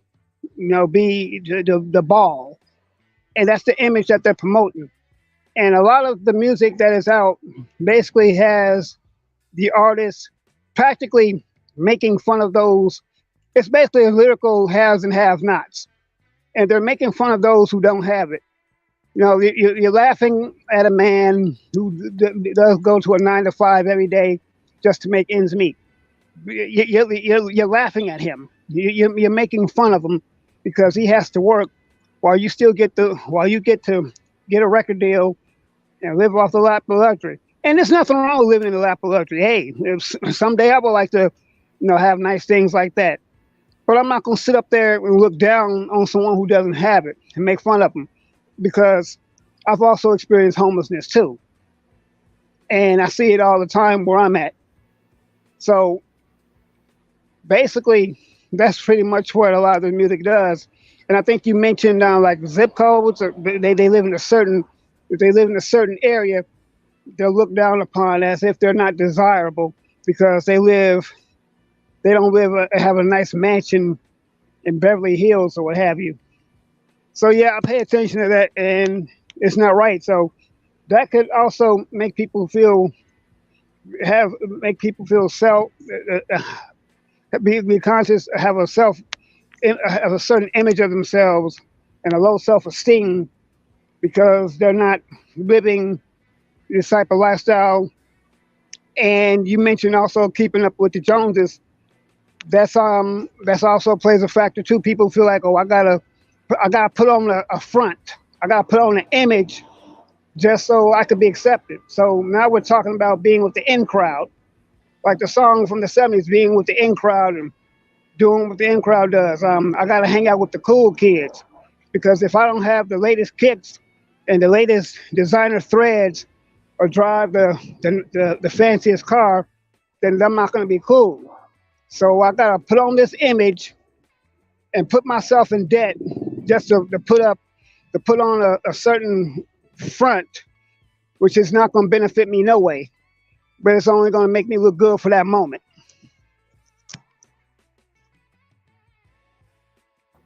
Okay, Warren says we don't talk about unprivileged that much. No, we don't. And not to take the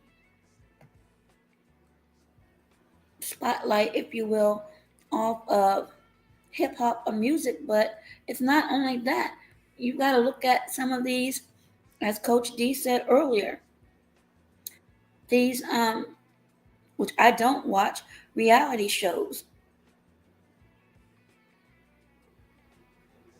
And not only those, but I hate to bring this up, but it's reality, because we all know, or should know, that there are three industries that are huge money makers. I'm talking about billions: prisons, churches, and big pharma. Where is, or where should, the black church be when it comes to these crimes with the teenagers? Because keep in mind, a lot of these mega churches have areas for young people. In every state, there's a mega church, whether it be for one group, one belief, they're everywhere, and they have programs for young people. So if that's the case, and it's not because I haven't seen it as of yet, why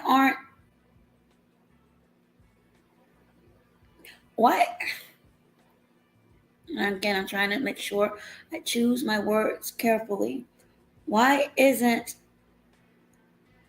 it more being done? Or why aren't these churches, preachers, priests, deacons, deaconesses, I don't even know if that's a word or not, but why don't we hear from them more often? Well, I think that's just it. I think I mean, I can speak on personal experience. When I lived in Dallas, I was homeless. I was recipient of a lot of the programs and clothing drives and stuff from the Potter's House. You know, for those of you who don't know, the Potter's House pastored by Bishop TDJ. T.D. Jakes. Yeah, he was. Yes. Yeah, he was my pastor for a while, and a lot of people, whatever you may think about T.D. Jakes, I mean, he's all right to me. Well, Now you know the thing he's is, from Bluefield, West Virginia, and I'm in the yeah, I DMV. know. Yeah, Absolutely. he's Okay. yeah, he came from Virginia to Dallas. So my thing is this: is that people talk about all these mega churches and stuff. They got all this money and stuff, and they ain't doing nothing. Well, what makes you think they're not doing anything? They have these programs for the kids and stuff, and like that. They do these things. But my thing is this: is people want to talk about whether the preacher or something saying, "Oh, he drives a nice car and stuff like that. He shouldn't be doing that." Well, who you decide who can and can't have certain things? I mean, and then no one says anything to about the dope dealer or the kingpin. They have these same things, but they give them a pass. But the minute the man or woman of God drives something nice, people got something to say, saying that they're ripping off the church or whatever. And don't get me wrong, there are some people who probably have done it, but it's not everybody. But they don't give them the benefit of the doubt. But that's because, like you said earlier, they idolize and they look up to the criminal element, the dope dealer or the rapper, or I mean those types of people. So that's why you don't hear too many more about preachers or anyone doing that sort of thing.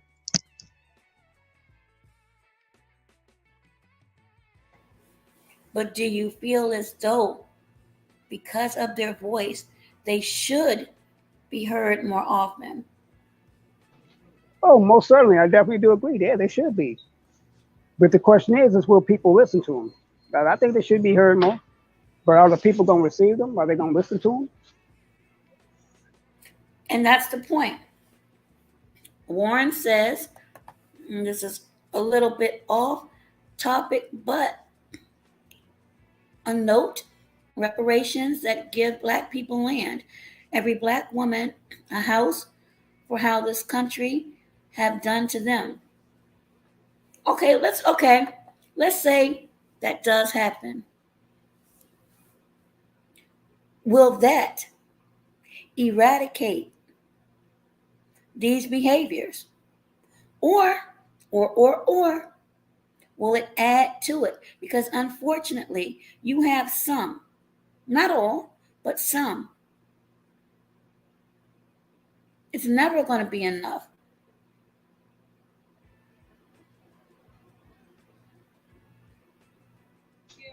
One thing I come to realize is that no matter what you do with some people, somebody's going to always have a problem with what you do. You can literally bend over backwards for some people, but they're going to still find a problem with something because sometimes people are just not happy.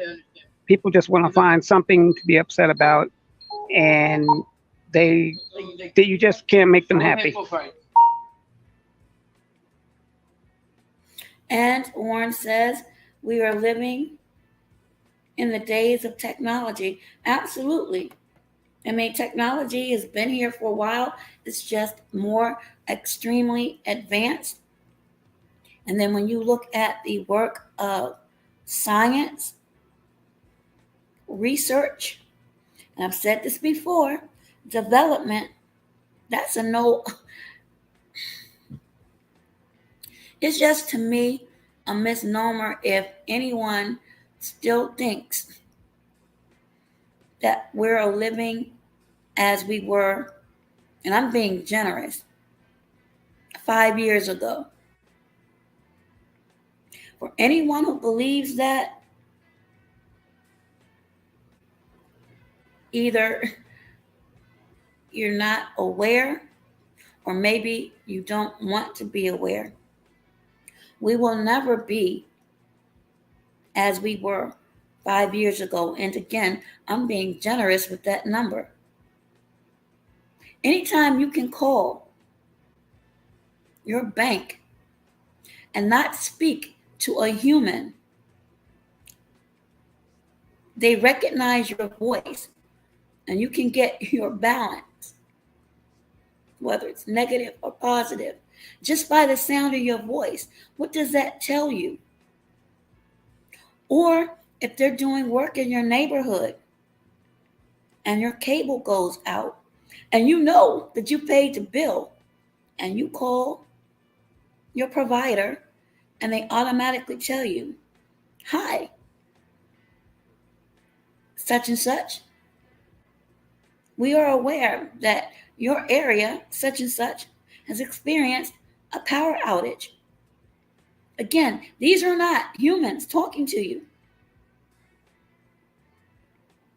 And it's been that way for a while.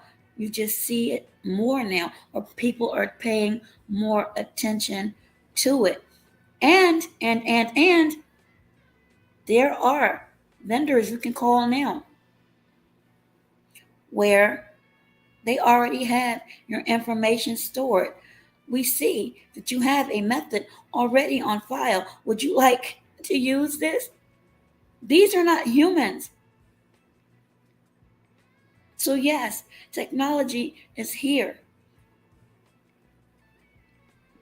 And here, and some people even know. I'm sorry, your thoughts on that? This is serious. Well, we were literally just talking about AI, so Yes. and I've experienced it. So yeah, I mean, what is AI? Artificial intelligence. So basically, they're preparing us to literally speak to drones, and I'm not talking about the ones that fly, but I'm talking about like basically if you watched Star Trek: The Next Generation, the Borg, that's a perfect example. The Borg were basically automated zombies. Seven of Nine was one of them until she broke free.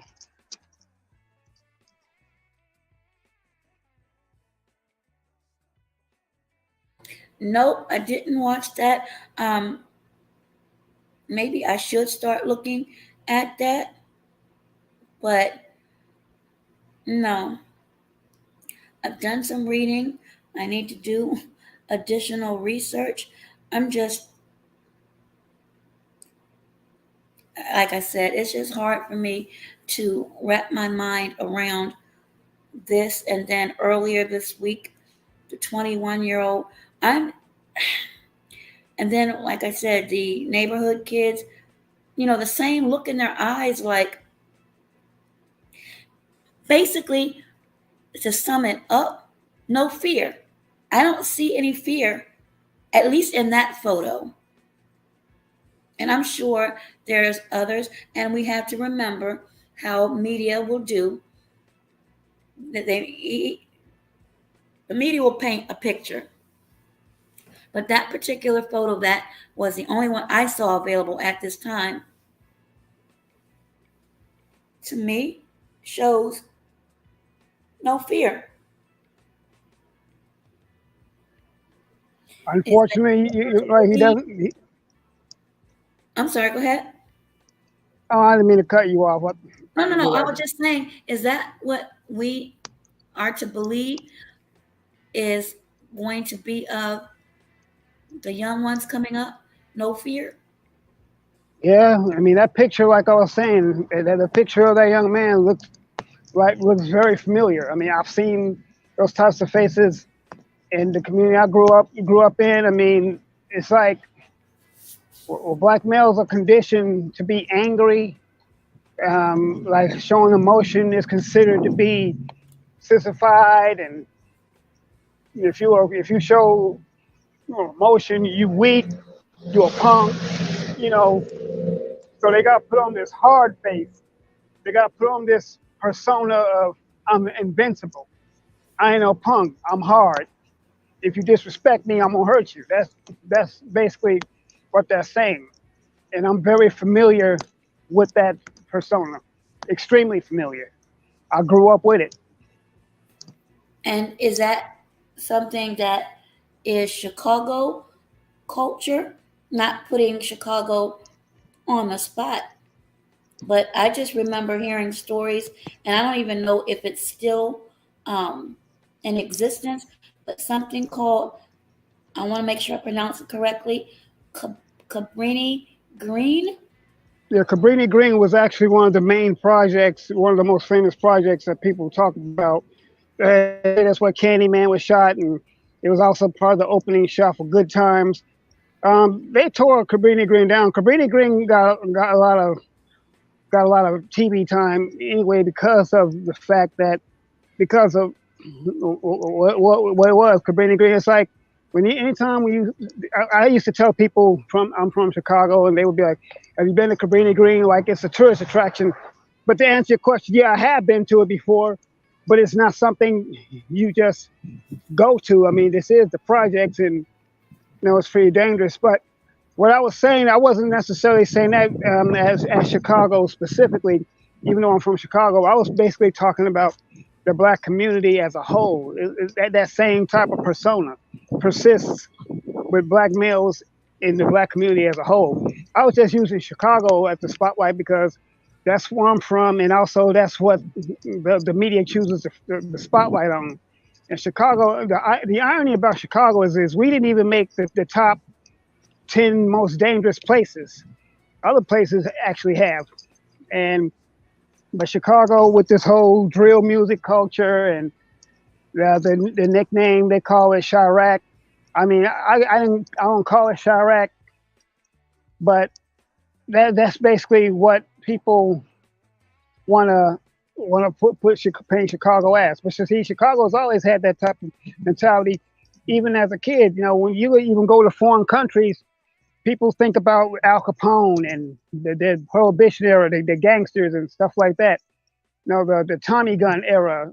When with Elliot Ness and those guys, the Untouchables. And Chicago's also been associated with that too. So Chicago's always had that type of gritty urban gangster image to begin with.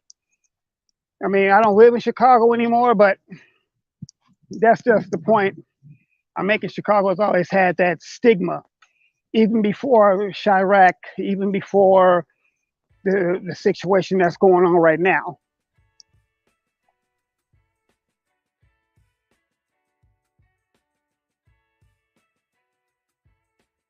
Wow.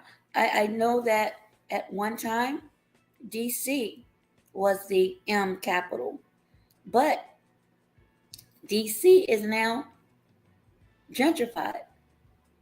Now, that's not to say we still don't have an element, a strong element of crime, because it is. But we are now so very much diverse. Um, you don't hear of it as much. You hear it in other areas. And I know people that are in Chicago, to be honest with you. And I forgot, oh my goodness, something loop. You know what I'm speaking about? Some type of loop in Chicago. Yeah, that's the nickname for our downtown area. They call it the Loop Yeah, that's where because he lives. And he's never had any issues. yeah, they call it the Loop because the way the L train wraps around, it's like it forms a circle, a big Okay. loop. Okay. And he's also told me that where he lives, he doesn't even need a vehicle. Anything he wants or needs can be brought right to him. So I'm going to assume that's more of the affluent area in Chicago. Well, some of the affluent areas are getting kind of mm, grimy.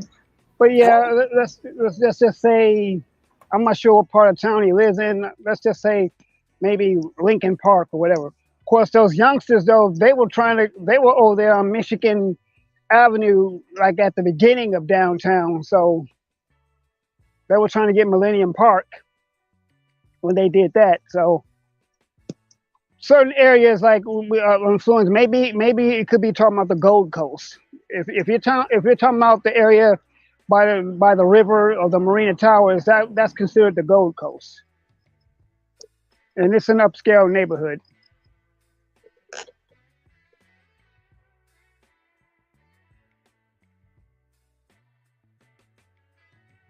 okay. I think it might be that area. So the Millennium, when I heard about that and the team, what prompted that?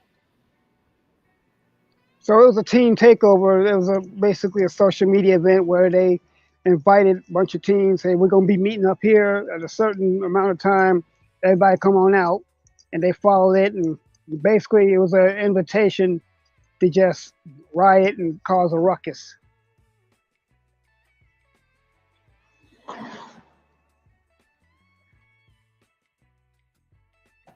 So they actually considered that what occurred a riot? Because I heard about that and I'm like, oh my goodness. I mean, so much happened over the weekend. It was unreal. Yeah, that's what the media was calling it, a riot. And a lot of I would have to tend to agree, but a lot of it is probably holdovers from the current mayor who's on the way out. The way her handling of the city, it's like you're coddling these offenders and not really giving real results to handle the crime there.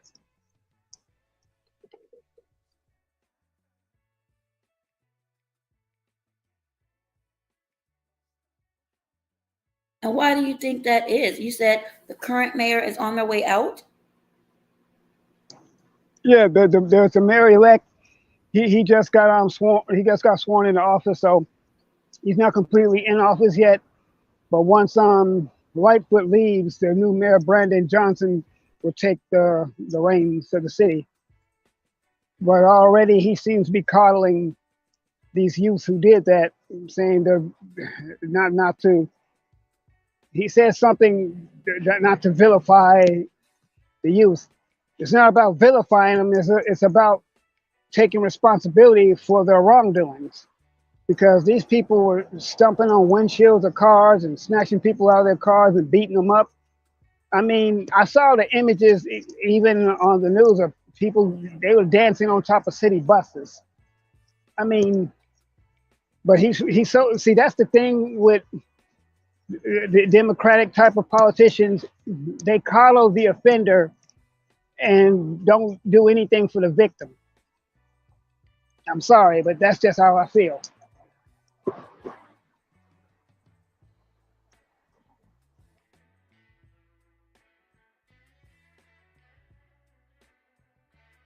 So again, I saw that too.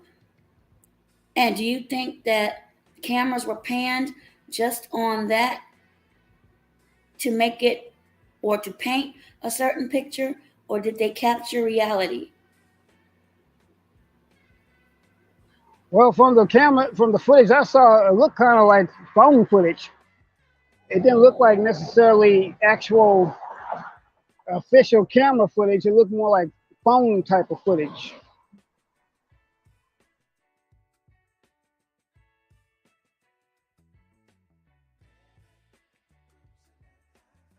Wow.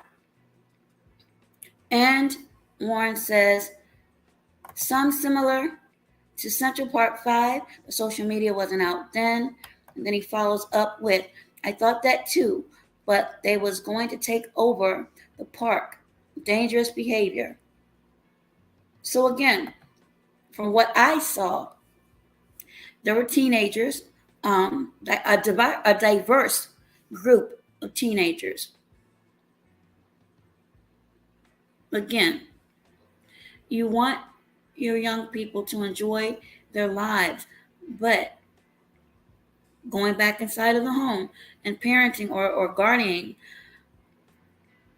do you set boundaries? Or, again, as some people that I've heard personally say, well, my parent is my very best friend, or my child is my very best friend.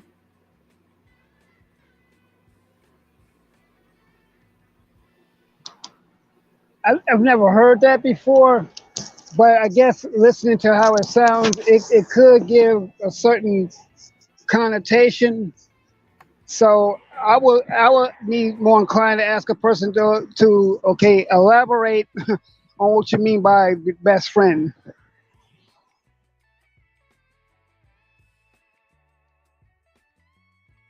Well, I'm going to assume your confidant, someone that you can tell your deepest, most intimate secrets and or feelings with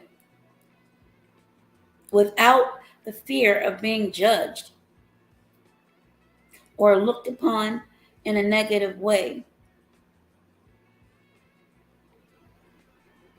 Mm, And I'll take your final thought on that, um, because it is almost one on this side of the town, but I think you're on a different time zone. I appreciate this conversation because, again, I'm going to do a little bit more research to see if anything additional has come out. It's just as heartbreaking, and you got to think about not only the perpetrators' mindset and how they're going to be scarred for life, but the victims and the witnesses as well. Hey there, Chaos Rain. How are you? Oh, hey there. Good. what Welcome. up, chaos? What's going on, bro? Hey, what's good? It's good. Chaos, you can go ahead and chime in. And I'll put my mic No, on. I had to sit to listen to. I had to listen to some questions first. I just tuned in. I was listening back and forth, so I Okay. could come in. Mhm. So we're just talking about teen violence, mental health, um, the Alabama tragedy. You're aware of that, correct? You mean a boy that got killed by 80-some-year-old man? No. The incident where there was a Sweet 16 party Mm-hmm. and 4 young lives were taken and several were injured. And Coach D was up here Okay. earlier. I don't think he's coming back, which is fine. He did an excellent job, so shout out to him. But we're discussing the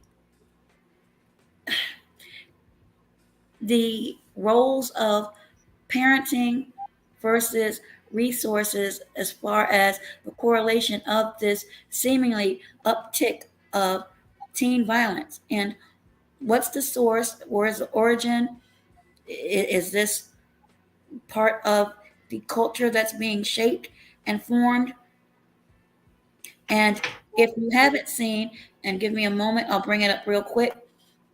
There's the two brothers that were charged, one 16, one 17.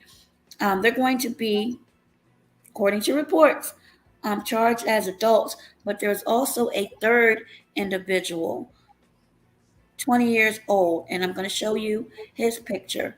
Coach D said usually in these cases, there are normally committed by people devoid of color. I'll just say that. But in this case, and I mentioned it before I even saw it, but I was kind of like spot on. This is the picture of the 20-year-old. Let me know if you can see this. I can see it. Yep. Okay. So you can chime in on your thoughts of this particular case and this teens and violence, as we've heard so many stories over the weekend. But this one was in Dayesville, Alabama, a population of just a little over 3,000. This venue was a dance studio where there's supposed to be a Sweet 16 party. There were about 50 some people in there, all young people, and 4 lives were lost, one to include the one celebrating her birthday. So she didn't get to see or celebrate turning 16. And thank you for joining Chaos Reign. Okay. Well, if he's over the age 18, he does a crime that will quote unquote be called murder instead of manslaughter, because there's two different types of deletions, unfortunately, when it comes to racial people, the racists. So if he did that, most likely he's going to do 20 to life. Most likely, if he's over the age 18, which that you show right there. So obviously that will be end for him. I'm not sure why he went in and did what he did. There's always a pathology when it comes to our youth that engage in really much devil's acts where they have to go in a mass killing spree, deleting people. I look at more of the cause than the after effects with a lot of the black on black violence. I have books that I remember reading. I tried to really start dedicate on another channel a series on this about the issues of black on black violence. One particular author wrote in detail why black males especially commit black on black violence in servitude to white male domination. And his name is Amos N. Wilson. You heard about this author? Those eyes? No, I haven't.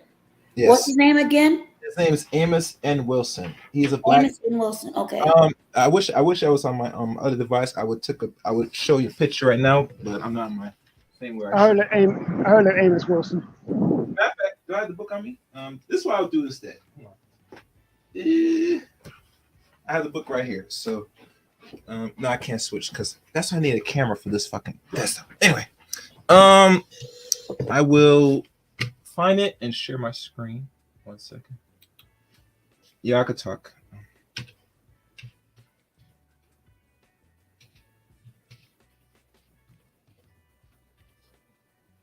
Okay, I'm looking at his bio now. It says Amos Nelson Wilson was an African American theoretical psychologist, social theorist, Pan African thinker, scholar, and author. Born in Hattiesburg, Mississippi, passed away in Brooklyn, New York.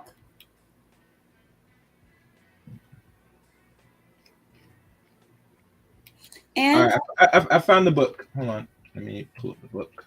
Developmental Psychology of the Black Child by Amos Wilson. That's one of his books. Yeah, but there's more to that. Where is the pictures of this book? Hold on. Black violence. Also, Psychology, Self-Hate, Self-Defeat, Amos Wilson. Wow. Thank you for sharing that, and I'll wait for you to share what you have. All right, hold on. All right? I'm trying to find the Google. Okay, I think this might be it. Let me make sure. No, it's not clear. Hold on, let me go back. I don't like that picture. Files, book.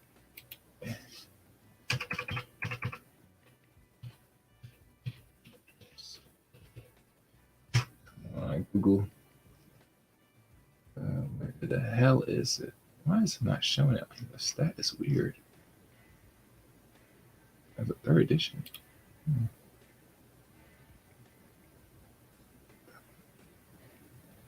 Never heard of this. And it looks like it's been revised. Interesting. I didn't know they came out third edition. Yeah, they did.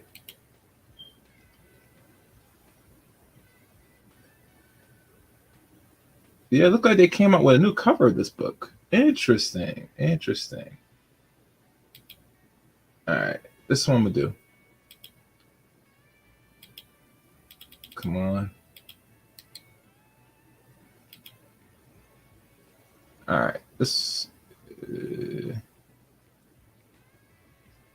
I'm going to type this in one more time and maybe it'll pull up the actual picture of the books. Okay, and while we wait, Warren stated, I wonder what kind of marks the two brothers made in high school. And while we're waiting on that, the real Aaron Collins, do you think that is significant? The type of grades that the brothers made in high school? And I'll put my mic on mute. We like to respond to that. And thank you. And thank you to both gentlemen. I don't necessarily think that their marks would play a part in it. I mean, unless they just class clowns and didn't do anything in school. But because I mean, you can make bad marks and still be a productive members of society. I mean, because I mean, you've heard of on the other side of the tracks type of stories who became redeemed and successful. So I don't know if I can necessarily agree with that or go along with that. But as far as the marks, who's to say?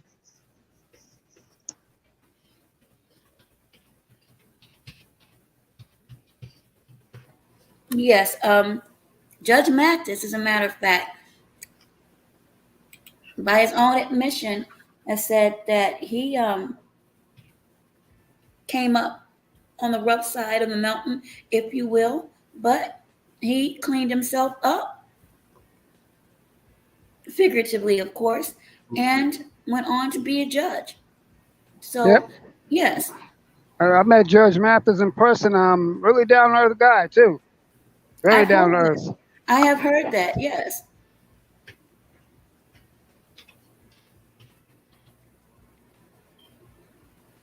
So that is the response, Warren.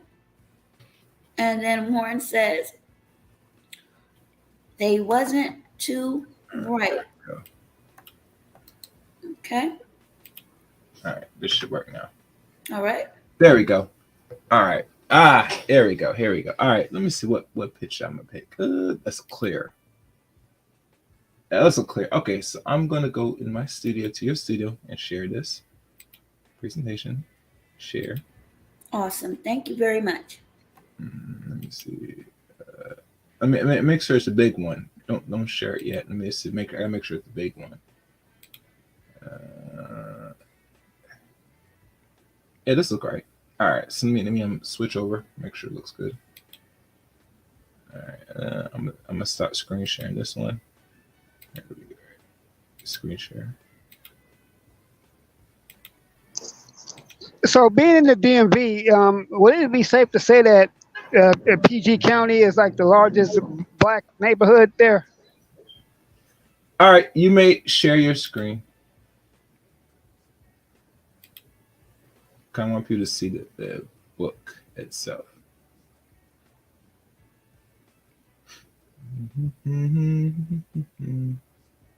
All right, so I wait.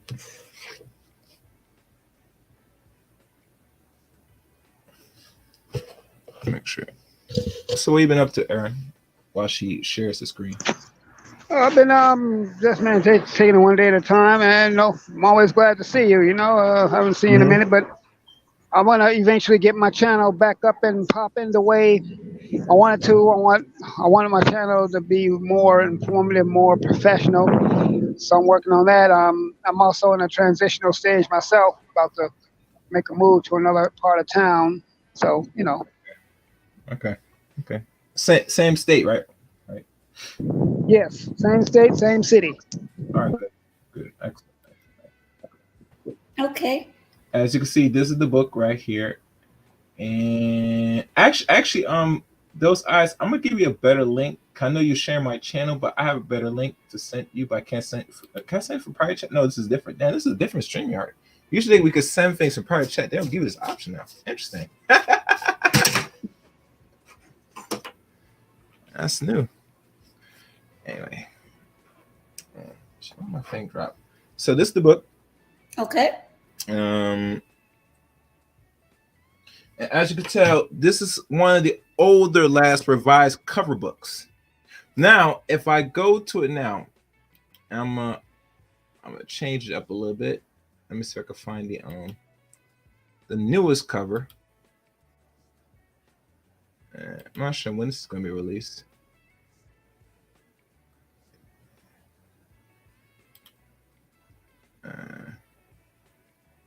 Yeah, it's a new cover. Yeah, I'm not sure if it's anything different from this book, but look like the same book. So let me stop sharing this. Wait, actually, I can switch tabs. Let me see if this works. There we go. Oh, wonderful. I like that. Love that. This is the new revised version cover of the book now. So it's just only new in its cover? I think it's the cover. Let me check. This book represents district. Okay. Criminology, psychology. Yeah, it looked like it might be the same book. I'm not sure if it's been edited. It might be maybe update a little bit, but I'm not sure. But this is the new cover of the book. And you see the detail? Yes. Yeah. And this really sets more home than this old one that came out back in the 90s. This actually will give more impression, as you can tell. But really, the book is really, this book here explains more detail. And there are many books that talk about black psychology, really, I mean, actually psychology in general, but this man really focused on the psychology of our people. And he wrote a few books. One of his first books he wrote was the Developmental Psychology of the Black Child, which was revised a couple years ago. And let me see if I can show you that one. And this is Amos N. This is Wilson. Amos N. Wilson. Correct. So Okay. let me see if I can find that one. Thank you, Chaos. And let's look. All right. So this is the. Oh no, I don't want to share that. That's not it. Let me go back. Yeah, it's hard to. Well, actually, does this website show it? Let me see if I can find it here. Let me see what goes for his author. Let's see if it gives me more. Oh, there's more. Okay, so let me see if I click onto this one. Oh shit. Let me see. Nope. Nope. Yeah. Now, the real Aaron Collins, you mentioned that you've heard of this author. What are your thoughts about his books and teachings?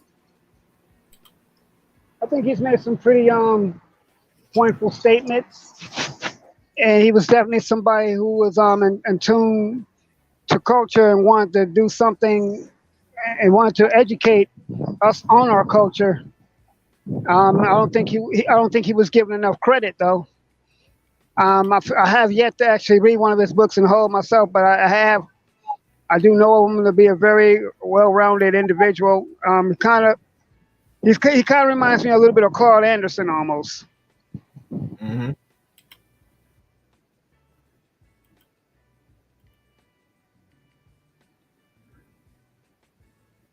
Yeah, he does.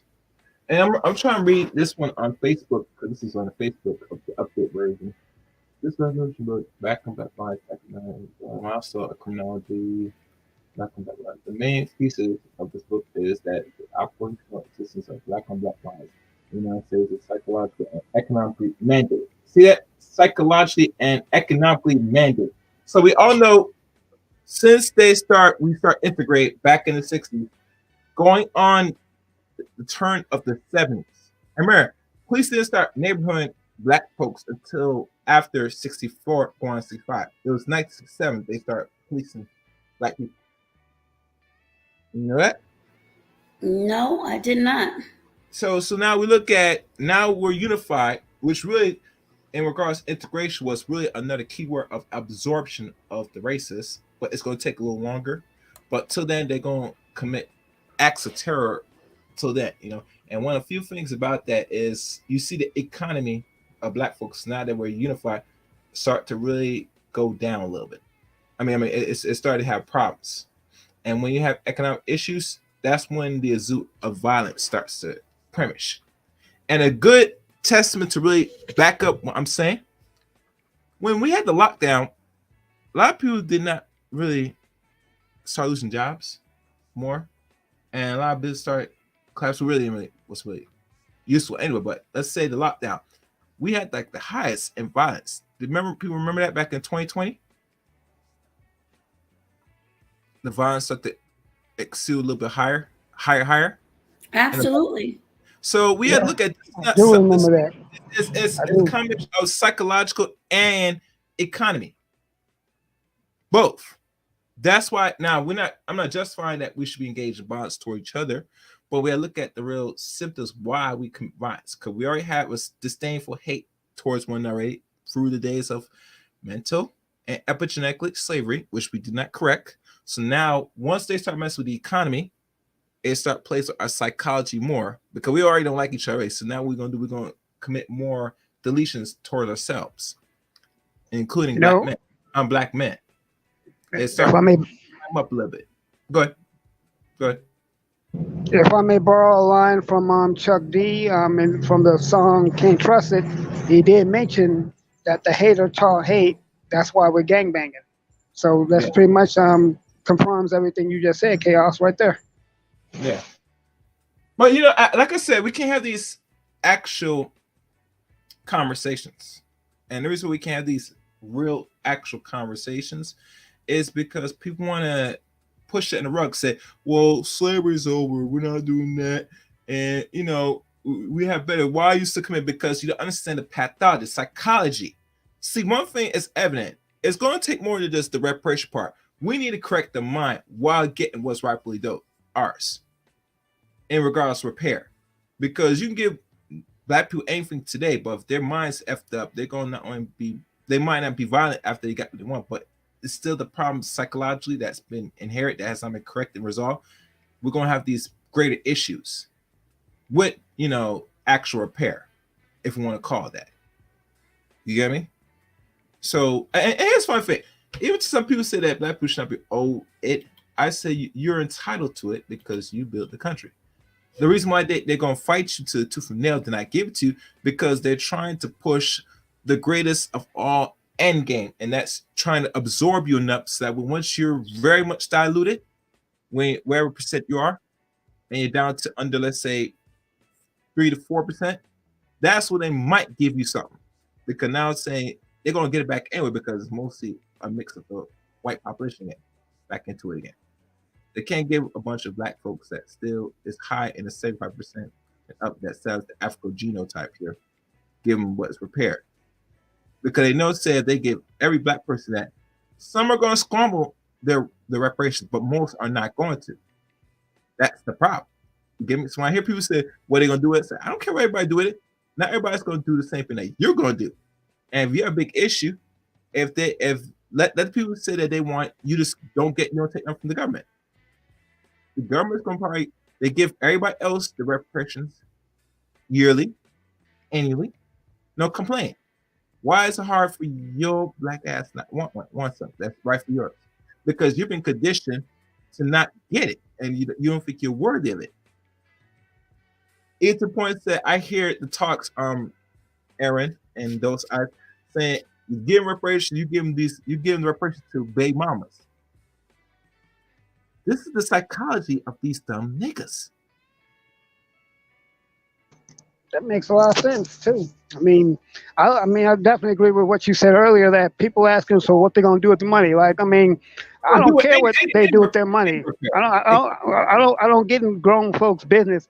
What you do with your money is what you do with your money. What I'm gonna do with my money is what I'm gonna do with mine. So if you want to buy a bunch of Cadillacs and buy all the weed and cocaine in the world, hey, knock yourself out. But that don't mean I got to do it. So I don't worry about what other people do with their money. I stay out of grown folks' business. And here's the funny thing: isn't it ironic people not concerned about their pocket watch, what they're gonna do with the money, and they're not really concerned with other people doing with their money anyway if they're buying drugs, Jordans. It never comes to my knowledge that you're worried about what people do with their money anyway, but you're concerned what people gonna do if they get more money. I'm confused. Am I missing something? Since when you worry about what other people do with what they is rightful theirs? I'm this. No other people talks like this, Aaron. Only niggas talk like this. And here's the funny thing: because a lot of people have come from different countries, are put into the black population. They, in their right mind, think they're rightful to speak on Black America's issues, which is a no-no. I heard now the word on the street is that one Latin person, I think is an actor, saying that Latinos built this country. Yeah, I heard that too. You know, that was a lie, and that was a very asinine statement because, yeah, I definitely don't follow that. No, maybe certain parts of the country did come from them, but no, they did not. I think you might be speaking about John Leguizamo. Yeah, that's what I'm talking about. That's why I didn't Okay. want to reference his name because I think it's unworthy to mention name that people know what I'm talking about because that's not really important. The point is this: that Yes. he's an actor, just like most celebrities. They use to put front as the front face for the population, saying, "We speak for you." That's why they put the camera on us. Can we speak for you? Ain't that something? So him, like his own Latin community, said, "We build this." You know what I'm saying? F you Negroes, you didn't build nothing. You know. You hear you matter of fact, and it goes back to push the notion and say, well, you came here as your willing efforts on a boat to go find greater opportunity. I said, how so, Sway? So you tell me that most people, black people from Africa, the continent Africa, or someone here, indigenous, where you want to label it, decide to come here in their free will to sit there, build America for free, and don't get nothing in return? Is that what we're going with? Well, you see, I think hey, go ahead. Go ahead. that they want to use the phrase that some of us sold us in a slavery. Yeah, but that wasn't necessarily the case. You know, the stronger tribes warred with weaker tribes, so they took them as their own slaves. And maybe when the Europeans came down there, they probably made a deal with the Europeans and sold them into that. But that's it's another excuse. We already know that situation, but that's not the same. It's not the same circumstance. It's not even the same issue. The thing is that Europeans had us in bondage for 400 years, and the atrocities of it were very great. Yeah. Remember, Eric Carls, there are books called what books that goes in detail from the slave narratives from Frederick Douglass to maybe Booker T. Washington. And I remember there's some books like I have here that I had to go get because it goes more detail of the atrocities, like the American Slave Coast by Need Constant Subliti. I think that's how I pronounce his name.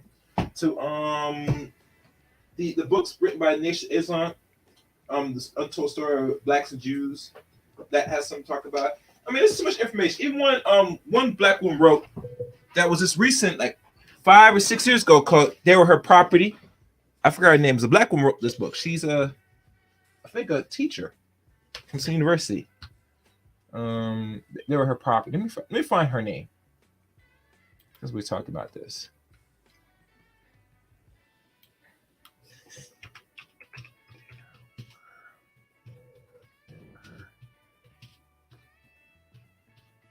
That we are the only group of people. Found it. Oh, I like this. Okay, let me see if I can pull up Gold and stuff. And I'm not necessarily saying wearing jewelry is bad. Me personally, I wouldn't do it, but I kind of get what people are saying with all with this bling culture and stuff. I think her name is That's a small picture. Oh, Dr. Stephanie E. Jones Rogers. She wrote this, so she a professor, and that goes in detail of white women involvement of participating in slavery during the times when the master died, how she treated her lovely slaves. You get me? If you know what I mean. Of So course. like I said, the information's been here. This is not no hidden information. So I'm not sure why people want to keep playing this stupid game that even one that same Caucasian chick, we're not saying her name, I'm talking about Aaron Collins, talking about say how slavery is embellished and all that stuff because they're parasites. That's what I'm feeling towards you of their abuse to you. You're just an object. Yeah, I know the certain recent Karen that certain platforms do uplift. I know exactly who you're talking about. Yeah, you're an object. You're something to be used, abused, and when they done it, to cast you away and go get another one. So I'm not sure why people kill me about this thing about the atrocity what black people face back then, still face now. Like it's some joke because black people are comfortable. They deal with it because they accept it because they're comfortable in the system. You get me? Yeah. So because it's now, what do you think the role of a parasite is going to do? It's going to keep sucking your blood, going to keep abusing you, and when they're done, toss you away on to the next one. You get me? Even now, Yeah. when people say there's going to be black people around more by the end of the century, I say that varies. You get me? If black people want to commit self-genocide with absorbing to other race people, that's their decision. But you know what I'm saying? If your mind is gone, the body is eventually going to follow. It is what it is. You get me?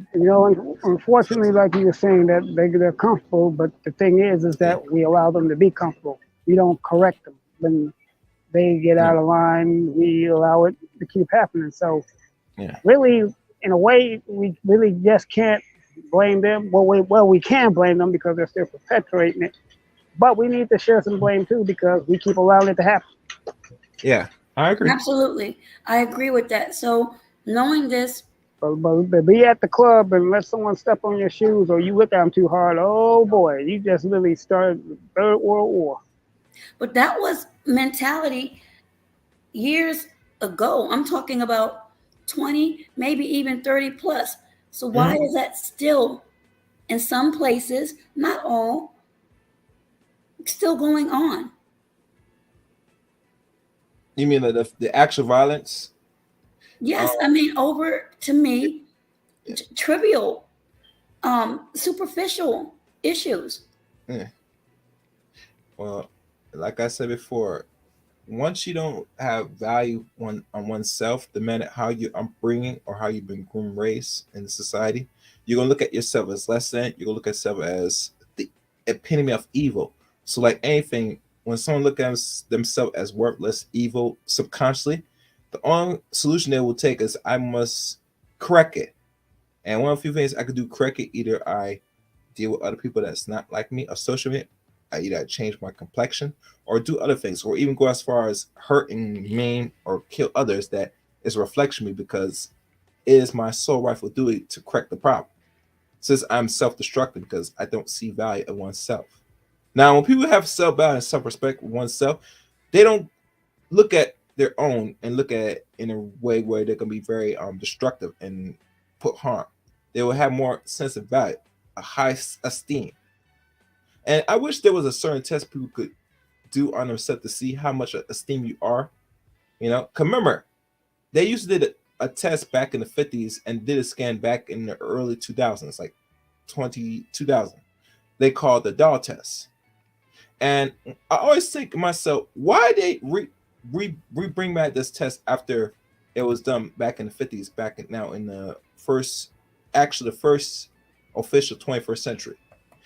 And it hit me saying they want to see if where we at back then is still because it's now with all the before the advent of before technology started to come around, even to the point that if we were still structured, because at the time back in the 50s there was still family structure at the time, but as you know, children still pick the white doll than the black doll, so that was questionable. Now, at that time, we look at 50 years later, some have not been really structured to see are their minds still the same they were, and it was. So it seemed to me once they know that our children are still thinking like that, they know that if we do in life here in America, we're going to still be self-destructive because we don't see the value in ourselves.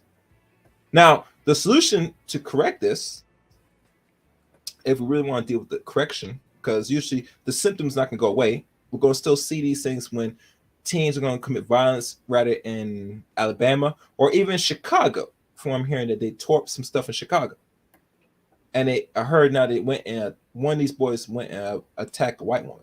From what I'm hearing, that we had to really bring the emphasis of re-educating some of our youth and see where they're at to really see if it's even possible to save some of them.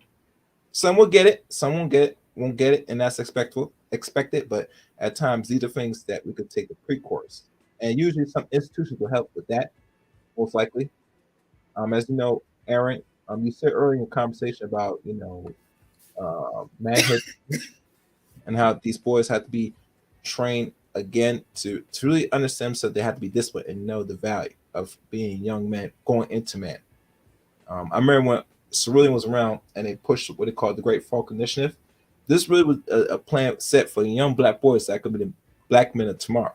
They need to be in institutions that's going to reinforce a sense of pride and manhood. It won't correct the self-hate, because that's going to take a little bit more deeper psychology, which you have to go to someone that's really Afrocentric to really correct that. But overall, to get the manhood out the way, that you could do as a young man. You get me? Because think about it now.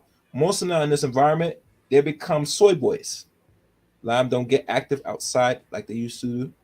Hell, some of them are too much indulged into technology instead of being out of the world.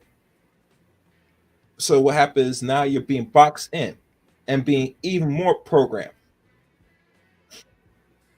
Absolutely. And it's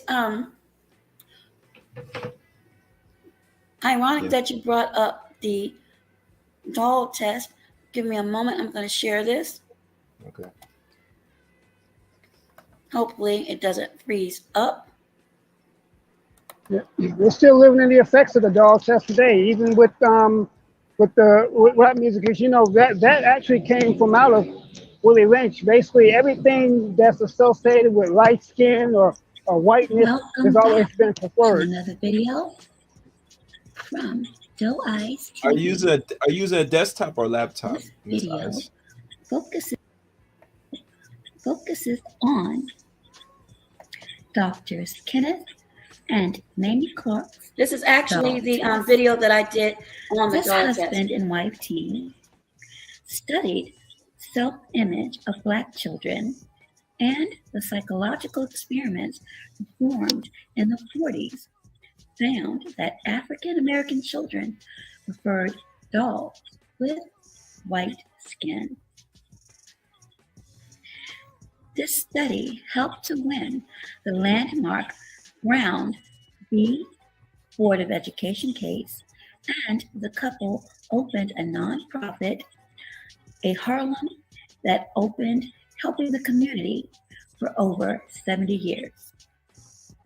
The children basically rejected the Black dolls and said the white doll was the good doll, while the Black doll was the bad doll.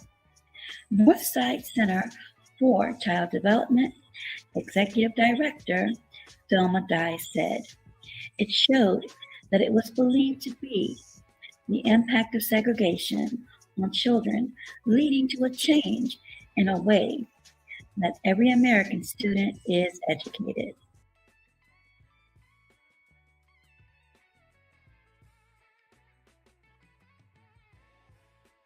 So that was just a portion of a video that I did on that. And as both of you gentlemen said, this stems way back and may be still instilled in some of us as to how we think about one another. And I'm not sure what happened to Chaos. He fell off. But yeah, I did this a while ago.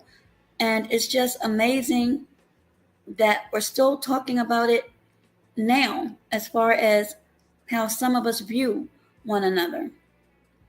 I mean, even with certain sayings that we have, Like if you're black, get back. If you're brown, stick around. Or if you're white, you all right. I mean, that came up out of that. I mean, looking at with hip hop music, the most music, particularly with music from the South, I hear a lot of the rappers say that they want a red bone, they want a yellow hammer. You know, that's and if you old enough to know, Bill Wise, what those terms mean. Basically, a light skinned black woman. Now, I Yeah. love black.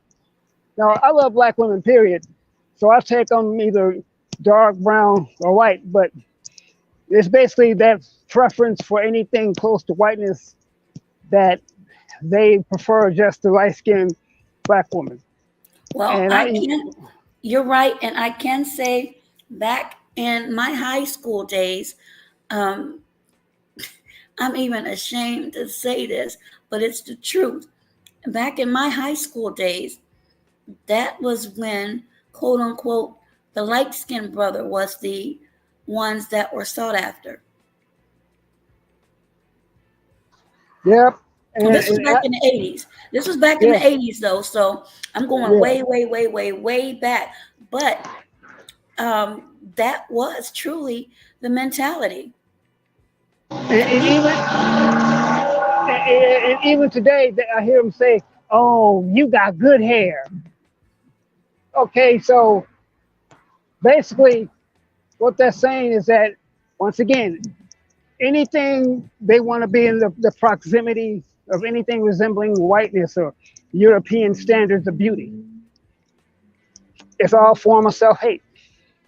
The hater tall hate. But is that societal? Well, it's not necessarily societal, but societal does kind of push those norms.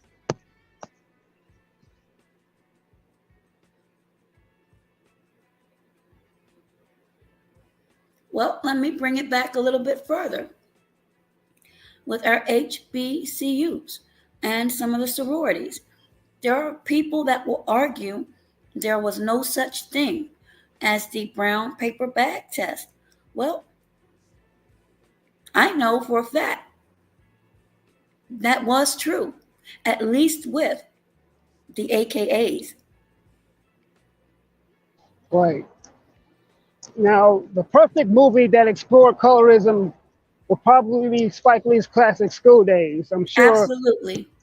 and I think he did an excellent job. He explored that to the T. Yes, but you're right. And you absolutely have to remember that how can I put this diplomatically? A lot of truth, and it was uncomfortable for many, but a lot of truth came out on that. And even though that film was what, 20, 30 years old, it still happens today. Yes, it does.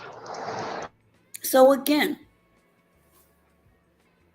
where does it stop? Or is it a continuation of a mindset many believe has been instilled?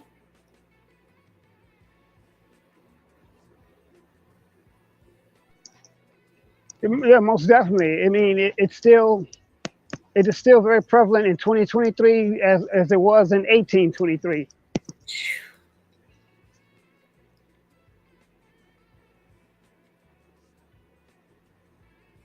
It's unfortunate. Um, I know, attempted to speak to young people when it relates to some of these behaviors with without result. And I have said, unless they are unless they are brought quote unquote to normal now, or a entity steps in, then I just see perhaps a bad result, meaning maybe doing poorly in school or end up being a casualty of the system. Because as I said, some of these around here, no fear at all.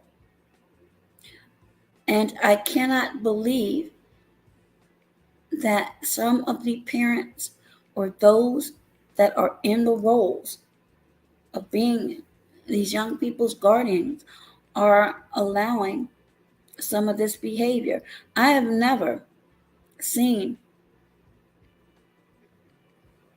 people allowing their kids to play ball right in the middle of the street where cars are coming in and out. And I have said to the young mother up the street, you're going to receive a knock on the door one day that your child has been hurt running out in the street playing ball. There's a playground designated for that and an open field. But see, they don't want to take the time to either take them to a ball field or a gym or that area because maybe they just got in from work and they're tired, which I understand that.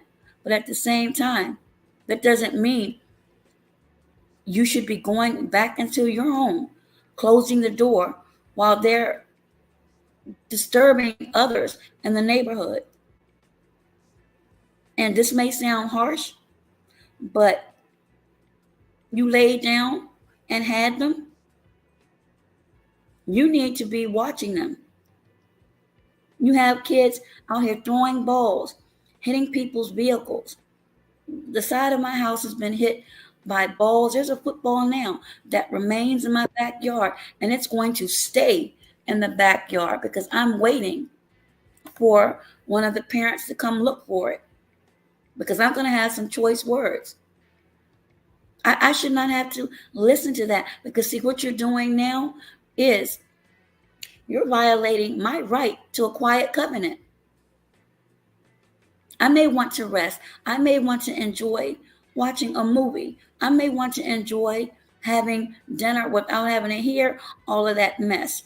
So you're not doing it out in front of your home. You're doing that in front of other people's homes. Then you're leaving your bikes and your little, I don't know what you call those things, scooters, I guess, in the way of people who are walking their dogs or maybe jogging. That can be deemed as a trip hazard. Again, children don't know this. The parents, however, should know this.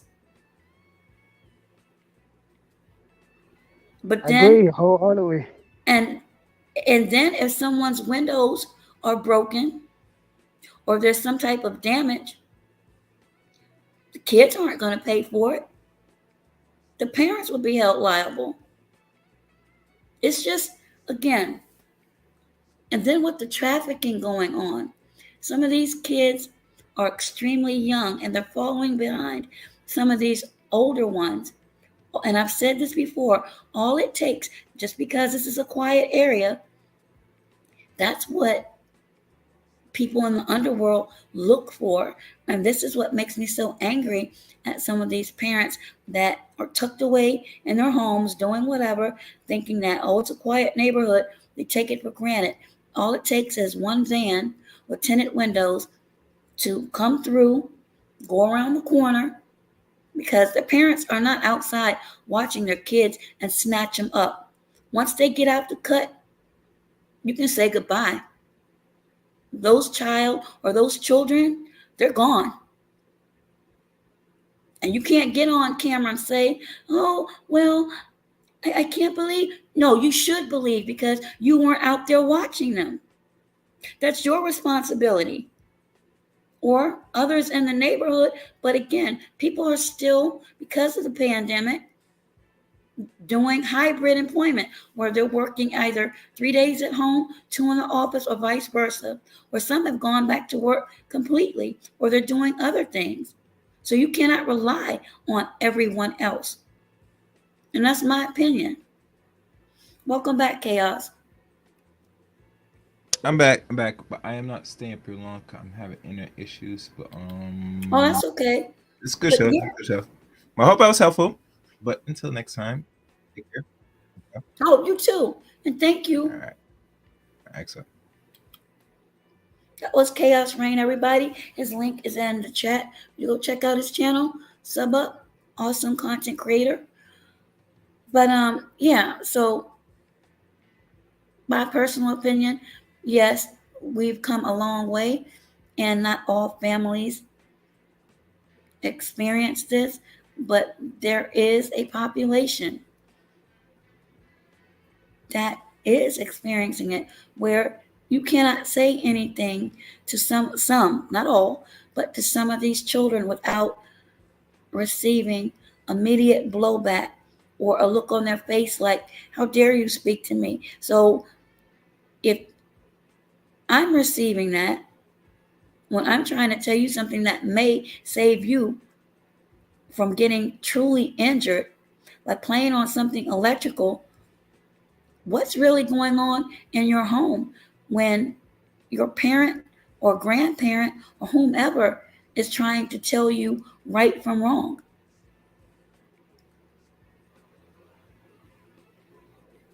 Or you might even get there's some blowback even from the parents themselves that don't be talking to my kid and stuff like that.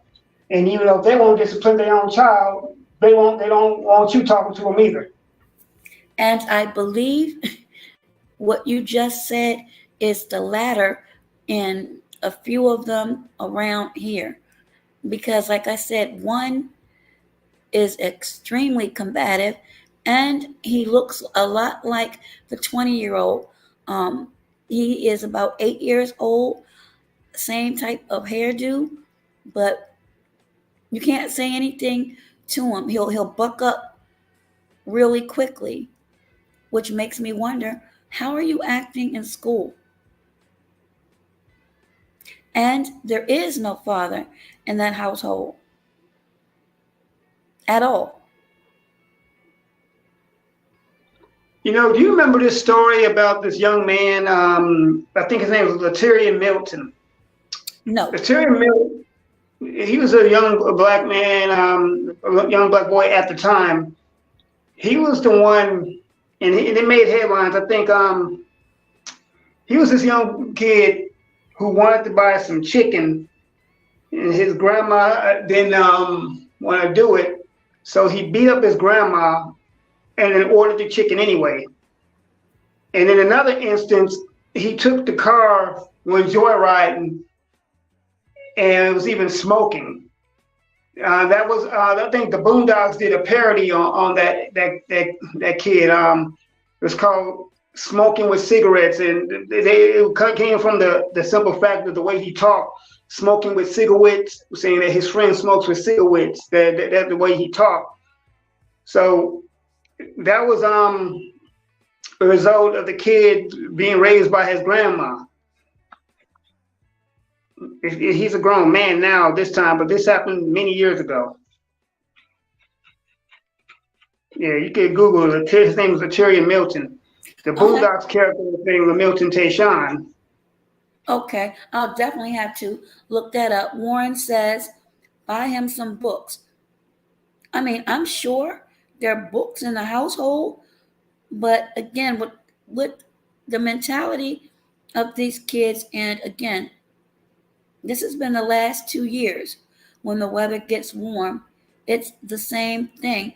The last conversation I had with the parent, as I said, as soon as you get to the door, you can smell the cigarette smoke.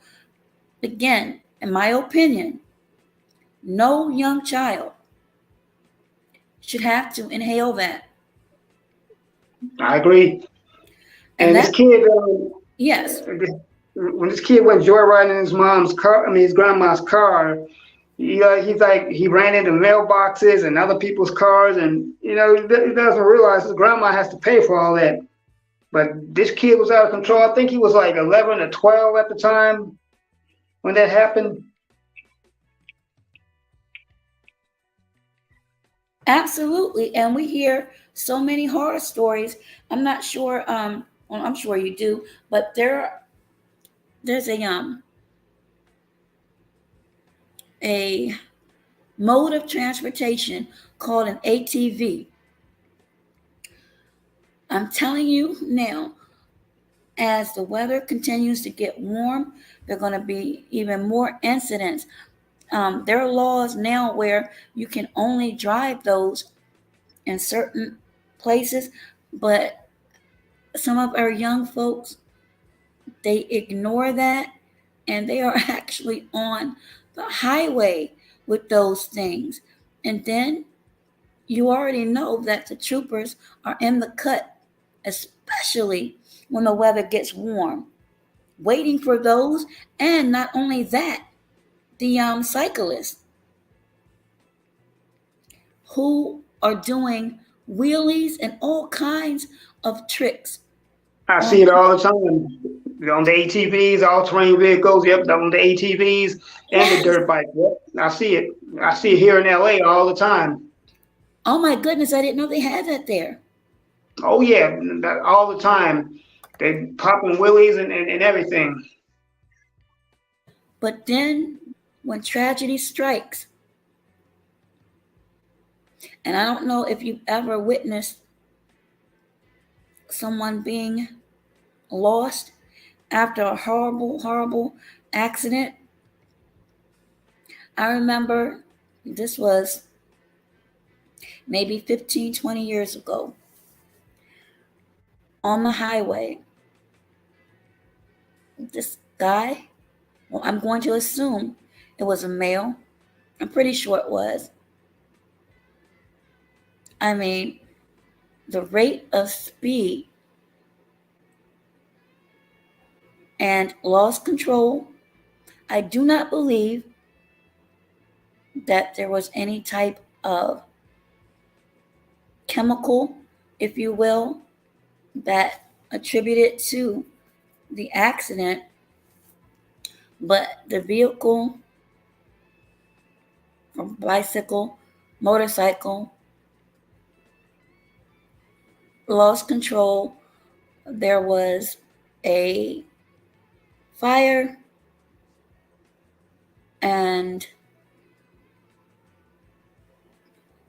I was on the passenger side, and my friend told me not to look over because I am squeamish. We were all the way on the opposite side of the highway, but when I tell you the real Aaron Collins, as we went by, and of course, people were bottlenecking,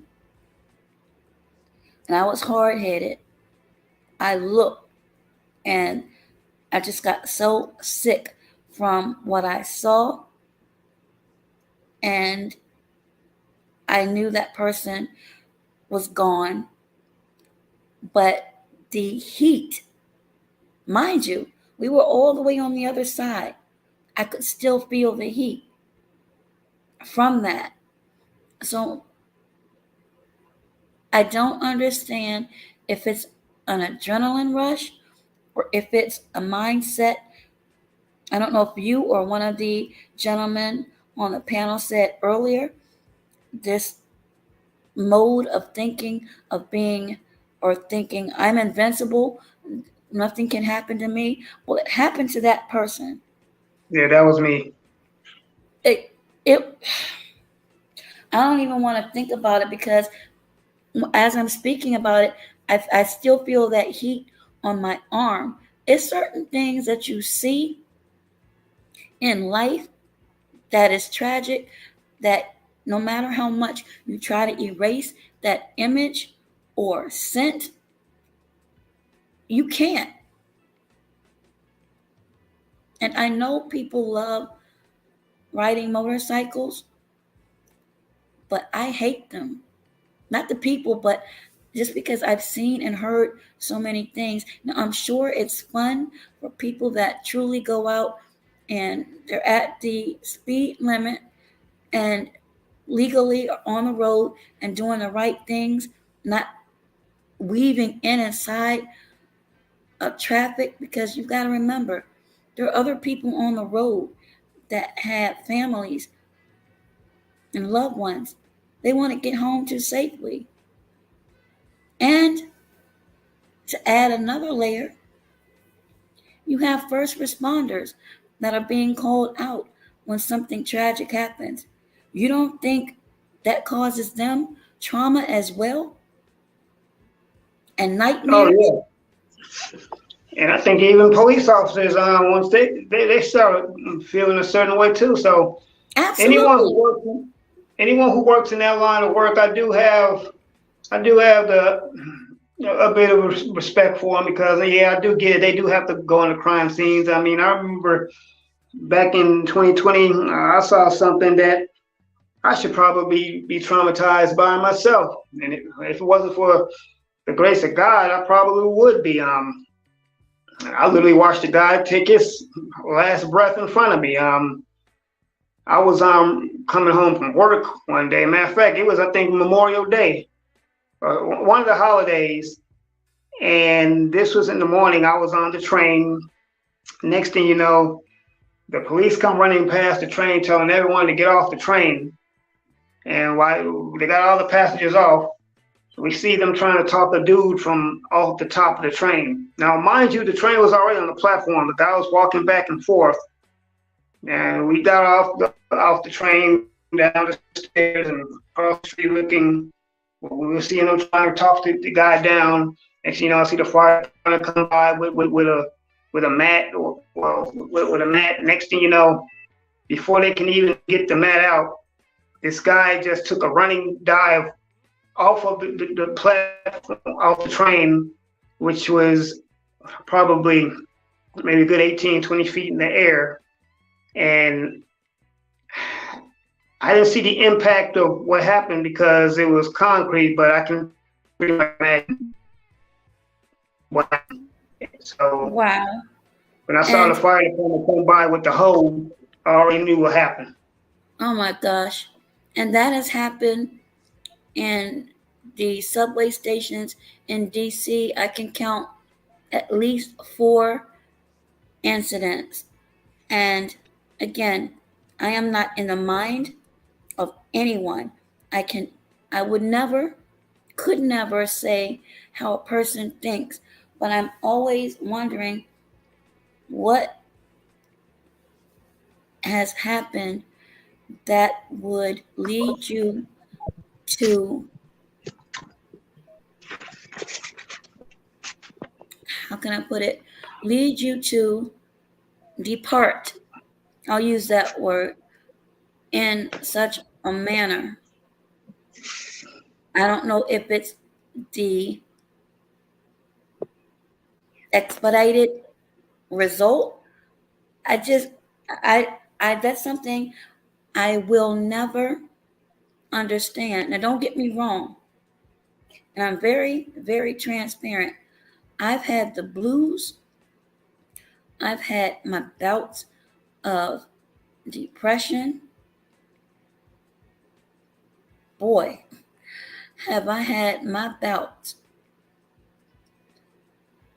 But because I'm a believer and I am scared to death of going to hell and not being able to see my mother again, I remain anchored in my faith despite all of the things that have been said and done, especially by the hands of those that I have loved and trusted the most. So even though I've had my share of heartbreak, as many have, I still I still have a modicum of faith that keeps me on my square and forging ahead.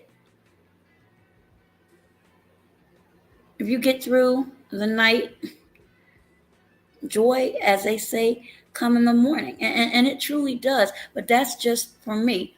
Again, everybody goes through a season, but these seasons are different for every individual. Some may experience a bad day. And I've said this before, maybe a couple of bad days. I've experienced seasons that were months. I mean, months where I'm like, okay, it's been raining, and I'm using that figuratively, but it's been raining for about 6 months now. When is the sun going to come back? And I truly believe in those times it's your faith being tested, because nobody has promised you anything. And if you were promised something, to me, being older and a lot wiser now, I would question it. And I do question it.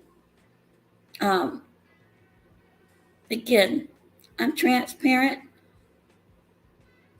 and I will listen to people. And there are a lot of people out here that will sell you or attempt to sell you wooden nickels. And I will dumb it down and play the game right along with you. But I'm not a foolish person. My instinct at times have made me go astray, but for the most part, they've been right on target. And I can kiki and caw along with you, but just know, I know the difference between SHIT and Shinola. So I'll let you believe whatever you're telling me, okay? But at the same time, I know you're telling a fib, and I'm going to allow you continue to do that. And once it's been confirmed, I will slowly walk away, because it takes too much energy to engage into an irrelevant backwards and forth. And not only that, this is an old adage, but it's the truth. When people show you how they are or who they are, you believe them. There are some people that think that they can finesse you. Well, there are always people that think that they can finesse you, but I would implore those that think that they're getting away with that you might be the one being finessed. So when you're engaged in playing games with people, just don't get got. Just do not get got. And I'll leave that there. And Warren says, somewhere upstate, this kid was jumping from one train to the next and lost his life. See, this is what I don't understand. Where's the mentality of playing those of games? Yeah, I'm thankful that I didn't lose, because I've actually done that before myself, and I'm thankful that I didn't lose mine. Absolutely. And a lot of people, I think, again, it could be the adrenaline. I know that when people have this release of endorphins, you know, the chemicals in the brain, to me, that's a phenomenon. And I always like to study people's reactions to certain things. And it's like risque or dangerous behaviors, for some reason, that perks people up. I never understood that. Again, this isn't judging, but it's just something I don't understand. And I just, we've been taught at least in my church, legacy living, in that we as the quote unquote elders should be exuding behaviors and living our lives, because young people and others emulate what they see and hear often. But we should be living our lives so that we have something to leave as our legacy, and that should be something positive. Unfortunately, a lot of what we see, and not everything, but a lot of what we see and hear isn't quite that positive.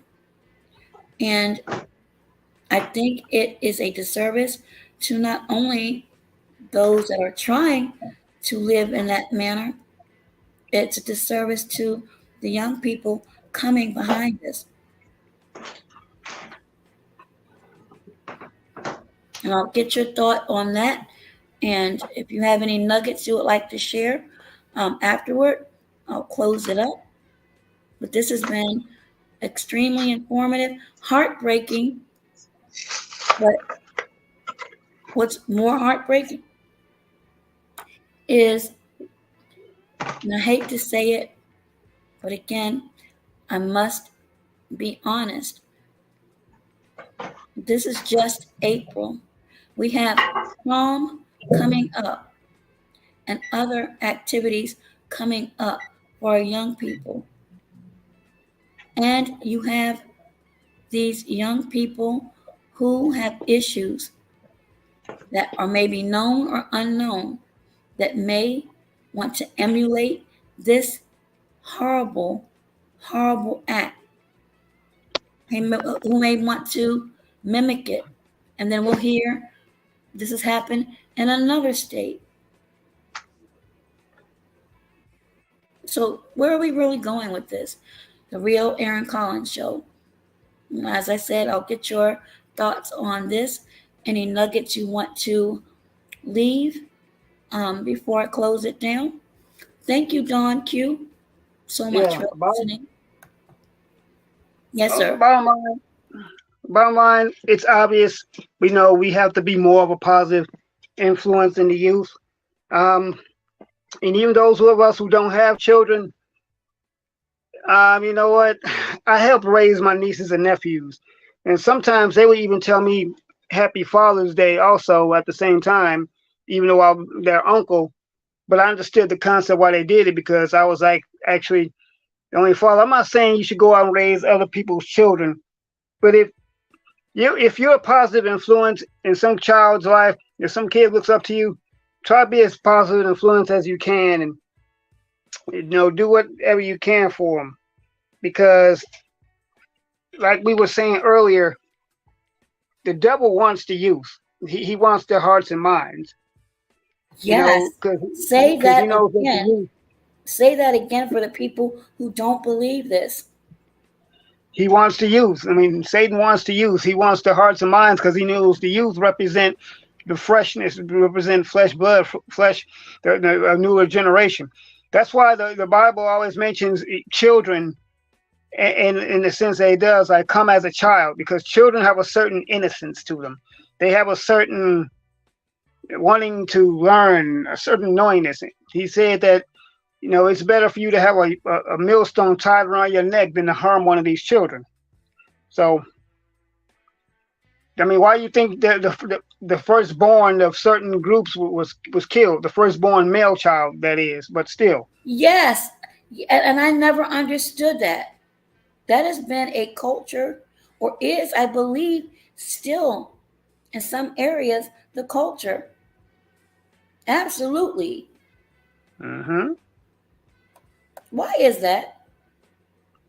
Well, the males carry the seed, and the males represent the uprising of a new generation, of a new kingdom, of a new civilization, even.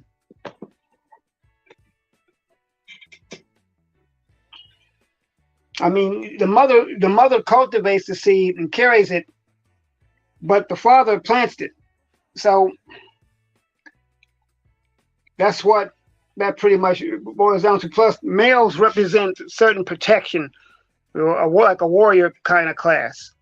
Males, because once you take the males out of the equation, the females and children are easy targets. They're soft targets.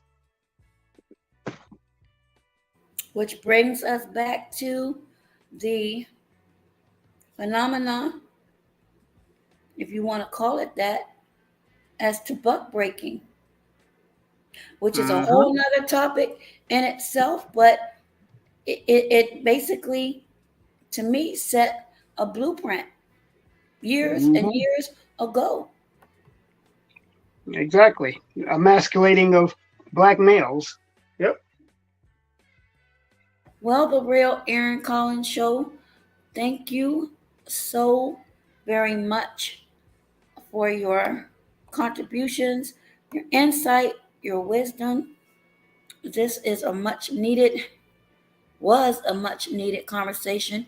We need to have more of these. And again, prayers to those affected directly and indirectly with this tragedy in Alabama.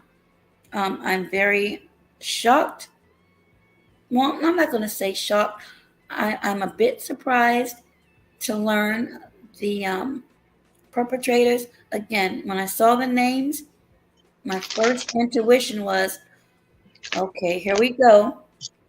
And it was confirmed. So, again, I'm curious as to know the backgrounds of not only the young people, but the parents as well. Because keep in mind, as I mentioned earlier, there was a 21-year-old arrested earlier this week, a member of the Air National Guard,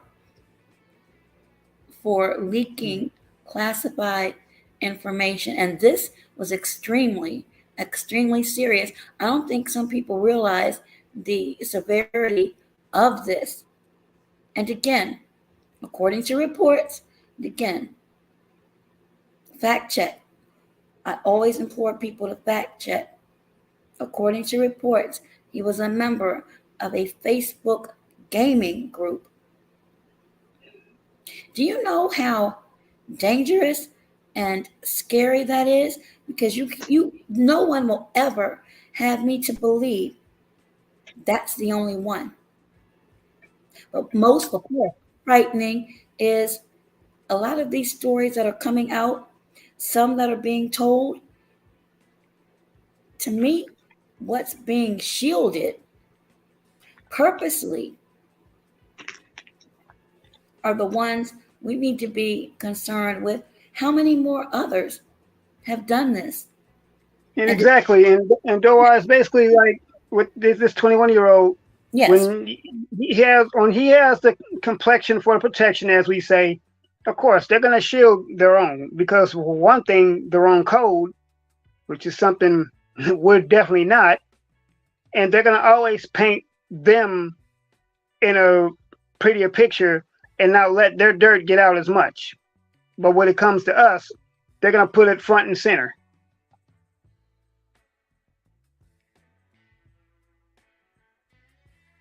absolutely. Absolutely. Well, again, thank you so, so very much for joining the platform. Again, thank you to Coach D. Jarrell, Aunt T. Let me make sure I remember Outlaw Chaos Rain, who was on earlier, and to you, the real Aaron Collins Show, for speaking about this topic that unfortunately isn't going away.